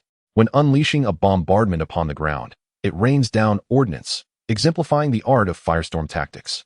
Building upon this arsenal, Colonel Quack personally commanded a massive Dragon-class attack ship as the flagship. This colossal vessel, featuring 4 turbofans for vertical takeoff and landing, measures 415 meters in length, 317 meters in width, and 922 meters in height, resembling a floating fortress that looms ominously over the battlefield. Aboard this Dragon-class ship are two 203mm smoothbore cannons, 4 30mm aircraft guns, one 105mm high-pressure rapid-fire cannon, 12 grenade launchers, and a total of 96 mounting points for various missiles or rocket pods, alongside 36 heavy machine gun positions where soldiers can be directly stationed, thereby rendering it a veritable fortress of armament. As such an array of powerful war machines lined up, every soldier felt an overwhelming sense of security. How could mere flesh and blood of these savages possibly breach such a terrifying steel barrier? This place would merely become their grave. In the distance, the Nasics pterodactyl knights, led by Jolaw, began to appear on the horizon, their silhouettes clad in powered exoskeletons occasionally flickering through the dense jungle surrounding the military base. All signs indicated that the enemy still intended to launch a fierce assault, prompting Colonel Quack to abandon any notions of restraint. Destroy the trees ahead. I will leave them nowhere to hide. At his command, countless Scorpion attack aircraft soared toward the temporary encampment established by the Wandering Earth Expeditionary Forces in the jungle. This location, the closest to the Gates of Hell military base, was predictably the first to suffer the onslaught of firepower. In an instant, an uncountable number of air-to-ground missiles rained down from the Scorpion aircraft. Each plane was capable of launching 6 missiles within a single second, enveloping the jungle base in a torrential barrage. In a mere half hour, they incinerated the entire forest, transforming the once lush greenery into an inferno where not a single tree remained unscathed. When Colonel Quach returned to base, brimming with satisfaction and resupplying ammunition, he was convinced that no living creature could possibly survive in that devastated area. This was his warning to the Nasics and the Wandering Earth Expeditionary Forces. If they were confident enough to charge through such fire, they were welcome to try. Yet, Jolaw merely observed from a distance with the pterodactyl knight unit, seemingly disinterested in providing support to the position. As the fleet of Scorpion aircraft completed their missile barrage and prepared to return for resupply, he smiled slightly and remarked, "Very well, we can advance now." He then took the lead, riding the Phantom Wyvern into the fray against the Air Force. Chapter 33. The counterattack of the Wandering Earth. Witnessing Jolaw leading the Nasics pterodactyl knights with formidable fervor, Colonel Quach felt a profound sense of bewilderment. Their ground forces had been obliterated. Why would the Air Force venture forth to meet a similar fate? Troubled by this uncertainty, he rushed to the flagship's observation room and inquired of the monitors, "How many have we confirmed dead via satellite?" The observer, trembling, replied, "Sir, you may see for yourself." Upon examining the satellite imagery, Colonel Quach noted that before their bombardment, the jungle base was riddled with yellow dots indicating signs of life. Yet, after the onslaught, those yellow dots remained densely clustered, betraying no evidence of the catastrophic assault they had just endured. How could this be possible? Colonel Quach swiftly turned his gaze toward the now blazing battlefield. Given the intensity of their bombardment, it seemed inconceivable that any life could have survived. Was there an error in the satellite monitoring? Was there not a soul left? However, the unfolding events swiftly dispelled his doubts, transforming them into sheer terror. From the charred earth of the battlefield, numerous hatch doors of underground tunnels swung open, and a multitude of wandering Earth soldiers clad in powered exoskeletons emerged. Clearly, the answer to withstanding the carpet bombing lay in these tunnels, utilizing the Pandora's ground as a shield, preserving their fighting force amid the relentless barrage. Although this appeared to be a rudimentary and simplistic strategy, the sight sent Colonel Quach into a near frenzy. How had they managed to excavate these tunnels in such a brief span of time? Such a feat could hardly be accomplished in less than a month. Indeed, he beheld a trench system so meticulously constructed that it was nothing short of astonishing. If such a structure could be excavated within a week, they would have long since exhausted Pandora's resources, rather than laboriously extracting minerals here. Yet, no one informed him that he was contending with a civilization of 3.5 billion souls residing within subterranean cities. Why do you question the inhabitants of the wandering Earth about their adeptness at tunneling? Why not inquire why fish possess the ability to swim? In this grave misjudgment, Colonel Quach launched a nearly futile carpet bombing campaign. He believed he had obliterated the enemy's ground forces, when in fact, he merely depleted his own air force's ammunition.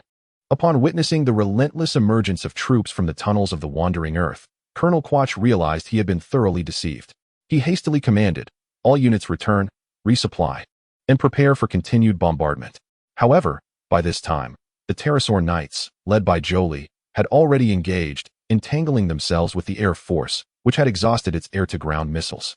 This exemplified the maximum potential of the Gnostics, who, utilizing the high mobility of the Acheran Pterosaur Knights, ensnared the enemy's air force, thereby granting the ground forces of the wandering Earth a fleeting air supremacy, allowing them to seize the Hellgate military base.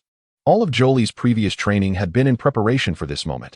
As long as the Air Force was unable to provide fire support for the ground troops, the forces of the wandering Earth could advance unimpeded into Hellgate. "Hold them," Jolaw commanded, directing a shadow dragon to seize the tail of a Scorpion attack aircraft.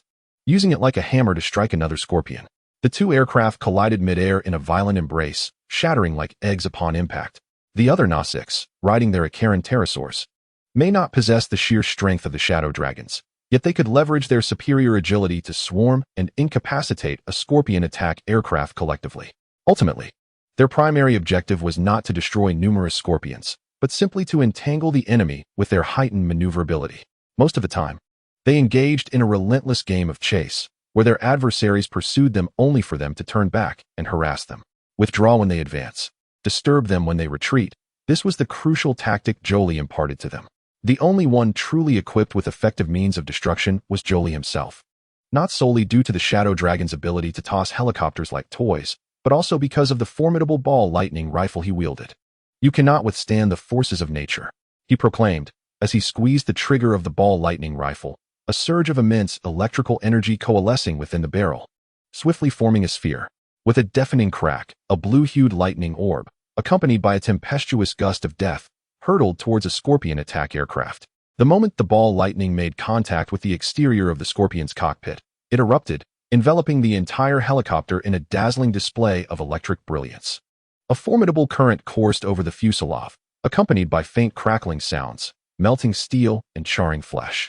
This singular instance of ball lightning obliterated the Scorpion attack craft, and after a brief interval for recharging, Xiao Lu was poised to unleash another strike. The superconducting battery, crafted from superconductive ore, could sustain dozens of such discharges, allowing Xiao Lu ample opportunity to decimate the aerial forces below. As Xiao Lu wreaked havoc upon the air force, the ground forces of the wandering Earth commenced their assault on the gates of hell. Contrary to Colonel Quach's expectations of a chaotic rush, they maintained a strategic formation of three-man combat teams, which were organized into infantry squads and subsequently into combat groups, advancing in a dispersed line formation. This infantry tactic was well honed within the wandering Earth, and the application of powered exoskeletons provided even greater potential for such tactical maneuvers. For instance, the fire team members could be equipped with individual Gatling-style rotary machine guns, enabling a single soldier to unleash a torrential hail of gunfire, thus offering formidable support to their comrades. The sniper was armed with a large-caliber anti-material rifle, capable of precisely targeting enemy soldiers. While even the bulletproof glass of a mecha cockpit was no match for its armor-piercing rounds, rendering the sniper a significant threat, the final member, the grenadier, wielded the strength akin to that of a mythical beast, empowered by the exoskeleton to hurl various fragmentation grenades, smoke bombs, and flashbangs directly into enemy ranks, causing severe disruption and distress among the adversary's formation. With such a force configuration, even a mere handful of advancing enemies necessitated comprehensive fire suppression to prevent their formation from disintegrating. This often resulted in their concentrated fire being largely wasted on empty air, lacking the exhilarating satisfaction of mowing down waves of foes, instead generating a sense of frustration from the inability to unleash their might. As they squandered ammunition against enemies hidden behind cover, this reflects the disparity in individual combat proficiency between the two sides. Soldiers of the Wandering Earth, even when facing tenfold enemy fire, could execute their tactics with composure and even launch charges, appearing to be under duress yet maintaining an organized approach. Conversely, the opposing forces were compelled to uphold their formation to sustain morale. A breakdown in their ranks would inevitably lead to the emergence of deserters. As mercenaries merely driven by monetary gain, they could hardly be expected to fight with genuine commitment. Once the chaos of individual combat ensued, they would scatter like birds. Thus, despite their numerical and firepower advantages, they were gradually eroded from their defensive positions by the masterful infantry tactics of the Wandering Earth forces. As they came to their senses, they found themselves retreating to the inner perimeter of the Hell's Gate military base, with one more step leading to the surrender of even the airport. The mercenaries were compelled to form a tightly knit battle line, safeguarding their only path home. At that moment, regret consumed their thoughts. Why had they chosen to confront such a formidable army? These individuals were far from mere refugees. They were an elite force, honed through countless battles. Born from the frozen plains and bitterly cold ice caverns of the Wandering Earth, this ironclad army was incomparable to these hired mercenaries. Chapter 34. The veteran on the dragon ship after the pressured ground forces retreated to the inner perimeter of Hell's Gate. The total assault of the Wandering Earth forces commenced in earnest. An armed mining vehicle crashed through the military base's perimeter, its 20mm machine gun unleashing a sweeping barrage that engulfed a swath of soldiers in a storm of bullets. One mecha attempted to make a stand, only to be met with another armed mining vehicle charging directly at it. The collision of this over 50-ton steel behemoth was far more terrifying than any beast found on Pandora, sending the mecha flying like a rag doll, skidding several meters before coming to a halt. Similar occurrences transpired at various weak points along the line. The mechas, as the backbone of the ground tribes, faced an even greater threat. A moment's inattention could result in being riddled by the mining vehicle's 20mm machine gun, and a direct collision would yield far graver consequences. The assault of the Wandering Earth military adhered to a principle of duality, using the armed mining vehicles as focal points to concentrate superior forces and breach enemy lines, while infantry in a 3-to-1 formation encircled and restrained enemy fire, creating opportunities for the main attack. Having long contended with various wild beasts on Pandora, the mercenaries had never encountered such exquisite tactical coordination. Their tightly formed line quickly succumbed to the onslaught of the Wandering Earth forces. It was not a deficiency in weaponry that led to their downfall, but rather a stark disparity in tactical training. The highest rank among them was merely Colonel Quach, whereas the Wandering Earth command included numerous major generals and lieutenant generals, highlighting the vast differences in their command structures. As the ground situation tilted increasingly in favor of the enemy, Colonel Quach aboard the Dragon attack ship began to panic. If the airport fell into enemy hands, the Air Force would be rendered homeless. He incessantly ordered the Scorpion attack aircraft to return and support the ground troops, while the Pterosaur Knights, led by Chao Liu, remained entangled with them, preventing the Air Force from disengaging. The only resource left to mobilize was the flagship Dragon attack ship he occupied. This colossal aerial fortress could not be intercepted by mere Icaran pterosaurs. Even ordinary Pterosaur Knights dared not approach, lest they be obliterated by its myriad weapons. Currently, the entire aerial battlefield is sustained solely by this Dragon-class attack ship. Were it not for the necessity of carefully maneuvering around this airborne fortress, Zhou's actions would transcend merely entangling the enemy air force. Zhou also endeavored to launch an offensive against this flagship. Alas, faced with such a heavily armed vessel, even the Phantom Dragon dared not approach recklessly. Each time Joe attempted to close the distance, he was met with a barrage of concentrated fire from several 30mm naval guns and high-pressure rapid-fire cannons, forcing him to swiftly retreat and evade. This contraption looms in the sky like a hedgehog, effectively forbidding any creature from encroaching upon that territory, rendering the aerial conflict far less favorable than the ground situation, which remains in a stalemate. After a solitary attempt to draw near, Joe found himself directly targeted by this formidable flagship. The Dragon-class attack ship unleashed over 400 missiles of various types in a relentless assault, representing the Air Force's dwindling ammunition reserves. Given the destructive potential of these missiles, a single hit would suffice to obliterate Joe. Thus, Colonel Quach's initial strategy was to capture the king by directing all firepower towards Joe. However, Joe was no ordinary adversary. He was an experienced driver capable of evading missiles even while piloting a 50-ton transport vehicle, let alone maneuvering the agile Phantom Dragon, which rivals a fighter jet in mobility. In response to the relentless pursuit of the Dragon-class attack ship, Joe plunged into the floating mountains of Pandora, utilizing the myriad floating boulders to evade the missiles. The rain-like missiles hurtled toward him but were deftly evaded, detonating against the rocky terrain and sending shards flying. In the midst of this precarious dance, Joe occasionally retaliated with his ball lightning rifle. Naturally, under such conditions, his aim could hardly be deemed precise, primarily striking the heavily armored sections of the attack ship. Even the formidable ball lightning rifle fell short of penetrating the flagship's armor, designed to withstand the impact of a 203mm armor-piercing shell. The spherical lightning merely melted a thin layer of armor before dissipating. Thus, the two sides engaged in a fierce exchange.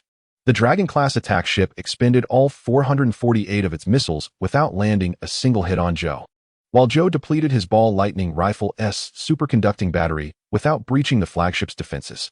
Although it appeared that both sides had reached an impasse, the reality was a complete failure for Colonel Quach, who urgently needed the flagship to liberate the Air Force for reinforcements, only to find Joe delaying him for an extended period. One man holding his ground against a warship, how could this not be considered a disadvantage? In light of such a result, Colonel Quach had completely lost his composure, furiously bellowing at his subordinates. "Eliminate him. Disregard everything else." The driver timidly inquired, "But sir, we have strayed far from the base. Do not question my decisions." Under the imposing presence of Colonel Quach, the driver had no choice but to adhere to the orders and continue the pursuit, casting aside any thoughts of returning to assist the ground forces. Observing the relentless pursuit from his adversary, Jiao Lu discerned that their morale had been utterly shattered. Thus, he decided to lead them on a leisurely stroll, which would conveniently culminate in a return for dinner. Perhaps there would be steak that evening, naturally provided by an esteemed establishment. He charged into the depths of the floating mountain canyon atop the Phantom Dragon, with the Dragon attack ship closely tailing him, unleashing a barrage of cannon fire and every available weapon in an attempt to strike Jiao Lu. Even the air-to-air missiles fell short, rendering these secondary weapons ineffective. In the eyes of the furious Colonel Quach, only the fleeting red of the Phantom Dragon remained, as it navigated through the floating boulders, delving deeper into the mountain's embrace. Suddenly, he sensed something amiss. It appeared that after the Phantom Dragon slipped behind a rock, something had vanished. A second later, it dawned on him that the human riding the Phantom Dragon had disappeared. Quach hastily turned to glance at the rock the Phantom Dragon had just traversed, and indeed, he spotted Jiao Lu concealed behind the floating stone. However, it was far too late for him to react. The mere fact that he could see Jiao Lu meant that the Dragon attack ship was positioned directly below the rock.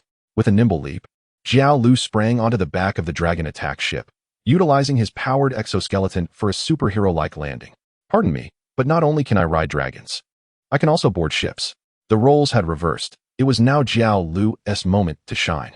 Chapter 35. The Wrath of Colonel Quach. Upon successfully landing on the back of the Dragon attack ship, Jiao Lu immediately charged towards one of its turbine blades, the only section of this aerial fortress devoid of armor, both exceedingly fragile and crucial. He violently unscrewed the superconducting battery from his pulse rifle and hurled it directly into the turbine blade.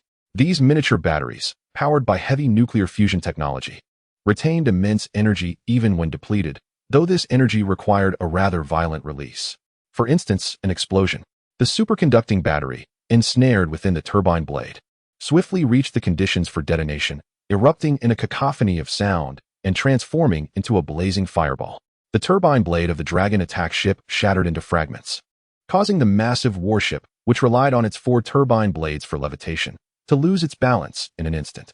The pilot of the Dragon attack ship futilely transmitted distress signals, but it was evident that no assistance would arrive in this remote location. The colossal warship began to tilt uncontrollably, ultimately colliding with a massive boulder from a floating mountain, exacerbating the damage to its hull. It could only rely on the remaining 3 turbine propellers to feebly sustain its flight. The vessel's altitude continued to diminish, crashing into the towering trees ubiquitous on Pandora, with numerous branches striking the cockpit glass, obscuring the pilot's view of the impending situation. With but a single superconducting battery, Jory swiftly dispatched the once mighty Dragon assault ship. "You can slowly call for help. I shall take my leave," he thought. As the warship approached the crown of a large tree, Jory decisively leapt from the ship's back, utilizing the grappling hook of his powered exoskeleton to latch onto the trunk, gradually decelerating as he slid to the ground. The Dragon assault ship, however, was far less fortunate. The inferno ignited by the turbine explosion continued to spread, and with branches being drawn into the remaining 3 turbine propellers, it soon lost the ability to maintain flight. Plummeting straight toward Pandora's surface, Colonel Quach, sensing the impending doom, hurriedly exited the cockpit and boarded his personal mech, neglecting even to arm his primary weapon, and leapt from the stricken vessel. At the very moment his mech exited the ship, a violent explosion occurred, causing the entire hull to disintegrate mid-air, splitting into 2 halves that fell to the ground.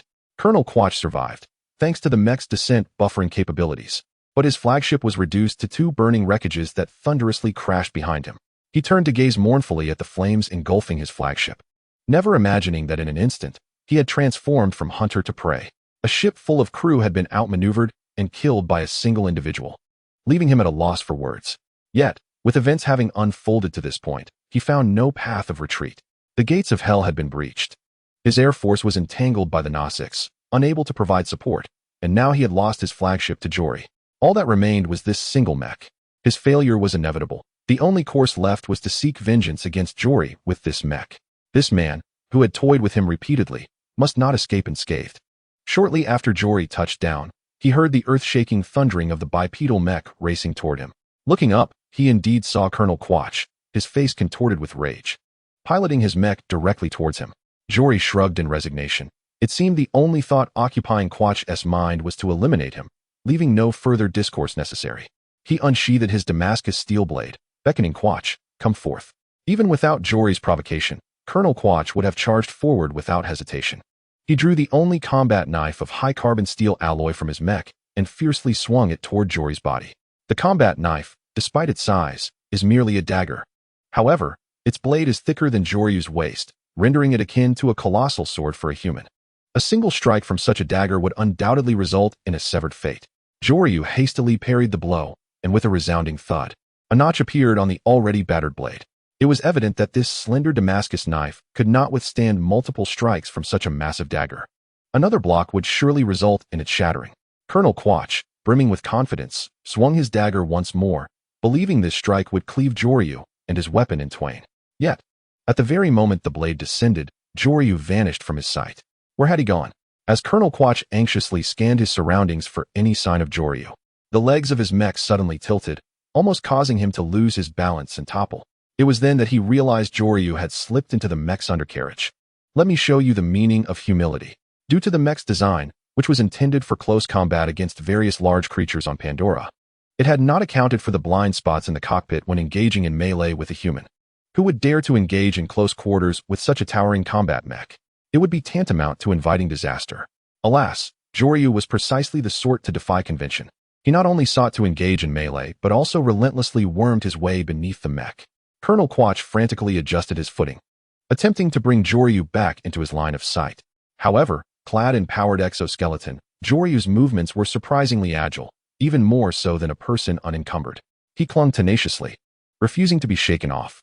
Seizing the opportunity, he relentlessly attacked the joints of the mech's legs with his dagger, leaving behind a series of cuts reminiscent of a small knife attempting to saw through a great tree. Yet, if this small knife persisted, even a great tree would eventually succumb. Frustrated by Joryu's incessant harassment, Colonel Quach rapidly altered his strategy, abandoning any semblance of order in his retreat. Instead, he began to flail his legs wildly, hoping this erratic maneuver would crush the loathsome insect that was Joryu. He commenced a comical dance, akin to a woman startled by a cockroach, stomping about in a frenzy. After a bout of frantic thrashing, the The sound of steel being severed at last ceased. Believing his chaotic stomping had dispatched his foe, Colonel Quach lifted his gaze, only to discover Jolaw casually leaning against a nearby tree trunk, watching with amusement as his mech performed its ridiculous dance. It turned out Jolaw had long since escaped from beneath the mech. Continue, why have you stopped? Shall I provide you with music? Jorah's flippant tone sent Colonel Quach into a furious rage, prompting him to recklessly charge once more. However, at that moment, a resounding roar echoed behind him. Before Colonel Quach could react, his mech was suddenly struck down from behind by a red flying beast, crashing it to the ground. It was indeed the phantom wyvern that had previously flown away as bait and then returned.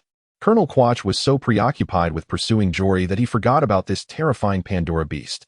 In Chapter 36, the ultimate plan unfolds. Well done, little one, Jolaw said, joyfully stroking the wyvern's neck. After having trained it for a week, it did not abandon him but instead returned to assist. With a fierce dive, the phantom wyvern crushed the cockpit of Colonel Quach's mech. Even if its pilot survived, the mech could no longer be operational.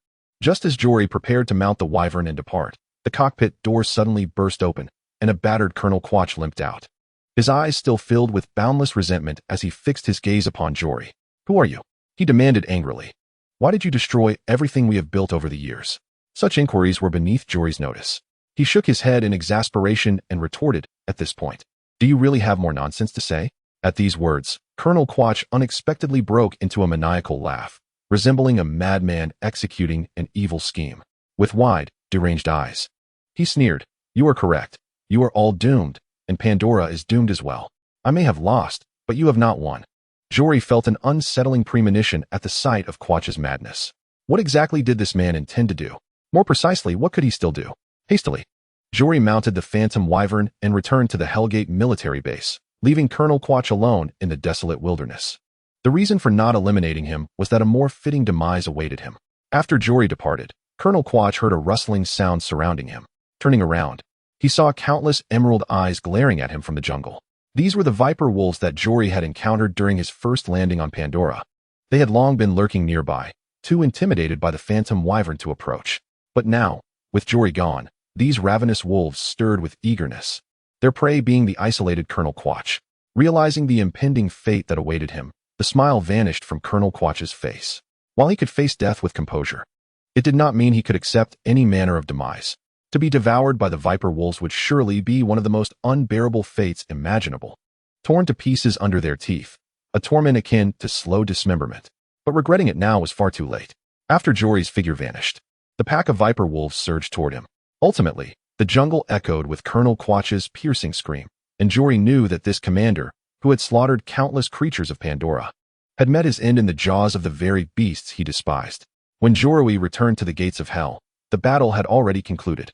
The ground forces had been annihilated by the wandering Earth army, and the air force, isolated and without its flagship, succumbed to the encirclement of the Na'vi, surrendering en masse.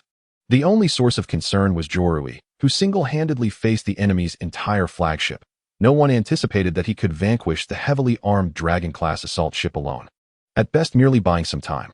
Thus, when they beheld Jolaw riding the Phantom Dragon, gradually returning from the direction of the setting sun, all combatants erupted in cheers to welcome their hero's triumphant return. Liu Peiqiang was the first to approach, incredulously asking, Jolaw, I can't believe you returned unscathed. What of the enemy's flagship? Did you manage to shake it off? With a disdainful expression, Jolaw replied, what do you take me for? Of course, I destroyed it. The wreckage lies right there. Liu Peiqiang, more astonished than ever, quickly pressed on, how on earth did you manage to destroy the enemy's flagship? Did you have explosives on you? Don't mention it. I wasted a battery, Jolaw retorted, unwilling to linger on boasting with Liu Peiqiang. He hurried into the military base at the gates of hell, only to find it completely under the control of the Wandering Earth Command, with soldiers visible everywhere. He made his way unimpeded to the central control room, where upon entering, he spotted Luo Feng interrogating Project Leader Parker, flanked by Dr. Grace and her scientific team, all bearing serious expressions. Upon seeing Jorah's return, Luo Feng's brow momentarily relaxed. Jolaw, you finally returned. How are you? Are you uninjured? Jolaw nodded. I'm fine. But what exactly transpired? Dr. Grace, appearing in her human form, stepped forward. Allow me to explain. She approached the control room's console and deftly pressed several buttons, causing a projection of a colossal spacecraft to materialize on the central table. one that appeared even more grandiose than the Navigator space station. This is the interstellar mothership, the entrepreneurship star, specifically designed for the transit between Pandora and Earth, tasked with transporting various supplies and refined superconducting mineral crystals. This ship can traverse the 44 light-years from Earth to Pandora in just 6 years, a remarkable technological advancement far surpassing that of the wandering Earth, which takes 500 years to reach Alpha Centauri. Is there a problem? Jolaw inquired. Are they planning to send reinforcements with this vessel? Dr. Grace shook her head.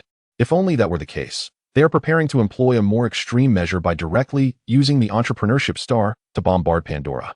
Jolaw's brow furrowed instantly. Isn't that illegal? The use of weapons of mass destruction is prohibited. Dr. Grace smiled wryly and nodded. Acknowledging the truth of the situation, they were indeed prohibited from employing weapons of mass destruction, yet that did not imply they were not clandestinely preparing for such actions. Where there are policies from above, there are always countermeasures from below. Truly, this is characteristic of a quintessential supercorporation. If laws could genuinely prevent all wrongdoing, then companies like Umbrella Corporation, Shelter Technologies, and Aperture Science would never have come into existence. As an interstellar behemoth, it is implausible that they would adhere strictly to the law. Beside them, Parker, the project lead for the Pandora Initiative, lamented with a despondent expression, "It's over. Everything is over.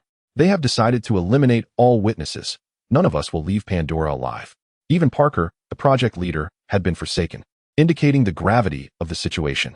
Why would they resort to such extremes? Won't this lead to irreparable consequences? Continued Joe, pressing for answers. Dr. Grace shook her head.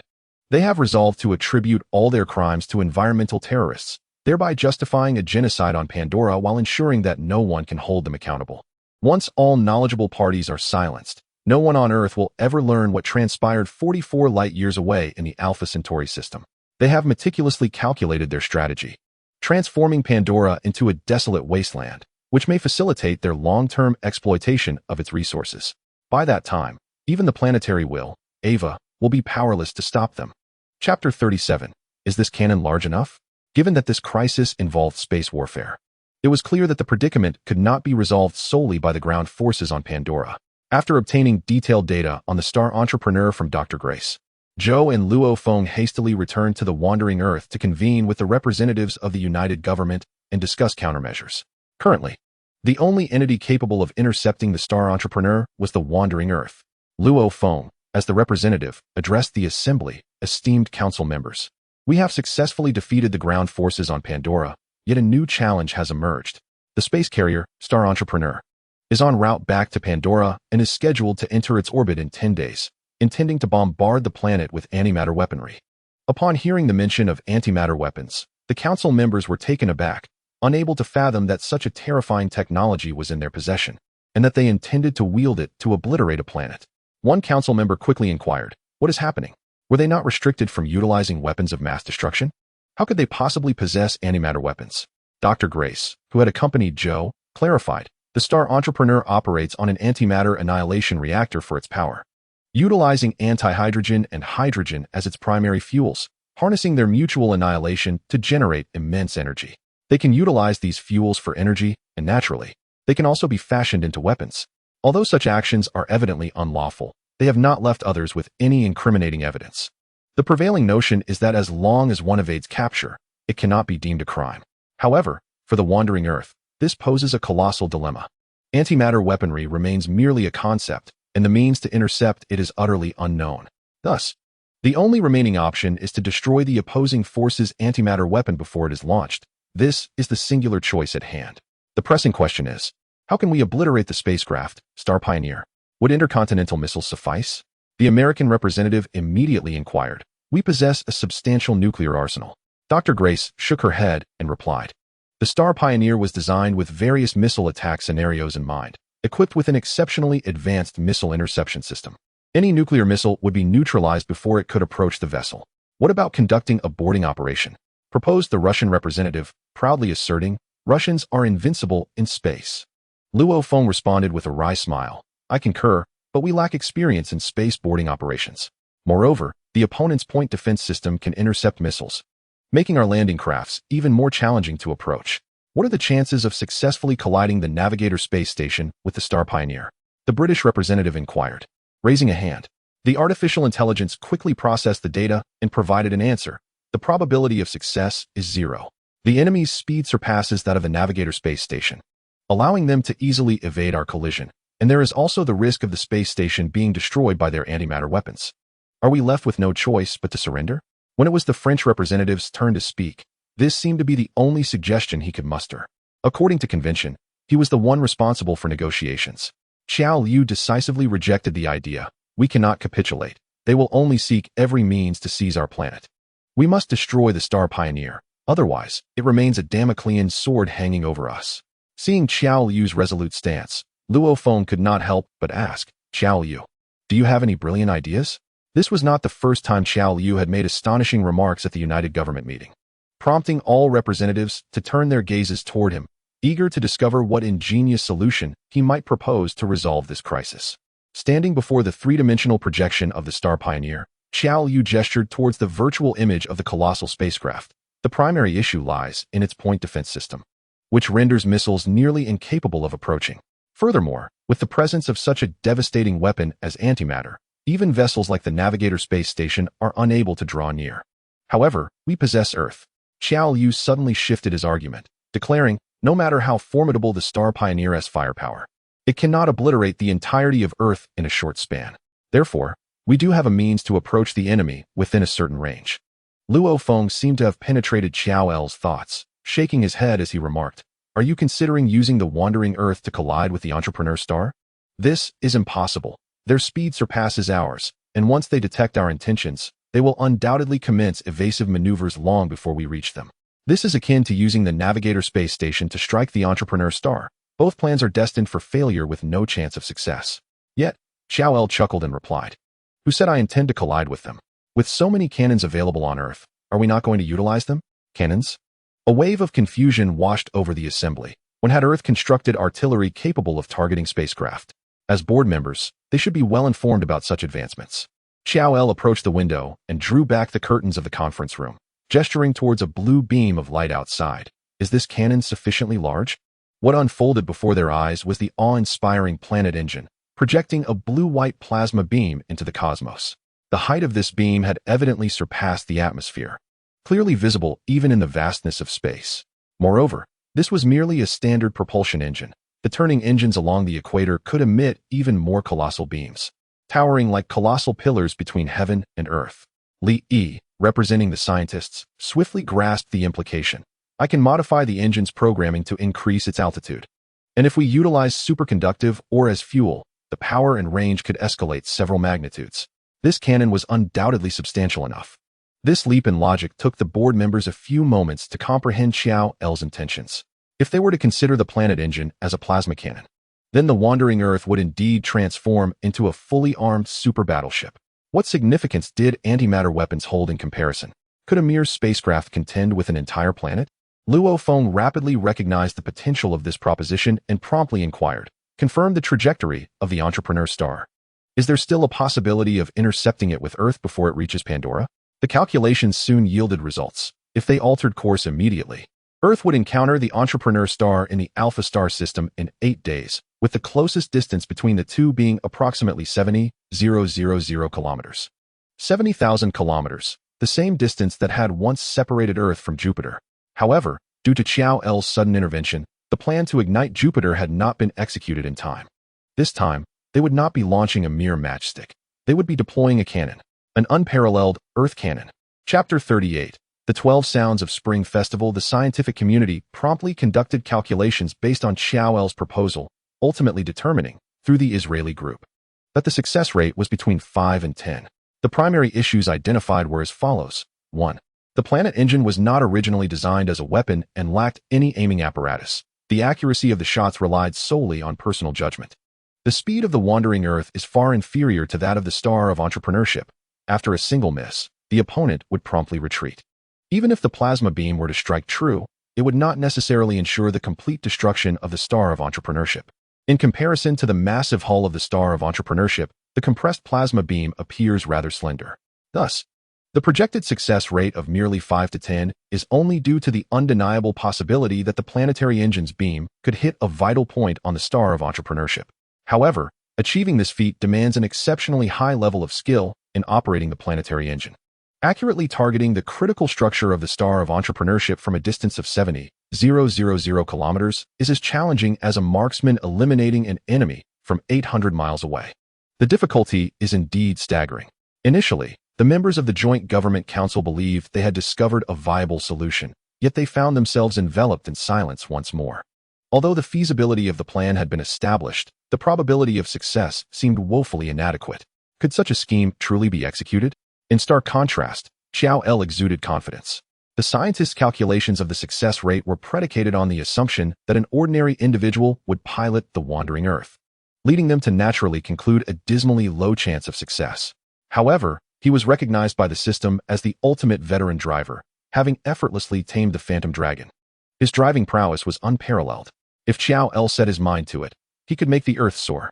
Thus, the actual success rate of this plan would undoubtedly exceed the meager 5 to 10. Should the opponent attempt to flee, he could simply employ a gravitational slingshot to accelerate and pursue. Pandora orbits a gas giant twice the size of Jupiter, providing the wandering Earth with an opportunity for a gravitational slingshot maneuver even more exhilarating than that of Jupiter. At that point, it would truly be a spectacular gravitational slingshot acceleration, culminating in the fiery blaze of the planetary engine. Before Jolaw could even voice his persuasive arguments, Luo Feng had already taken the lead, expressing, "I believe Jolaw's plan is feasible and, in fact, the only course of action available at this moment."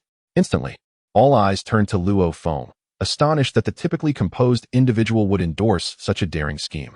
Jolaw himself was taken aback by Luo Feng's unwavering support. After all, he was unaware of the system's acknowledgement of his capabilities. Luo Feng addressed the other council members. "Thus far, Jolaw has guided us through numerous trials, from the initial confusion of traversing into this world to the fierce battle on Pandora, resolving challenges through his insights and assistance. Therefore, I choose to place my trust in him once again. He would not propose a plan devoid of any prospects for success." Jolaw had, to this day, performed miracles more than once, a fact that none could dispute. Whether this constituted a valid reason to trust him would ultimately depend on the judgment of the other representatives. The Russian delegate quickly raised his hand and stated, "I concur with Councillor Luo Feng's assessment. Apart from this, there appears to be no more viable alternatives." With 2 votes in favor, the situation began to clarify rapidly. After much hesitation, the American representative ultimately cast his vote in favor, as he could scarcely propose a superior alternative. Witnessing that the votes had surpassed the halfway mark, the representatives from Britain and France promptly expressed their agreement. Thus, the proposal put forth by Jolaw was unanimously approved, even though he had yet to utter a single word. With the central authorities having reached a decision, there was no need for Jolaw to recite poetry or engage in any such frivolities. "This time, success is assured, I promise you all," Jolaw declared. Once the proposal was ratified, the plan commenced with vigorous implementation. Jolaw first assumed control of the main control room for the planetary engines aboard the wandering Earth, which essentially served as the command center. This control room could be regarded as the most magnificent command center in history. Standing within it, one could hardly perceive the vastness of the space, as the entire chamber was enveloped by a colossal holographic projection. The image depicted an infinite expanse of blackness in all directions, where stars and planets appeared as diminutive fireflies, creating a resplendent sea of stars. The wandering Earth was prominently highlighted at the center of this hologram, so much so that without magnification, its existence could barely be sensed. Jolaw approached the Earth's command console, which seemed to float like a silvery asteroid in this abyssal black void, yet was indeed as large as a plaza. Countless individuals busied themselves at the console, coordinating the operations of over 10,000 planetary engines across the Earth, undoubtedly a staggering workload. However, there existed an alternative method to tackle such an immense task. Grant everyone the highest control privileges. I require direct access to all planetary engines. This marked the first step of the plan.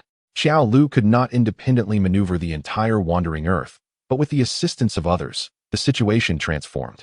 Being an artificial intelligence, Jolaw could directly manipulate the systems. With merely a control panel for input, he could execute an innumerable array of intricate tasks. Consequently, Jolaw could control the over 10,000 planetary engines on the wandering Earth by himself, without relying on others to relay commands for various operations. This was how he could truly showcase his technical prowess. With the authorization of all representatives from the United Government, no one dared to defy his orders. Soon, Xiao Lu completed his takeover of the Earth's command center and officially assumed the pivotal role of pilot for the Wandering Earth.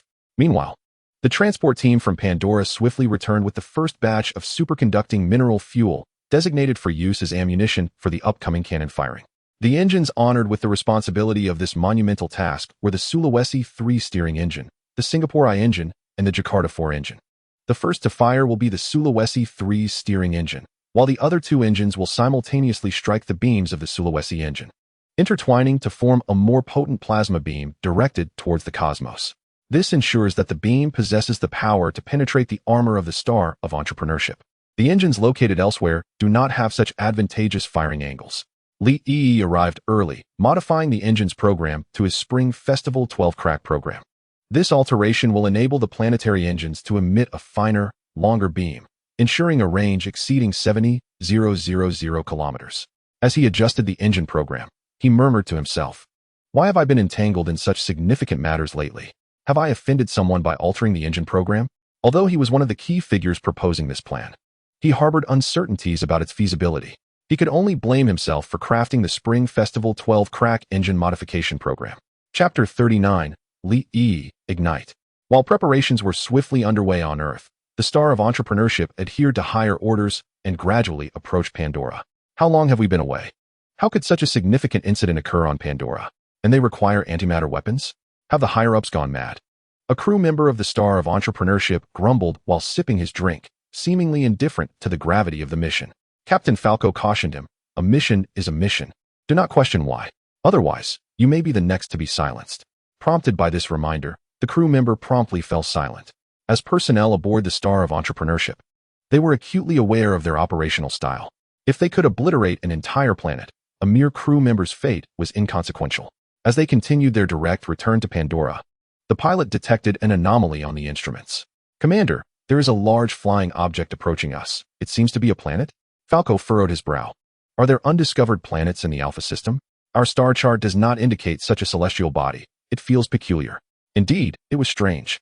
They had been colonizing Pandora for over a decade, and the celestial bodies within the Alpha system were well known.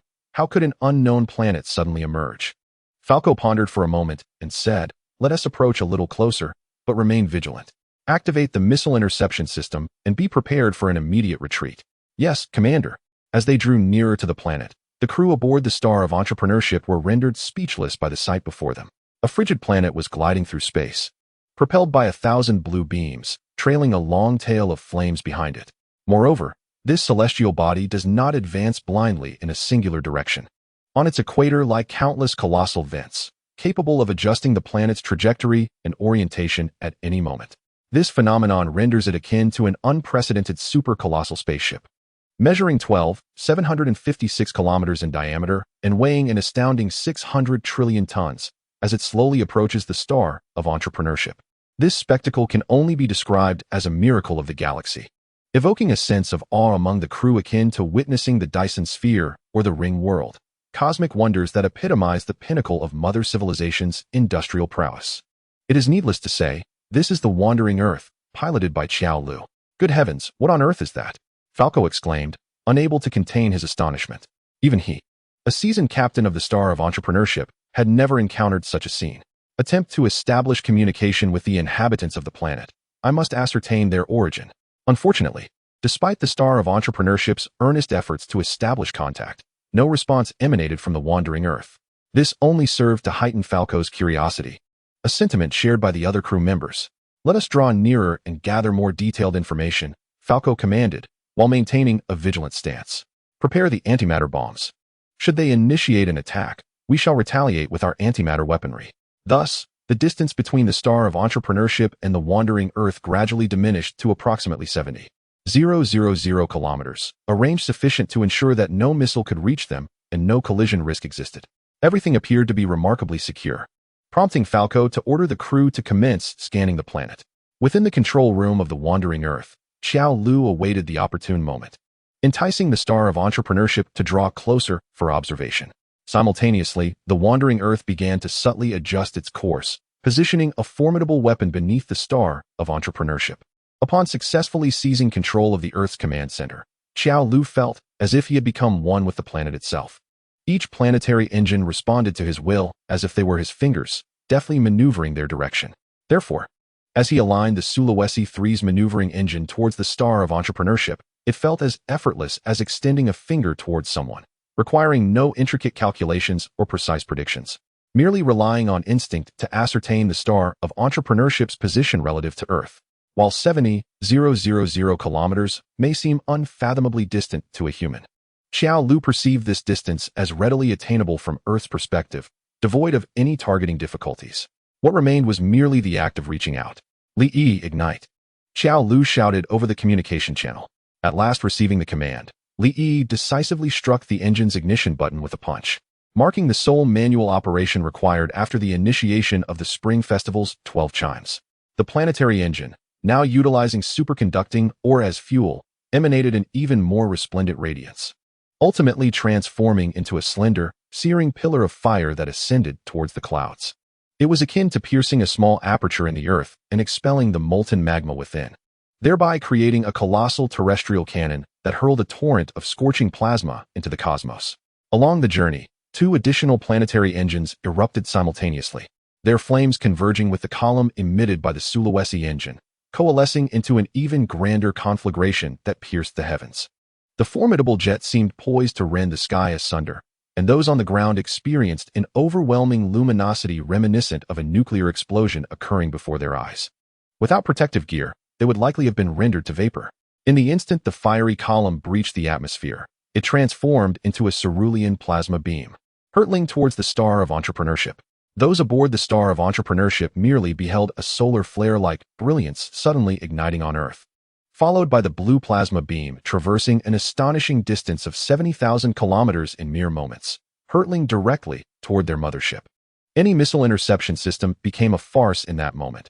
The small missiles intended for defense turned to ash upon contact with the beam, failing to diminish its ferocity and instead augmenting its intensity as they served as fuel.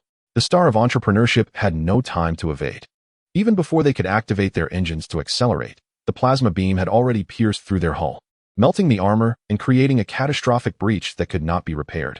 The unfortunate crew members in that vicinity had scarcely registered the pain before being instantaneously vaporized, along with a multitude of onboard equipment, all dissolving beneath the azure glow.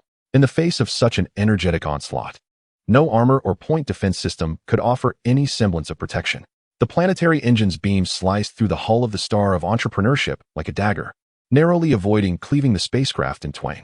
Yet, for those aboard the star of entrepreneurship, this was merely the inception of their nightmare, as the devastation wrought by this horrific planetary-grade weapon was far from over.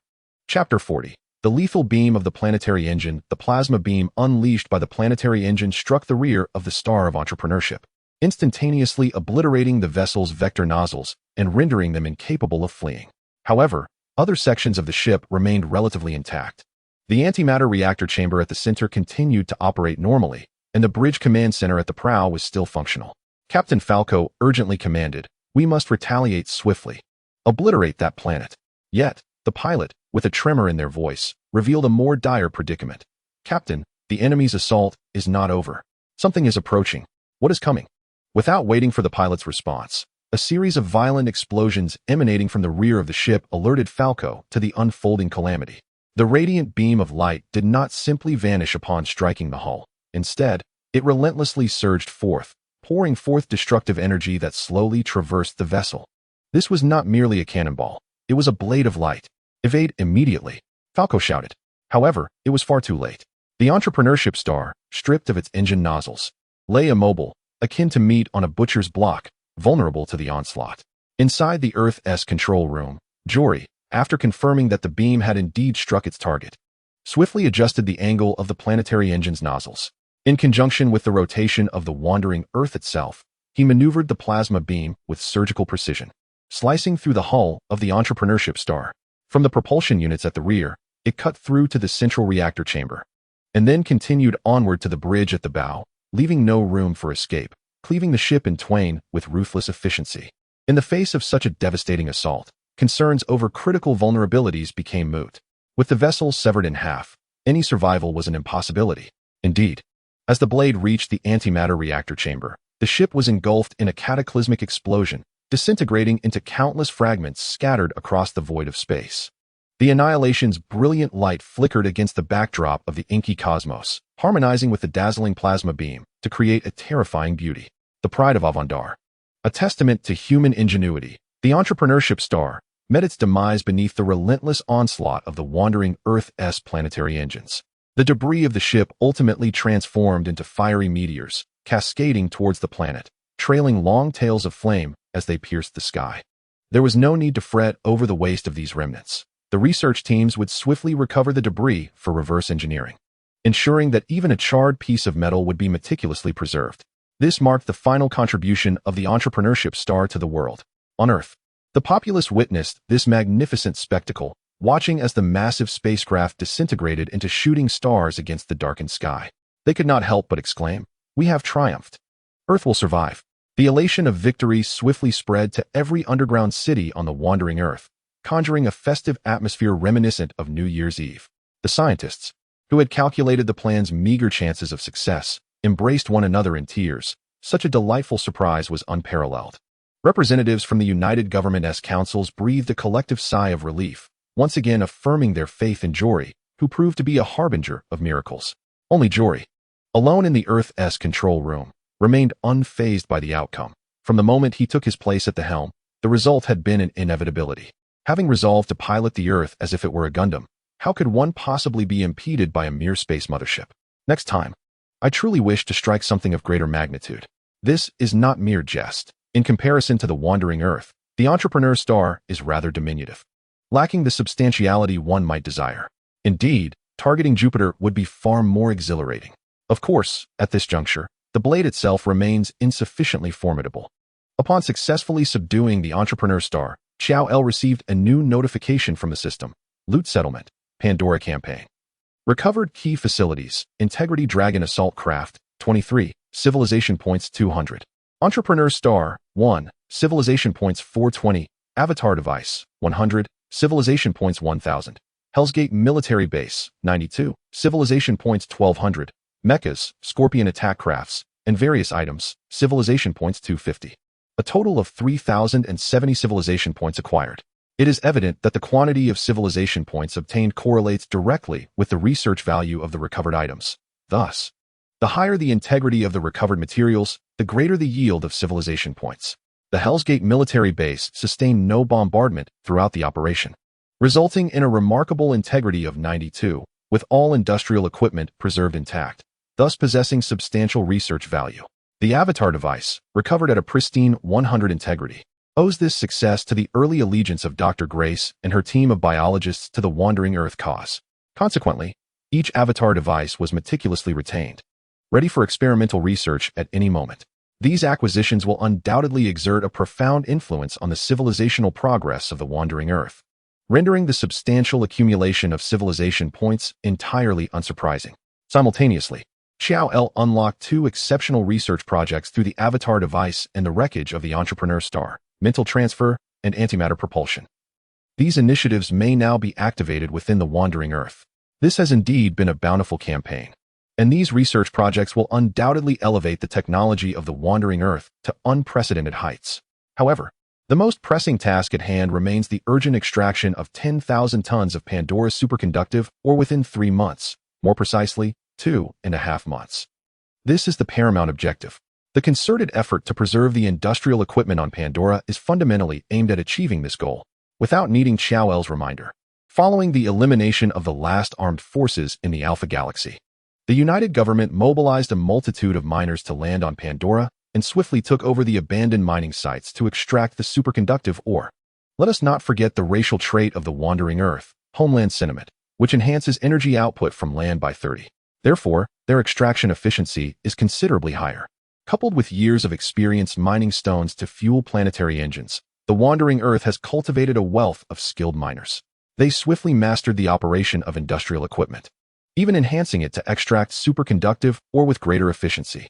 Soon, vast quantities of refined superconductive ore were continuously transported back to the Wandering Earth, with an exceptionally high daily output capable of meeting the goal of extracting 10,000 tons within 3 months.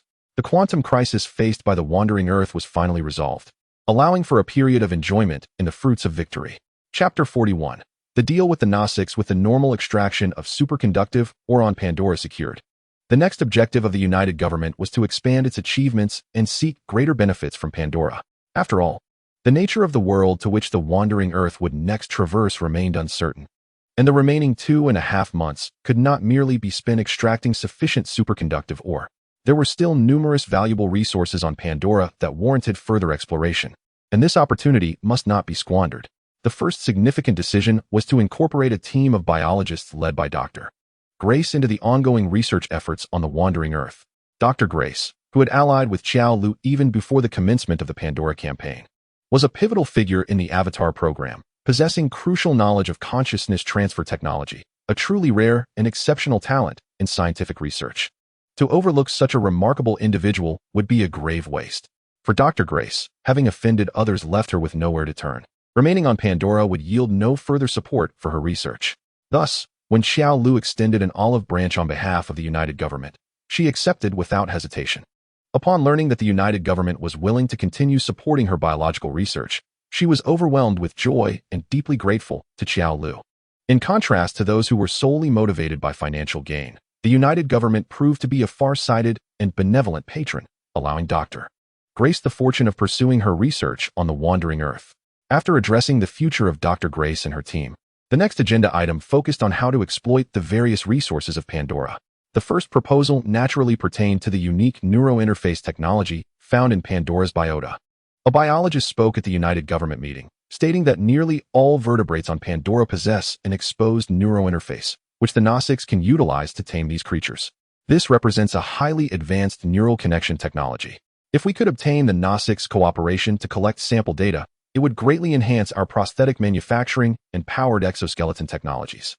This aligns with Xiao Lu's special research project, Neurointerface, which, if successfully studied, could significantly contribute to the technological advancement on the wandering Earth. The Gnostics, as a race inherently skilled in the use of neurointerfaces, would undoubtedly facilitate research in this domain. Dr. Grace, a recent addition to the team, remarked, beyond the neural interface, the Gnostics possess another formidable ability. They can utilize their sacred tree of souls to transfer a person's spirit from one body to another. This soul transfer technique surpasses the mental transfer technology of the Avatar program, as it can even facilitate immortality.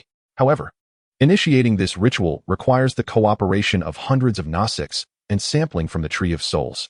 Interestingly, Joe has acquired the qualification to enter the Gnostics' sacred Tree of Souls, yet he has yet to step inside, even once. According to Dr. Grace, a single entry should unlock the special research project of soul transfer.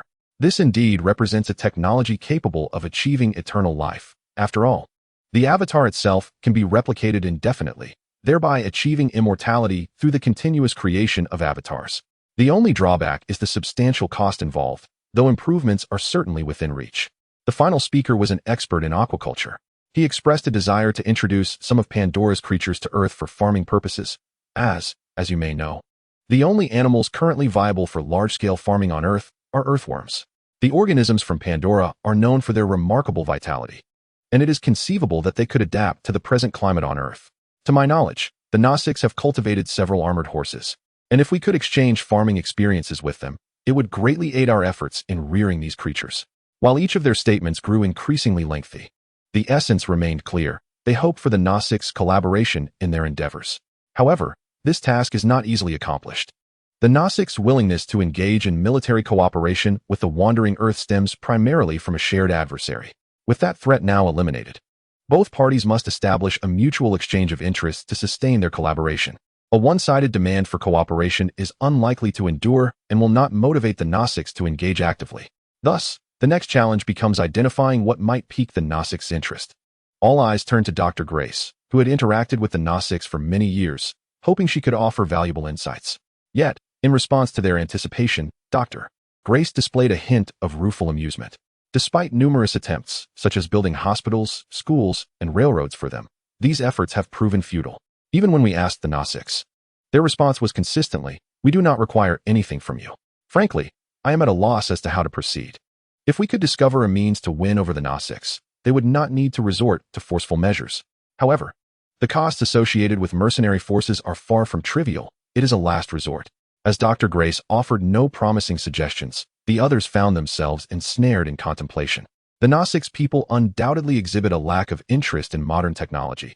Institutions such as hospitals, schools, and railways hold no significance for them and cannot be utilized as bargaining chips. This presents quite a dilemma. At this juncture, it was Joel who stepped forward. He addressed Dr. Grace, stating that the Gnostics are not entirely disinterested. Rather, you have simply misdirected your efforts. Why do you say that? Dr. Grace inquired, perplexed. They have always employed such methods to win over indigenous peoples. What direction could possibly be amiss? You continue to approach the Gnostics with a missionary mindset, believing that as long as they embrace human culture, you can engage and trade with them. However, the truth is that you neither respect nor appreciate their culture, viewing the avatars merely as negotiation tools. Naturally, this will yield no fruitful outcome. Dr. Grace, filled with remorse, lowered her gaze. Joel's assertions were indeed accurate. Her own work had contributed to this very predicament. What do you suggest we do? Luo Feng inquired with curiosity. After years of attempts to establish a rapport with the Gnostics, could Joel truly devise a means for the wandering Earth to achieve peaceful trade with them? With a gentle smile, Joel replied, the solution is quite simple. We merely need to consider matters from the Gnostics' perspective. As a civilization, they cannot possibly lack desires. And for them, the greatest needs revolve around domestication and hunting. Upon uttering these two keywords, many experts present began to grasp the implications of his words. Chapter 42. The One Ball, One Road Initiative. Seeing that everyone comprehended his point, Joel elaborated. Although the Gnostics are passionate hunters, their bow-making techniques remain at a Stone Age level, presenting ample room for improvement. Furthermore, while they can tame heavy armored horses and Ikran through neural connections, they lack reins and stirrups, relying solely on grasping parts of the animals' bodies to maintain balance. These are precisely the changes we can bring to them, not the high-tech innovations they disdain, but rather the simplest and most practical tools that align with their fundamental needs and are most likely to pique their interest. Joel's words illuminated the minds of those present. Indeed, in light of the Gnostics' way of life, such provisions could prove far more beneficial to them. More importantly, this approach would incur lower costs, requiring minimal resource expenditure. The wandering Earth could easily produce an abundance of bows, reins, and stirrups. If this could satisfy the Gnostics, it would be nothing short of ideal. However, Dr. Grace shook her head, stating, while these items would indeed be invaluable to the Gnostics, it remains uncertain whether they would be willing to accept them. The Gnostics are a deeply traditional people, instinctively resistant to all things new. The tools we offer may not necessarily find their acceptance. Indeed, this presents the crux of the dilemma. The traditions of the Gnostics render them reluctant to embrace the innovations offered by humanity, which constitutes the very root of the impasse.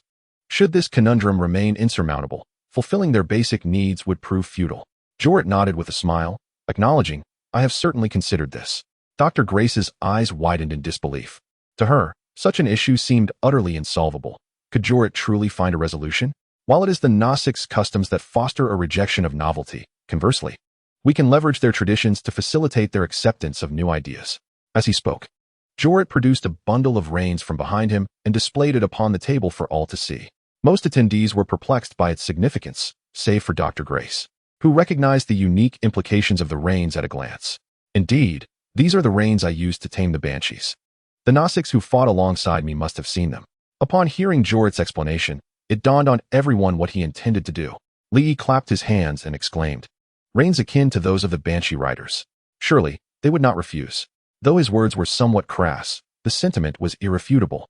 On the battlefield, Jorrit had exemplified the reins' utility. As figures revered by the Gnostics, could they feasibly decline to experiment with such reins? The influence of a role model is unparalleled. With a mere demonstration from Jorrit, no Gnostics could resist the allure of the banshee rider's endorsement. Thus, rather than obstructing their acceptance of this new concept, the Gnostics' traditions would likely incite fervent enthusiasm for the invention. The same promotional strategy could be employed for bows and stirrups. With Jorrit's esteemed reputation, success seemed almost effortless. Moreover, as these inventions were genuinely practical and effective, the Gnostics would not feel deceived, but rather express deep gratitude towards Jorrit. Consequently, all challenges would dissolve effortlessly. Dr. Grace felt a surge of admiration. This was indeed a feat only Jorrit could achieve. What had taken her over a decade to grapple with, Jorrit resolved in less than half a month. His capabilities were truly exceptional. This is undeniably a flawless plan. I have nothing further to add, Dr. Grace conceded with decisiveness. The Avatar project, which she had spent years and vast resources developing, paled in comparison to Jorah's singular effort. With such a leader at the helm of the wandering Earth, it is little wonder that numerous formidable obstacles could be surmounted. As the consensus among the attendees solidified behind Jorah's proposal, Luo Foam, representing the council, proclaimed, "Thus, we hereby announce the initiation of the assistance program for the Gnostics, encompassing bows, reins, and stirrups. Once the United Government issues the order, we can produce tens of thousands of these items in a single day, sufficient to supply all Gnostics tribes. In comparison to the benefits that can be gained, the cost of these items is nearly negligible, even less than the worth of a transport vehicle on the wandering Earth. It is truly a transaction that yields magnificent profits." As for the individual responsible for this project, it is naturally Joe, the Phantom Knight. Henceforth, this initiative shall be termed the One Ball, One Journey Plan, Joe declared with enthusiasm. Consequently, on the following day, the One Ball, One Journey Assistance Program was officially launched on Pandora, just as Joe had anticipated. Once the Gnostics discovered that he had been utilizing reins to control the Phantom Dragon, their initial resistance to these novelties vanished entirely.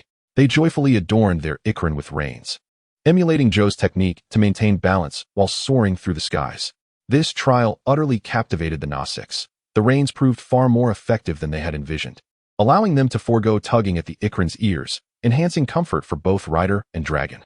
With the aid of these reins, they could execute increasingly complex aerial maneuvers, such as standing upon the dragon's back to shoot or performing a roll to flank their prey. Such feats, previously reserved for seasoned hunters, could now be effortlessly accomplished by even the younger hunters with the reins' assistance. The stirrups were similarly transformative. They no longer needed to exert themselves by gripping the horse's belly to maintain balance on their heavily armored steeds. With their feet firmly planted in the stirrups, they could better harness their strength and stability, significantly elevating their equestrian skills. Initially, heavy cavalry horses merely served as transportation for the Gnostics, but it was only upon mastering the use of stirrups that they truly grasped the art of combat from horseback, particularly when wielding large weapons. They could freely maneuver in multiple directions and angles, executing complex combat techniques such as slashing left and right or evading attacks without losing speed or fearing a fall, an unthinkable feat in times past. In an instant, the Gnostics' gratitude towards Joe and the wandering Earth reached unprecedented heights, not merely due to their shared battles, but also because their trade relations had achieved new levels of exchange. Numerous scientific experts seeking the Gnostics' collaboration on research projects received their enthusiastic support, especially in the realm of neural interface technology, which experienced significant breakthroughs. Originally requiring 5,000 civilization points for accelerated research, the neural interface project was remarkably reduced to merely 3,000 civilization points through the concerted efforts of the researchers. Should they remain on Pandora a while longer, this special research project might even reach completion naturally without the need for acceleration. However, at present, Joe was more intrigued by another capability of the Gnostics. This pertains to their ability to perform soul transfer through the sacred tree of souls, not merely a temporary shift of consciousness from one body to another, but a permanent transference of the soul from one physical form to another. This technology is truly an enhanced version of the Avatar program, and regardless of the circumstances, Jory must experience it firsthand. Chapter 43. The Sacred Grove of the Soul Tree. After successfully winning the favor of the Gnostics through a comprehensive plan, Dr. Grace was finally granted access to visit the sacred grove of the Gnostics' soul tree. Moreover, the Gnostics even consented to demonstrate a soul transfer ritual, allowing Jory and Dr. Grace to witness this miraculous ability with their own eyes.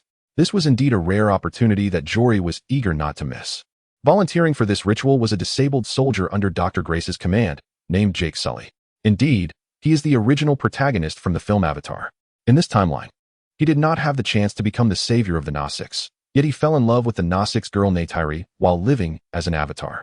Therefore, he sincerely wished to abandon his flawed corporeal form and transform into a true Gnostics, living eternally on Pandora. Such technology was beyond the scope of the Avatar program. Thus, Dr. Grace brought him here. Only the soul transfer ritual of the Gnostics could fulfill his desire. Consequently, Jory, Dr. Grace, and Jake arrived before the sacred soul tree of the Gnostics. This magnificent tree, adorned with numerous cascading roots, radiated a stunning purple luminescence, resembling a terrestrial jellyfish. Each root served as an exposed neural interface, enabling the tree to simultaneously connect with thousands of Gnostics, listening to their prayers and calls.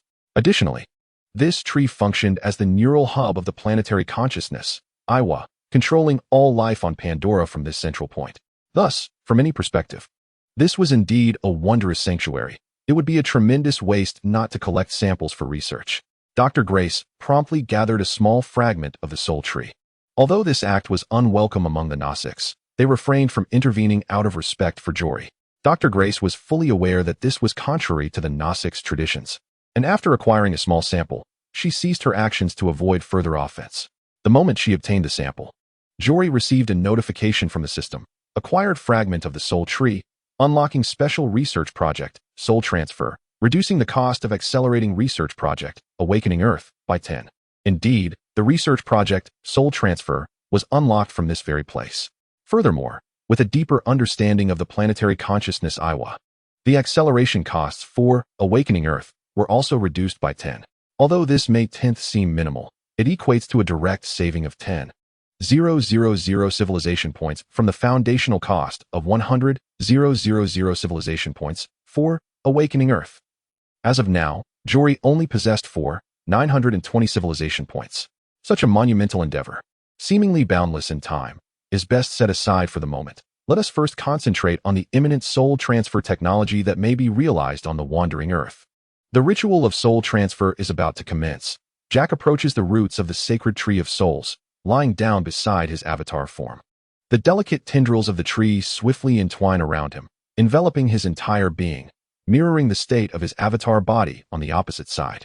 Under the guidance of Elder Moya, hundreds of Gnostics gather in a meditative circle beneath the tree, connecting their neural interfaces to it, as they commence their prayers for Ava. Mother, please heed our prayers. We beseech you to accept this soul and bring it back to us, allowing its life to flourish once more. The tendrils of the tree, draped over Jack, shimmer with a luminosity akin to human neurons. In this cacophony, Jack, previously wide awake, finds himself succumbing to a profound slumber. Nearby, Dr. Grace diligently collects the electrical data generated by the tree, these insights being the key to deciphering the soul transfer technology. As waves of prayer resonate, Jack's original body gradually ceases to breathe, while simultaneously, his Gnostic's form suddenly opens its eyes. The soul transfer has succeeded. Jack sits up in astonishment, gazing at his lifeless human form beside him, then turning to behold his new Gnostic's body, a triumphant cheer escaping his lips. I have succeeded. I have been reborn. This indeed represents a true metamorphosis. From this day forth, the human Jack shall no longer exist, as he embarks on a new existence as a Gnostic on Pandora. Congratulations, Jack. Dr. Grace approaches, having completed her data collection. Without his willingness to participate, she would have never witnessed such an extraordinary phenomenon. Meanwhile, Jolaw receives a system notification, detailed data on the soul transfer ritual acquired, research project, soul transfer, civilization point expenditure reduced by 30. Jolaw peruses the detailed description of this research project. Special research project, soul transfer project overview. The sacred tree of souls of the Gnostics possesses the ability to transfer a person's soul from one body to another.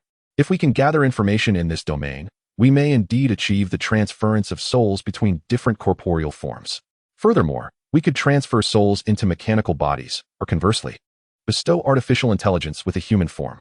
This is akin to divine prowess. Mastering such technology would yield unimaginable repercussions for our society. Preliminary technology, soul transfer research requirements, soul tree samples. Witness a soul transfer ceremony. Accelerated research requires 14,000,20,000 civilization points. Cautions. This technology paves the way for the synthetic evolution route and gene manipulation pathway. The wandering Earth acquires 10 points in mechanical technology inclination and 10 points in mutation technology inclination, with a chance to trigger the immortal frenzy revolution. Indeed, this is a perilous technology as it pertains to the realization of immortality, which is bound to incite significant controversy. However, the process of soul transfer necessitates an antecedent technology, mental transfer, thus hindering immediate advancement in research. Fortunately, Dr. Grace, who has mastered the core technology of the Avatar program, has allied with the Wandering Earth faction.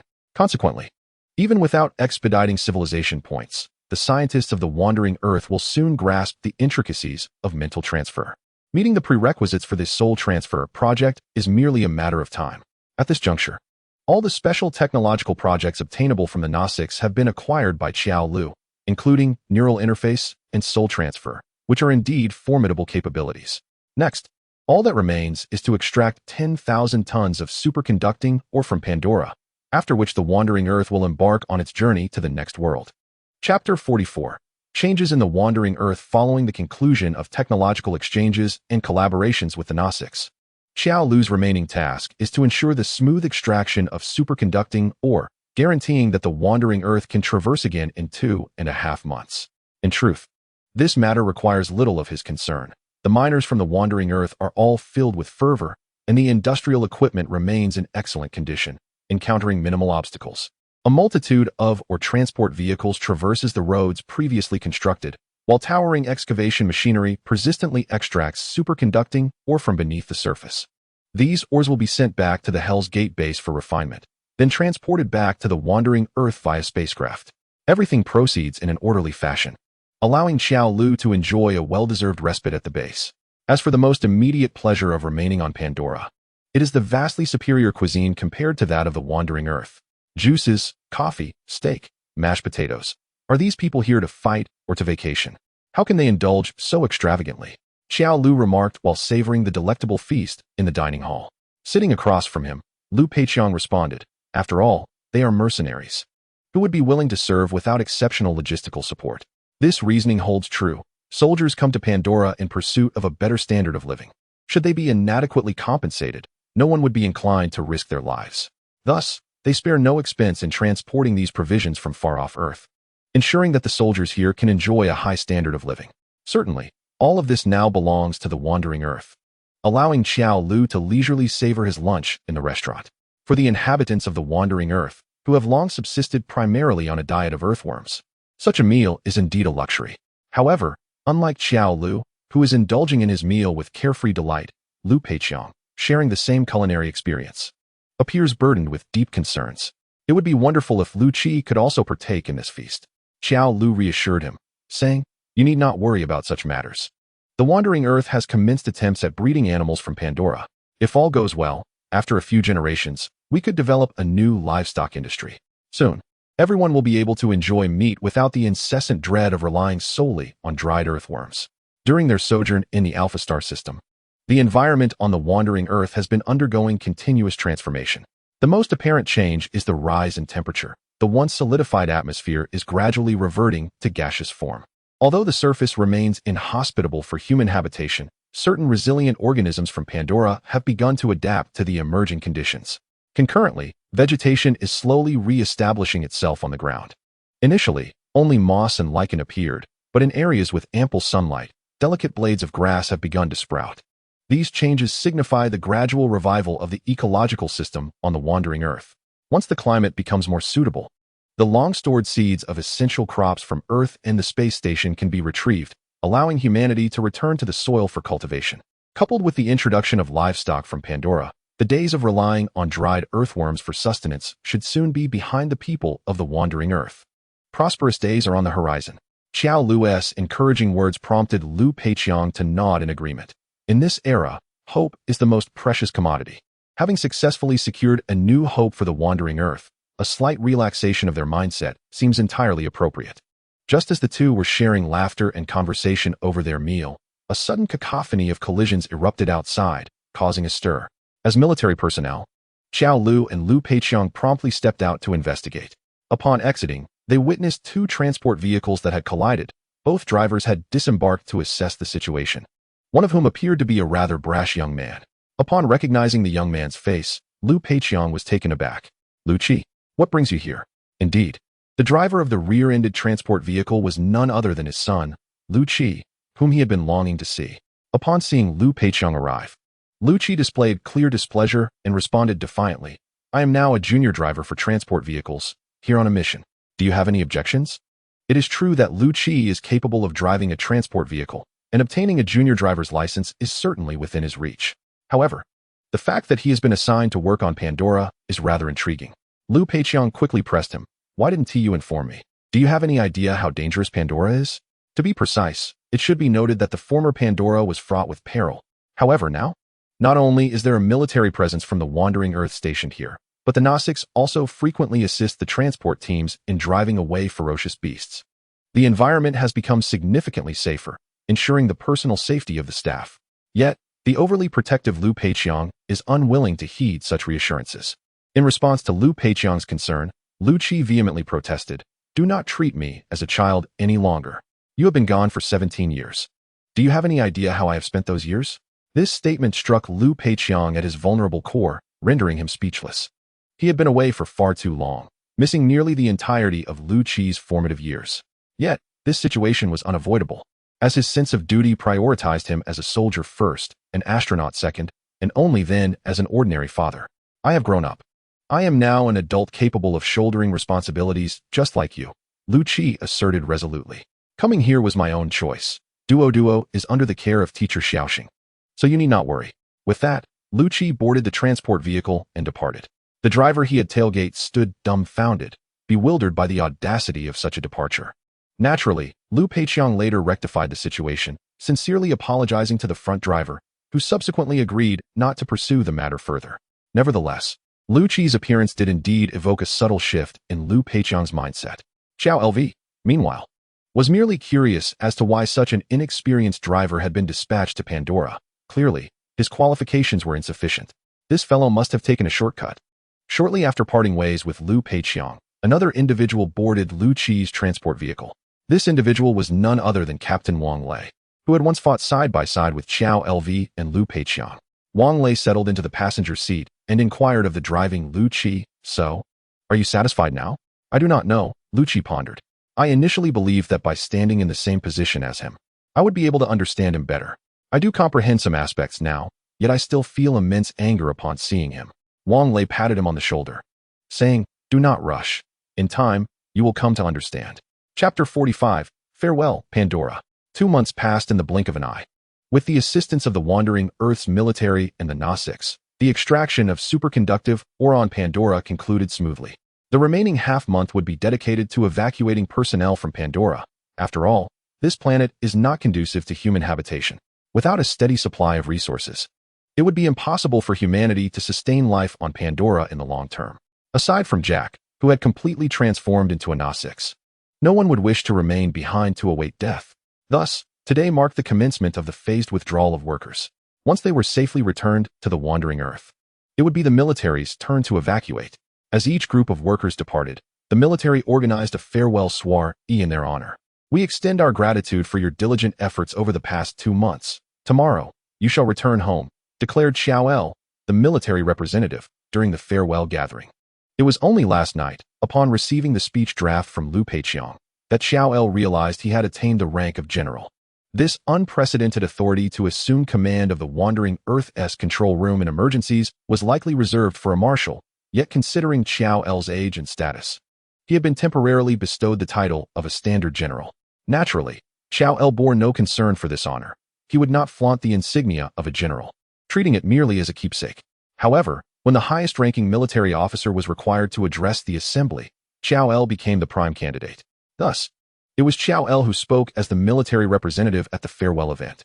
"Through the unwavering cooperation and relentless effort of all workers, we have completed the extraction of 10,000 tons of superconducting ore a full month ahead of schedule, allowing Earth to temporarily escape this dreadful quantum crisis." In fact, the extracted superconducting ore had reached 11,000 tons, and during the subsequent 2 weeks of workers' gradual withdrawal, it was anticipated that an additional 2,000 tons could be extracted. The Wandering Earth required only 10,000 tons of superconducting ore as fuel for its traversal, leaving in excess of 3,000 tons available for various research endeavors. Dr. Grace, witnessing such efficiency, was astounded, unable to believe her eyes. The Wandering Earth had nearly achieved half a year's worth of extraction in just 2 months. This remarkable feat was made possible by the diligent and courageous workers who consistently exceeded expectations, enabling the Wandering Earth to realize one industrial marvel after another. After reciting the statistics, Xiao El discarded the lengthy and tedious manuscript. He then proclaimed with fervor, "You are all heroes of Earth. It is your collective hard work that allows humanity to surmount obstacles and advance through the dark and desolate cosmos. This diminutive race, born of the solar system, can wield the sword of defiance against the sacred and inviolable laws of the universe. Regardless of the outcome, humanity's courage and resolve shall be eternally etched beneath the stars. Hurrah!" Cheers in various languages erupted among the crowd, and the resounding applause lingered, marking the conclusion of the farewell gathering in this fervent atmosphere. Subsequently, Xiao bid farewell to one group of workers after another until, half a month later, it was finally time for the military personnel to withdraw as well. On this day, a multitude of Na'vi came to see them off, and with Xiao's assistance, they not only repelled adversaries but also acquired a series of new technologies, including reins, stirrups, and composite bows. All of this has left the Gnostics deeply grateful to Jori and the Wandering Earth. As the final group prepared for evacuation, they naturally came to bid farewell. The elder Emoya stepped forward to speak on behalf of her people. Phantom Knight Jori, when you first mentioned you would leave in 3 months, I felt a sense of relief, believing it would spare our kin from undue disturbance. But now, I truly regret that sentiment. You have become our true friends. We have fought side by side and shared joyous moments together. It is indeed a pity that such times must come to an end. I wish you could remain with us a while longer. Jori shook his head in response. I am sorry, but we have a mission that compels us to depart from here. Do not feel sorrow. As long as our civilizations continue to thrive, there will come a day when we will meet again, even if dimensional barriers cannot deter us. Emoya nodded in agreement. For the arrival of that day, I shall ensure these stories are passed down through the ages. Jori raised his cup to her, filled with the Gnostics' homemade fruit wine. To the enduring nature of our friendship. To the enduring nature of our friendship. Emoya echoed, raising her cup in unison. Their glasses clinked in the flickering light of the bonfire, marking a poignant conclusion to Jori's legendary tale on Pandora. After a night of revelry, Jori boarded the last evacuation rocket the following morning, departing Pandora under the watchful gaze of countless Gnostics. Soon after, he returned to the Wandering Earth. However, he could not rest just yet, for the United Government was poised to restart 10,000 planetary engines with superconductive ore, setting Earth on a course for the next world. To avert unforeseen mishaps, adjustments needed to be made in the days leading up to the impending collapse, as the Wandering Earth readied for its traversal. 10,000 tons of superconductive ore were delivered to each planetary engine, with each engine receiving approximately 1 ton. Utilizing this, or for nuclear fusion as fuel, would provide the Wandering Earth with sufficient energy to traverse to the next world, temporarily resolving the quantum crisis. The planetary engines unleashed trails of flame extending thousands of kilometers, generating immense thrust that gradually distanced Earth from Pandora, departing from the Alpha Centauri system. As Earth moved further away, multilingual broadcasts bid farewell to Pandora. Farewell, Pandora. Pandora, the Alpha Centauri system, and the entire Avatar realm are merely waypoints on the journey of the Wandering Earth. Yet, the resilient spirit of its people, tirelessly forging ahead, will remain indelible upon this land. The future remains uncertain, with the promise of traversing infinite worlds bringing forth countless trials and tribulations, and the nightmare of quantum collapse still lurking ominously. Nonetheless, regardless of the ultimate destination of human history, hope will always prevail. Farewell, Pandora, soon to embark on a new world. Volume 2, Wandering Earth, Main World, Chapter 46. Hyperspace travel. Xiao Lu hurried to the Earth control room, where high-ranking officials of the United Government and a group of scientists had gathered to observe the current state of the Wandering Earth. At that moment, the Earth was accelerating away from the Alpha Centauri star system, trailing a tail of over 10,000 kilometers. The immense energy provided by the superconducting or fusion made it impossible for even the gravitational pull of the stars to restrain it, swiftly liberating the Wandering Earth from the Alpha system. After departing from Alpha Centauri, the Earth's acceleration did not cease. Rather, it surged forth at an even more terrifying velocity, navigating the vast emptiness of space. Finally, this speed reached a critical point, triggering an astonishing transformation in the Wandering Earth. Accompanied by a jolt akin to a flash of lightning, the entire planet collided with a bizarre alternate dimension. The stars in the night sky vanished in an instant, replaced by an extraordinary realm filled with swirling shadows, devoid of anything other than the Wandering Earth itself. It felt as if one had stumbled into a wormhole, rendering the location within the universe utterly incomprehensible. The holographic images in the Earth control room were engulfed in darkness, failing to detect any celestial bodies. What on earth was happening? Lu Peiqiang asked nervously. The events unfolding before him were exceedingly strange. Yet Li Yi stood up excitedly, proclaiming, "We did it. We have entered hyperspace. Quantum collapse will not occur in this realm. We are temporarily safe." It appeared that this was merely a normal phenomenon occurring during the transition, which allowed Lu Peiqiang to finally relax. Li Yi offered an apology, saying, "Ahem, my apologies for not explaining earlier. We are currently in the process of traversing hyperspace to enter the next world. This journey will last for a month and consume 10,000 tons of superconducting ore. This is our new Wandering Earth plan. A month? Xiao Lu was taken aback by the realization that it would take a month to reach the next world. He had expected to arrive in a mere flash of light. Li Yi chuckled wryly. Do you think the barriers of dimensions are so easily breached? A month is quite brief. It will pass in the blink of an eye in the underground city. In fact, it was not as troublesome as it seemed.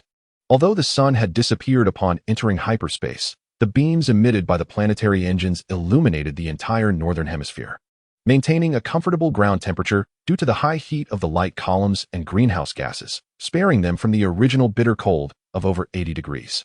Dressed in protective suits and wearing oxygen masks, humanity could still work on the surface without being confined to the underground city. Under such conditions, order on Earth quickly stabilized. After all, what grand spectacle had the inhabitants of the wandering Earth not witnessed? Entering hyperspace was no longer a source of overwhelming astonishment for them. This past month has served as an excellent buffer period for Xiao El. Before venturing into the next realm, he must first address the civilization points he has accumulated and contemplate which unique technologies to unlock for the wandering Earth. Once he accomplishes these tasks, he will have the opportunity to immerse himself in the local customs and culture of the wandering Earth. Having spent the majority of the last 3 months on Pandora, he has yet to fully explore the wandering Earth. As an infinite world traveler, the wandering Earth represents Xiao El's primary realm. However, unlike others, this primary world follows him wherever he goes, making it inescapable. This peculiar circumstance adds an element of intrigue. After concluding discussions in the Earth's control room, Xiao El returned to his residence on the wandering Earth. This dwelling was allocated to him by the United Government. Though not particularly spacious, it is a cozy abode, well-appointed and luxuriously decorated, leaving little room for complaint. Housing conditions in the underground city remain strained, and even high-ranking officials within the United Government are not permitted to occupy excessive living space. Accommodating 3.5 billion people in the underground city necessitates some degree of crowding. Originally, Luo Feng intended to arrange for several bodyguards to accompany Xiao El, but he declined. He preferred to move about without constant company, as it would feel uncomfortable. Presently, few people on the wandering Earth recognize him, and maintaining a low profile is the best form of self-protection. Upon entering his room and closing the door, Xiao El sank into the sofa in a relaxed manner. Indeed, having a place to call home instills a sense of security. With the door closed and the curtains drawn, he was enveloped in his own little sanctuary. Opening the system, he discovered a notification indicating the completion of a task. Congratulations! You have completed the main storyline mission in the Avatar world and earned 5,000 civilization points, along with 1 entry in the racial characteristics category. Combined with his previous 4,000 civilization points and the scattered points earned during his interactions with the Gnostics over the past 2.5 months on Pandora, Xiao El's total civilization points have finally surpassed the 10,000 mark, reaching a total of 10,045 points. This sum allows for a significant exchange of special research projects collected on Pandora, contributing to the technological advancement of the wandering Earth. However, before proceeding, Xiao El's attention was drawn to the racial characteristics category. What purpose does it serve? The original racial characteristic of humanity on the wandering Earth is homeland affection, which grants a 30 energy output from land, 100 morale for home defense, and a 20 efficiency in interstellar migration, with the ability to trigger special decrees for saturated rescue. Could he possibly add a new racial characteristic to enhance the capabilities of humanity on the wandering Earth? As Xiao El anticipated, the system presented 3 new racial characteristics for selection, from which he needed to incorporate 1 into the wandering Earth. Space dwellers, once a cold and insurmountable void. Space has now become our second home. Effect: the adaptability of the space station is 80, unlocking the special building of orbital habitats, allowing the construction of space cities in planetary orbits. Mastering nature. Regardless of the cataclysms our planet has endured, we can unite to restore its vitality. Effect: environmental transformation efficiency 50, permitting the alteration of planetary environments into ideal worlds. Post-apocalypse. Our civilization has withstood the baptism of the apocalypse and survived. Perhaps we should gradually acclimate to this nightmarish environment. Effect: environmental adaptability 80, average lifespan of the species 20 years, reducing overall population happiness by 20. Indeed, each racial trait exhibits remarkably powerful effects. Both mastering nature and post-apocalypse are excellent schemes for humanity to adapt to the current environment on the wandering Earth, while Space Dwellers addresses the pressing issue of insufficient living space on Earth. If it weren't a choice among three, Jolaw truly wished to select all. Unfortunately, he must ultimately make a decision. He cannot squander this opportunity. Chapter 47. The Chinese Sun. Firstly, the option, Space Dwellers, is undeniably formidable. Orbital habitats not only provide living space for Earth, but also serve as a defensive platform for the wandering planet, functioning as a spaceship dock or colonial outpost, thus exhibiting versatile capabilities. However, a significant issue arises. This racial trait does not directly grant a space city, but permits its construction. This complicates matters, as the time and resources required to build a space city are substantial. Constructing a planetary engine alone takes several years, let alone the grander and more magnificent space cities. By the time the trait, Space Dwellers, comes into effect, Earth may have traversed multiple worlds. As the saying goes, distant water cannot quench immediate thirst.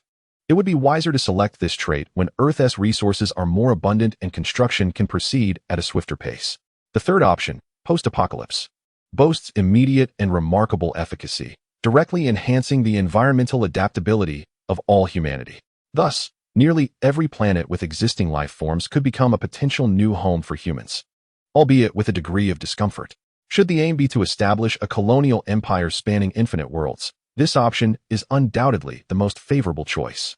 Yet, it comes with a caveat, a 20 reduction in overall population happiness, which presents a rather awkward dilemma.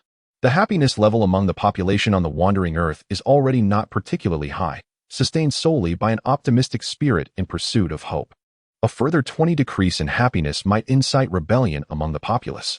Indeed, the rebels predominantly belong to the faction of spaceship enthusiasts, and they may very well take to the skies. More importantly, Jolaw vaguely recalls that in the original novel of The Wandering Earth, the United Government ultimately fell due to a massive human rebellion, leaving only 5,000 ice sculptures to guard the Earth's control room. Should one choose this path, it would appear to contrive an adherence to the original narrative, leading the cinematic realm to meet the same fate as that of the source novel.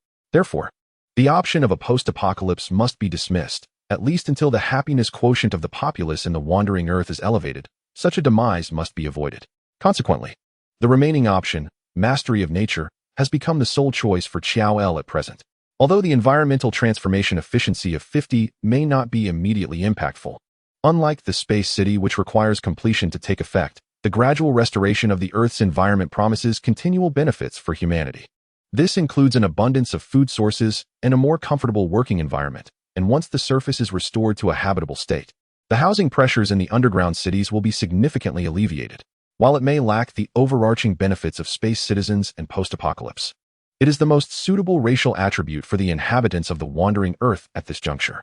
Thus, Chiao incorporated this option into the racial characteristics of the wandering Earth people, officially endowing them with the trait of Mastery of Nature.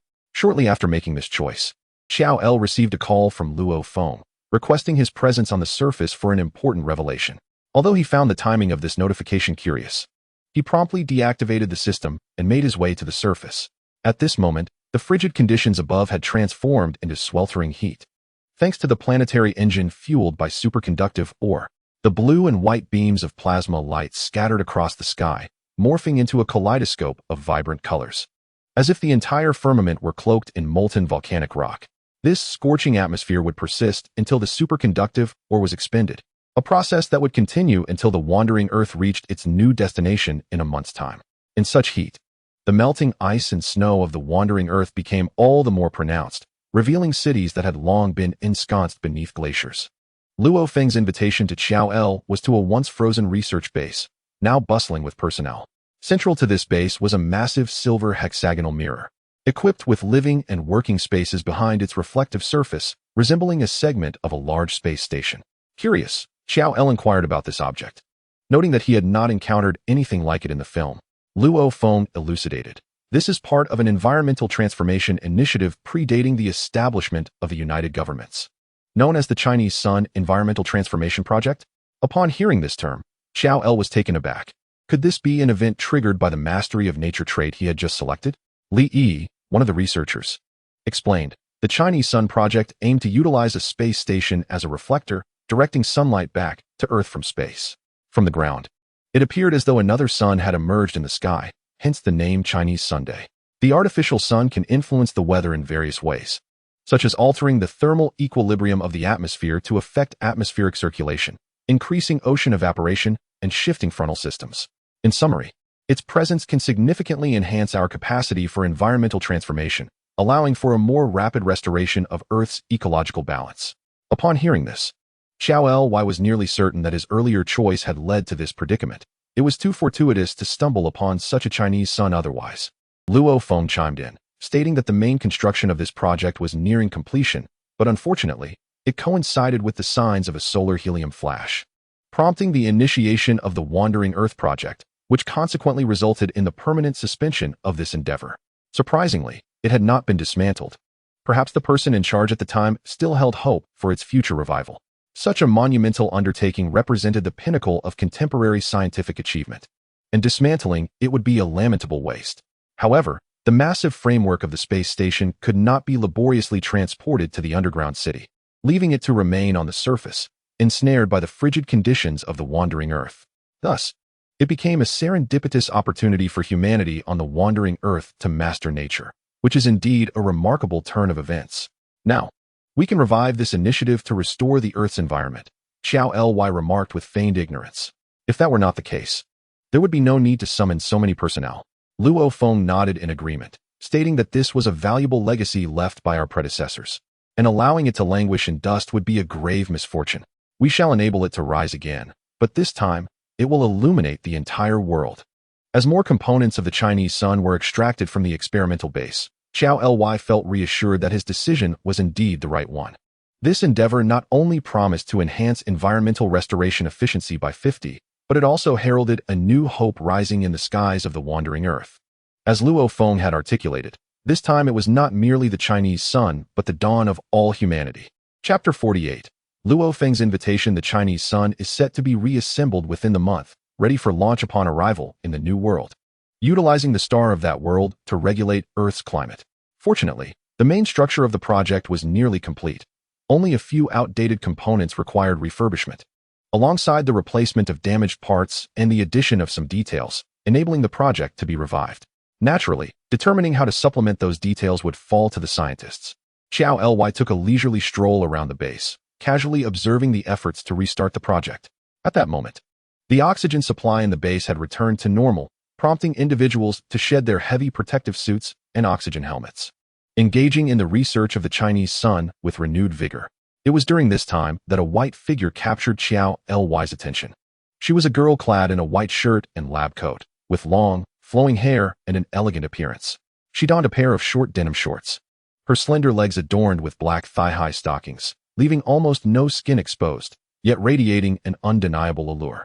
The presence of such a girl amidst a group of disheveled scientists was undoubtedly striking.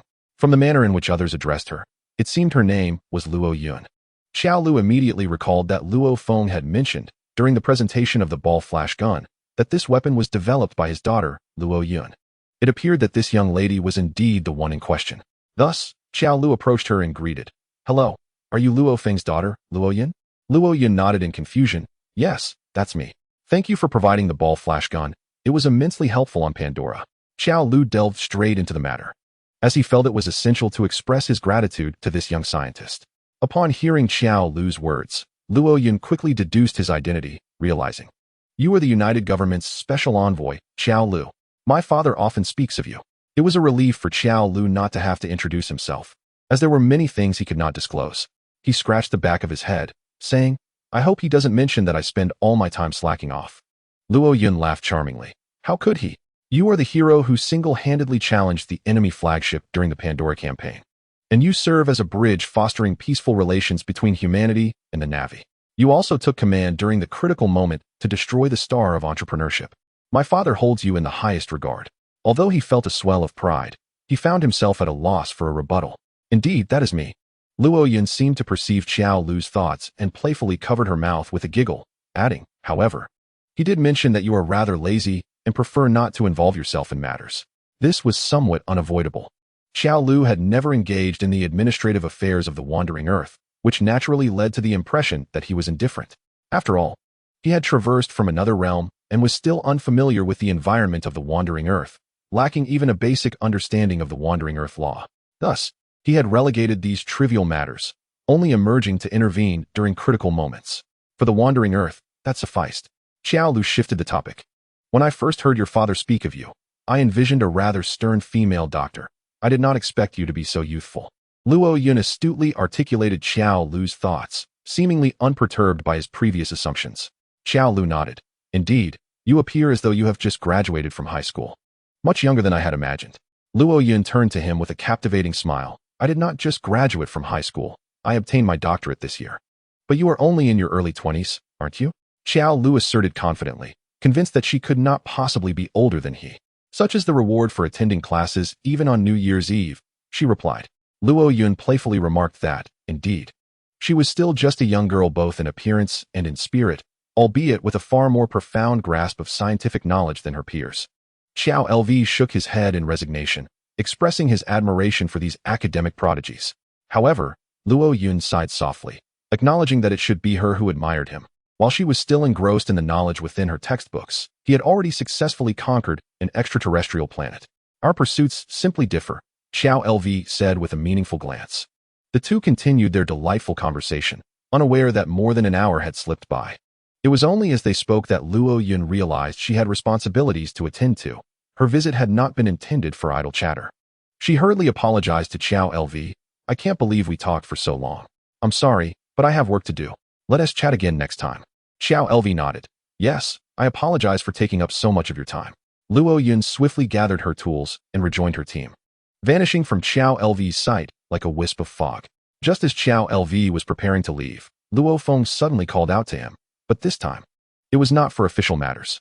Xiao LV, would you like to come over for dinner this weekend?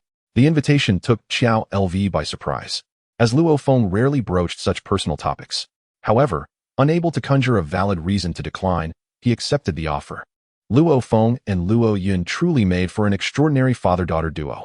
After exiting the laboratory, a prolonged roar suddenly echoed through the sky, followed by the descent of a colossal red figure before him. It was none other than the majestic phantom wyvern, a creature Xiao LV had tamed on Pandora. Oh, little one, you've arrived. Xiao LV joyfully shouted the whimsical name he had bestowed upon the creature, gently caressing the wyvern's neck. As the Wandering Earth initiated the breeding of Pandora's creatures, the phantom wyvern, having spent 3 months in close companionship with Xiao LV, naturally accompanied him. Initially, Xiao LV had worried about the creature's adaptation to Earth's environment, but such concerns proved unfounded for the resilient wyvern. Within just a few days, it was soaring freely through the skies of the Wandering Earth.